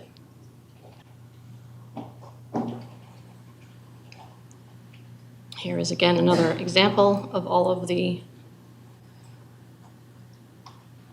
different promo items or building signage. We will skip that slide. Thank you. Thanks, Kelly. I'm back, and for that I can only apologize. The next part of our agenda is to revisit the mission, vision, and the values. So on the January 5th workshop, we took a look at these, and I'm going to chat you through the work that we have done subsequently. So our current mission as it stands is to provide exceptional service to the community for the continuous enrichment of quality of life through transparency, engagement, and respect. Our vision is to be an innovative, friendly, engaging, and sustainable community where residents, businesses, and visitors can flourish. On January 5th, we proposed changes to both of those as follows. Mission, to serve our community with excellence, fostering engagement, and empowering the success of Northport's residents, businesses, and visitors. The vision, to be an innovative, enduring, and thriving community while preserving the authentic character of Northport for residents, businesses, and visitors. We received feedback from you guys during that meeting. There was broad support for the mission with minor language refinements. There was broad support for the updated mission with more significant language refinements. There was one commissioner whose preference was to retain the current mission and vision in its entirety. There was a request to more clearly reflect the words transparency and respect in the mission. It was felt that our new mission was missing those two key words. And there was a desire for the vision to better convey the friendly and engaging community. Concerns were raised regarding the use of enduring and preserving, as some felt that these terms implied permanence that may not be within the city's control. There was a lack of clarity and low support for the term authentic. However, there was a strong positive response to the service-focused language that we added: serve, foster, and empower. And there was finally a preference for the word flourish, which was in the original, and we replaced with thrive. Based on that feedback, we have come up with a secondary, updated, proposed mission and vision to serve our community with respect and transparency, foster engagement, and empower the success of Northport's residents, businesses, and visitors. Vision, much shorter, to be an innovative, welcoming, and thriving community.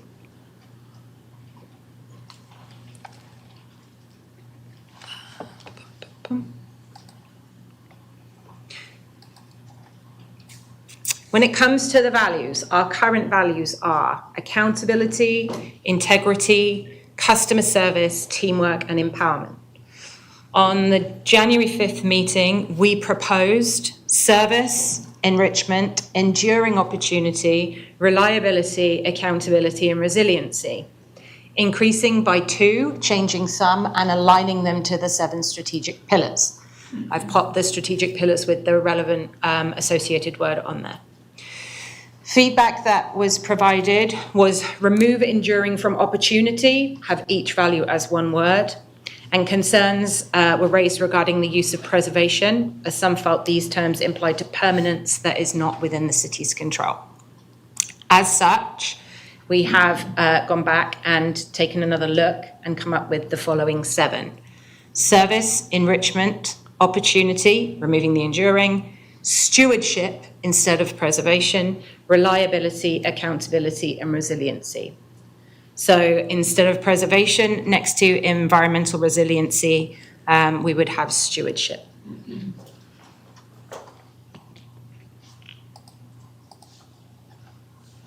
Taglines.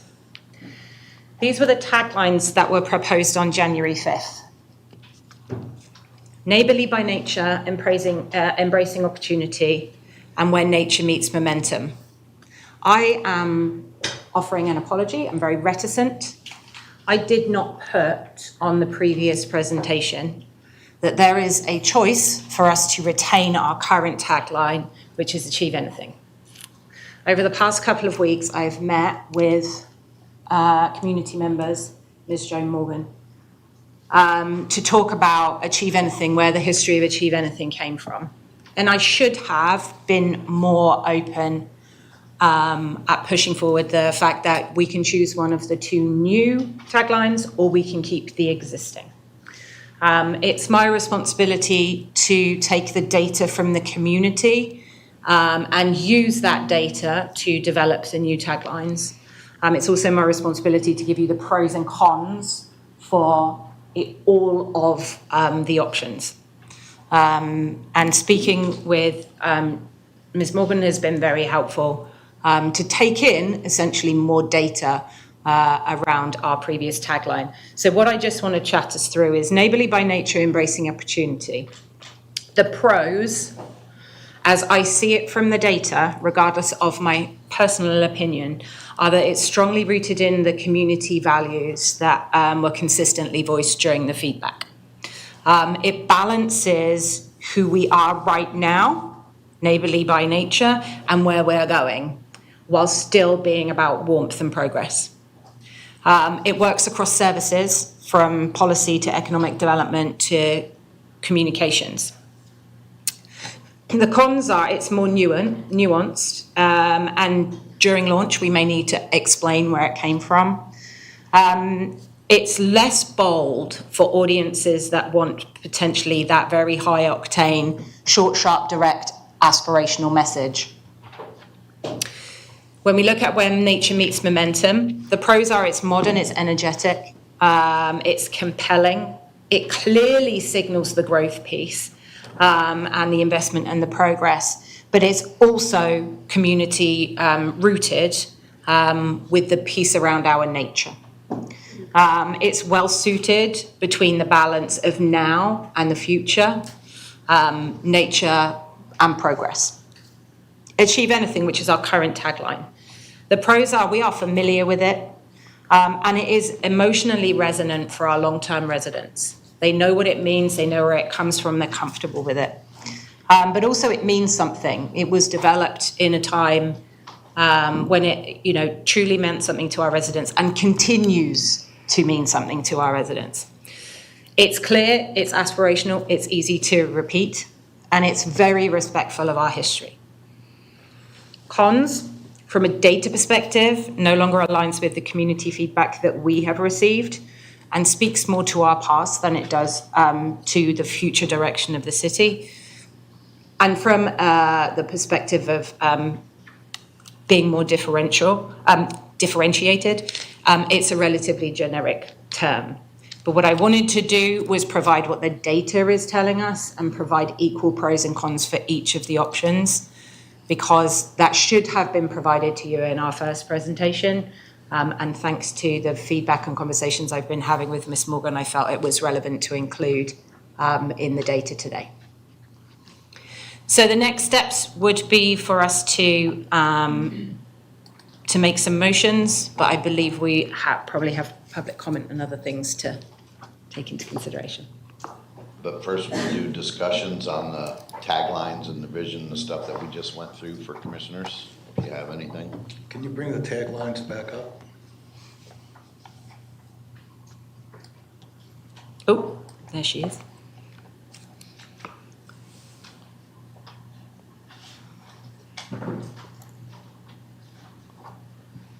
I'll go first. What the heck? When you asked for the taglines, I expected you to go. That was ready. I mean, you know, I'm usually a change guy. I believe life changes all the time and you need to keep up with it and all. But I'll tell you, I love Achieve Anything. I'm sorry. I make no apologies for it. I really take back my apology. I love it. If I have to go with the majority for neighborly by nature, embracing opportunity, I guess I could live with that and still get a good night's sleep. But Achieve Anything, it works for me. And you know, it just works for me. So that's my opinion. Anybody else? Discuss the taglines. Commissioner Duval. I like what he said. Wait a minute, I want to change my mind.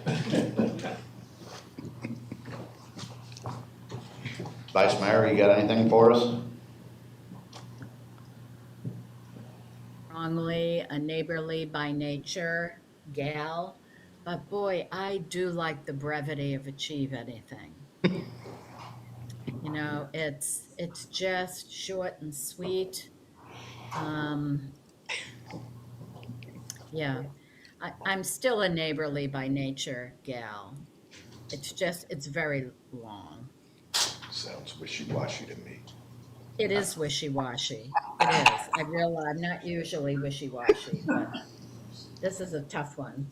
Yeah, that's the one that I had picked, was neighborly by nature and embraces opportunity. But it's going to be whatever the board decides. Vision, did we have that? Yeah, can you bring those up? Mission, visions, and values.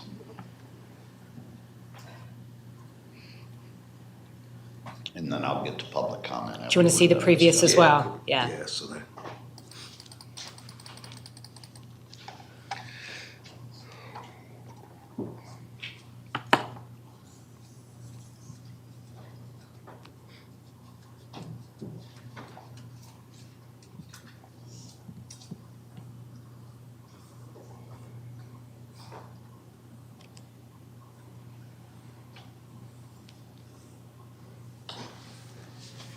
I'll go first on this one too. I was the one who liked the current mission and vision statement. Commissions, not just this commission, but the last 2 or 3 commissions, spent a lot of time working on the mission and vision statements for this city. And, you know, I don't like the proposed January 5th one. The updated, to lead with, to serve our community, yes, with respect and transparency, to lead with that. To provide exceptional service to our community for the continuous enrichment of the quality of life through transparency, engagement, and respect. It's almost another way of saying it. To me, if it ain't broke, why fix it? I like the current mission statement. The vision statement, same thing. To be innovative, welcoming, and thriving community. To be innovative, friendly, engaging, and sustainable community where residents, businesses, and visitors can flourish. Yeah, it's a little more wordy, but it is the vision, and it's more inclusive. I'm just still real sold on the mission and the vision. I just, as they were, I don't see the reason to change them, and again, it's just my opinion. That is it. Commissioner Petro. Thank you, Mayor. I like updated, and vision is what we envision, right? And mission is how we do it. The current vision is a bit too long. You get lost in a bit, 2/3 of it when you read it.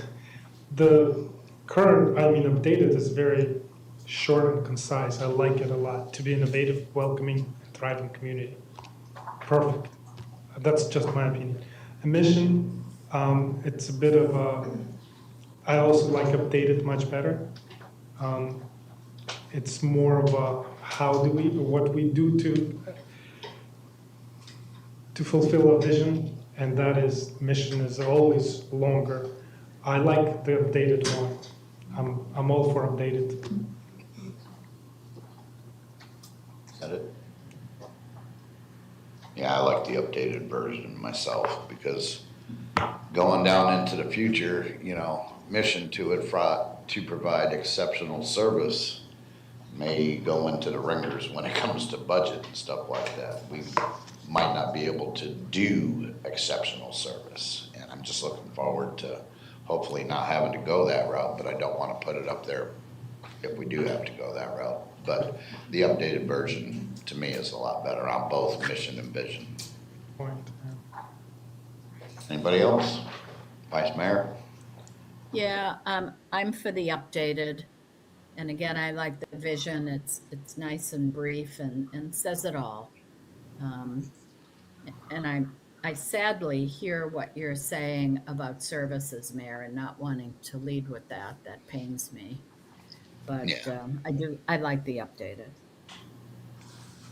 And did we do values yet?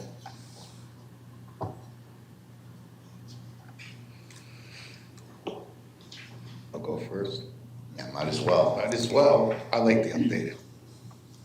I like updated. Anybody else? Updated. All right. The crowd, it's updated is better. Okay, we're gonna move on to public comment on this item, and then we'll come back for the motions. Maria Leslie. The city has more important things to worry about than the logo. The taxes are high enough. I can't imagine that money going towards the 4 logos in question. The majority are strongly them. Then again, I can't imagine all of that money going towards an unprofessional city manager who makes more than the governor of Florida somehow either.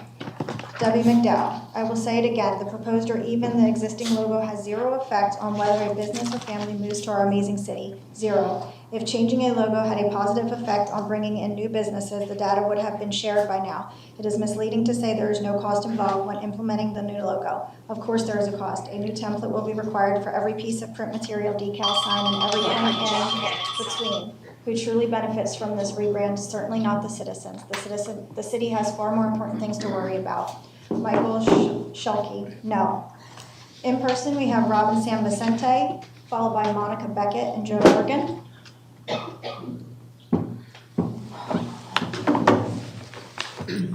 Thank you, Robin San Vicente again. I have to commend you guys. That is a heck of a presentation. I know the amount of work that went into that, just gathering all the data and then putting forth all of this. It's great. So thank you. I would have liked to just see an implementation plan so that we can better understand when this will all take place over a period of time. What would be the costs involved over a period of time? Would it be budget consideration, I'm assuming? I would have just liked to seen that built into it, or I guess that would be forthcoming.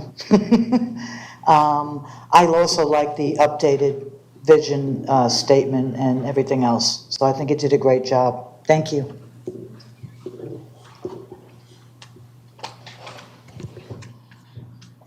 Masha?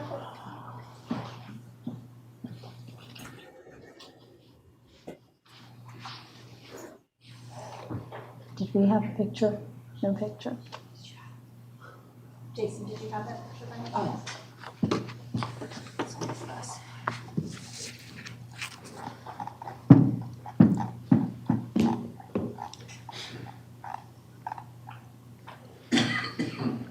If we could have the presentation, there was a request to see the current logo. There you go. No. We're looking for our current logo. That is okay. I think she's requesting it with the colors. That.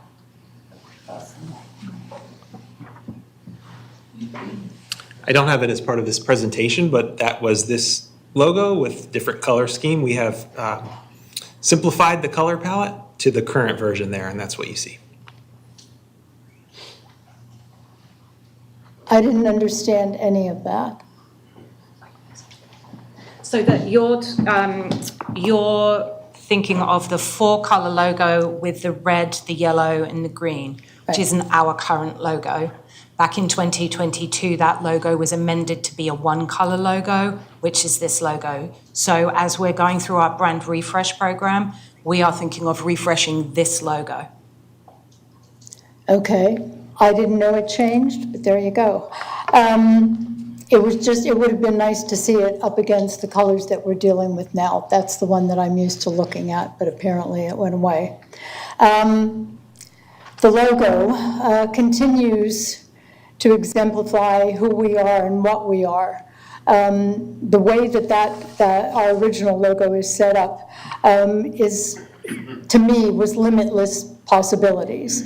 It was the 2 tufts of green on the side with the roadway going up to the sun that was shining. It was a road to wherever you wanted to be, wherever you wanted to take it, and it was positive. The color scheme was uplifting and different. I really liked the red. I would love to see that come back. That was 4 colors, that one, when it originated. I don't know why that went away. But it is still, to me, uplifting and different. I'm sorry to see that one go. The tagline, achieve anything. Achieve anything is so important for a couple of reasons. First of all, if you don't know or it doesn't inspire you or nothing comes to mind, think about the 3 examples that I will give you to work with so that you can understand where I'm drawing that from. First of all, in 2010, a program got initiated and spread throughout Northport, and it was called DeFi, Drug-Free Youth. That's our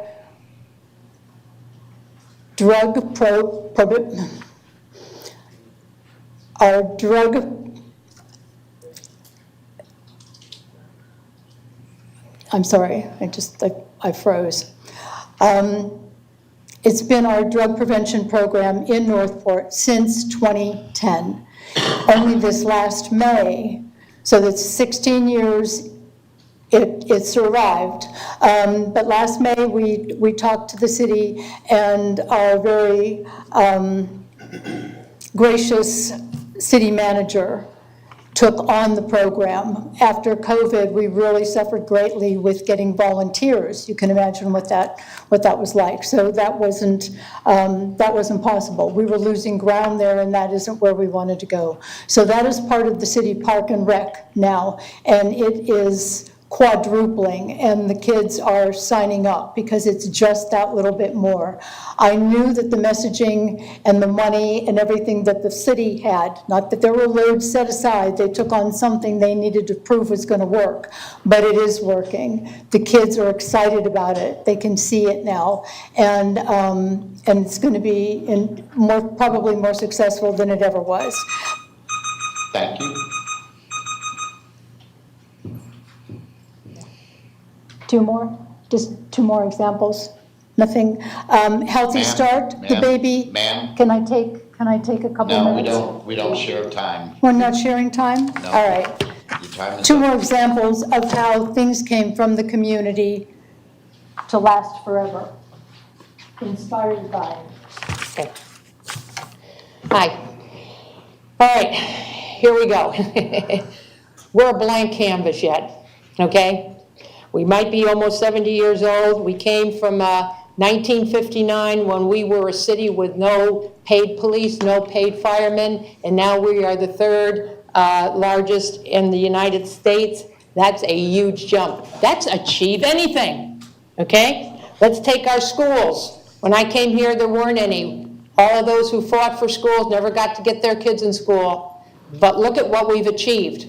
We will get the new police department. That's going to take a little bit while longer, but it will happen. Look at the hospital. Look at the Achieve Anything that we've done. Look at what we've made. Monica started DeFi. Look what that has done. Look at our students. We have now 90 in the high school in that program. They are taking over that school. They are making this a drug-free because they want it. They want to be on these boards, the ambassadorships, the Northport universities, everything. Look at the police department. Okay, it started almost with Al Haysham, who used to work against with that Boston Strangler thing years and years ago. He came down here and worked for free for Northport, okay? His daughter became our first woman cop, who many said we'd never have a woman on the police department. The police department is now named for her. Look at the plaque in front. Look at Meals on Wheels and what they've done. Look at our nonprofits and the people that put the time. Look at the food bank. Some people spend almost every moment that they're not working for the food bank. Look at the Future Arts Center, hopefully. Look at the Aquatic Center, 42 years, but now guess what? Kids are getting swimming lessons. Look at the cool park. You don't think that came about automatically, do you? There's a lot of people that spend a lot of time doing a lot of things. Look at John Zagnor-Belny and Bloat. Business leaders on Tropicana Trail. He refused to let us just have the strip malls. He refused to let us have surfaces that would not be reflective of a dignified city. And look what we have on 41, on Sumter, on Toledo Blade. John Zagnor-Belny did that. You talked about Alice White. Look at People for Trees. She was a teacher, but yet look at what she has done for this community and us thinking about trees and that. Soccer, Ziggy Tamerson built the goals, put them in the back of his car, and now we can't get enough soccer fields, okay? Achieve Anything. This is your free campus. You can still make it your city. It's yours. Nothing is better than Achieve Anything. Thank you. Thank you. All right, I'm gonna request a motion, and the first motion is for the logo, the color scheme, and tagline. Anybody wish to make it?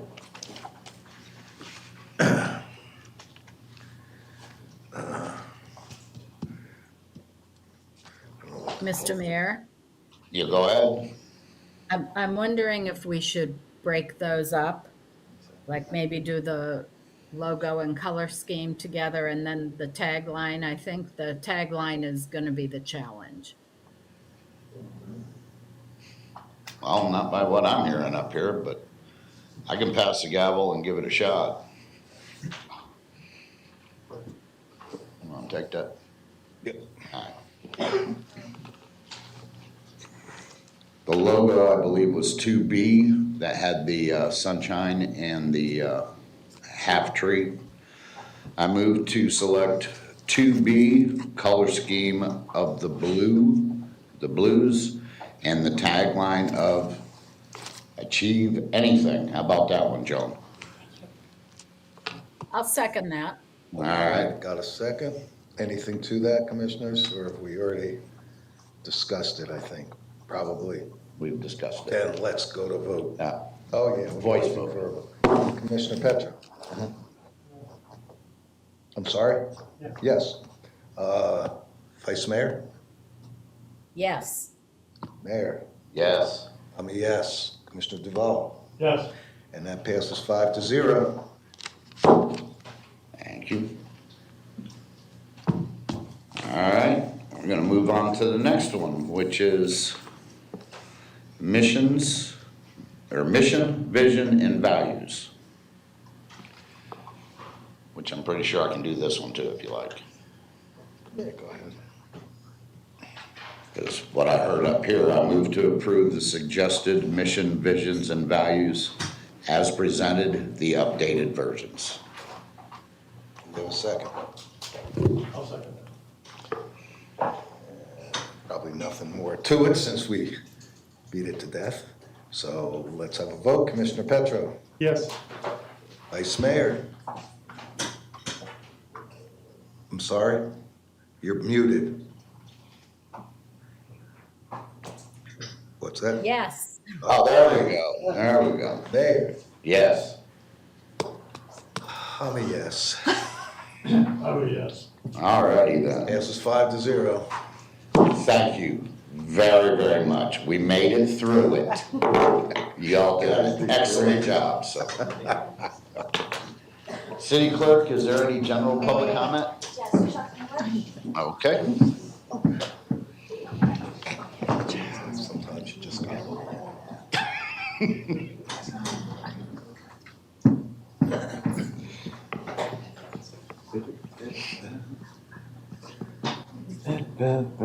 Long day. You betcha. Okay, I'll be brief. All right, I'll be Take nice. your time, sir. All right, this issue I've brought before the commission before. As a matter of fact, I've spoken to several with you about this concern. Some in their office and some over coffee. And I just want to reiterate that the policy as it relates to boards and committees, I believe, is flawed for multiple reasons. One, an example of today, you voted the members on the boards, yet you don't have the ability to vote a member off the board, or even being aware of the action that's being taken administratively to remove members from the board. I have information as it related to how many individuals have been removed from the board under the existing policy, and cannot get that information based on software issues, I guess is the answer I got. And that's one. Voting someone on, but not voting them off, or even being aware of who they were.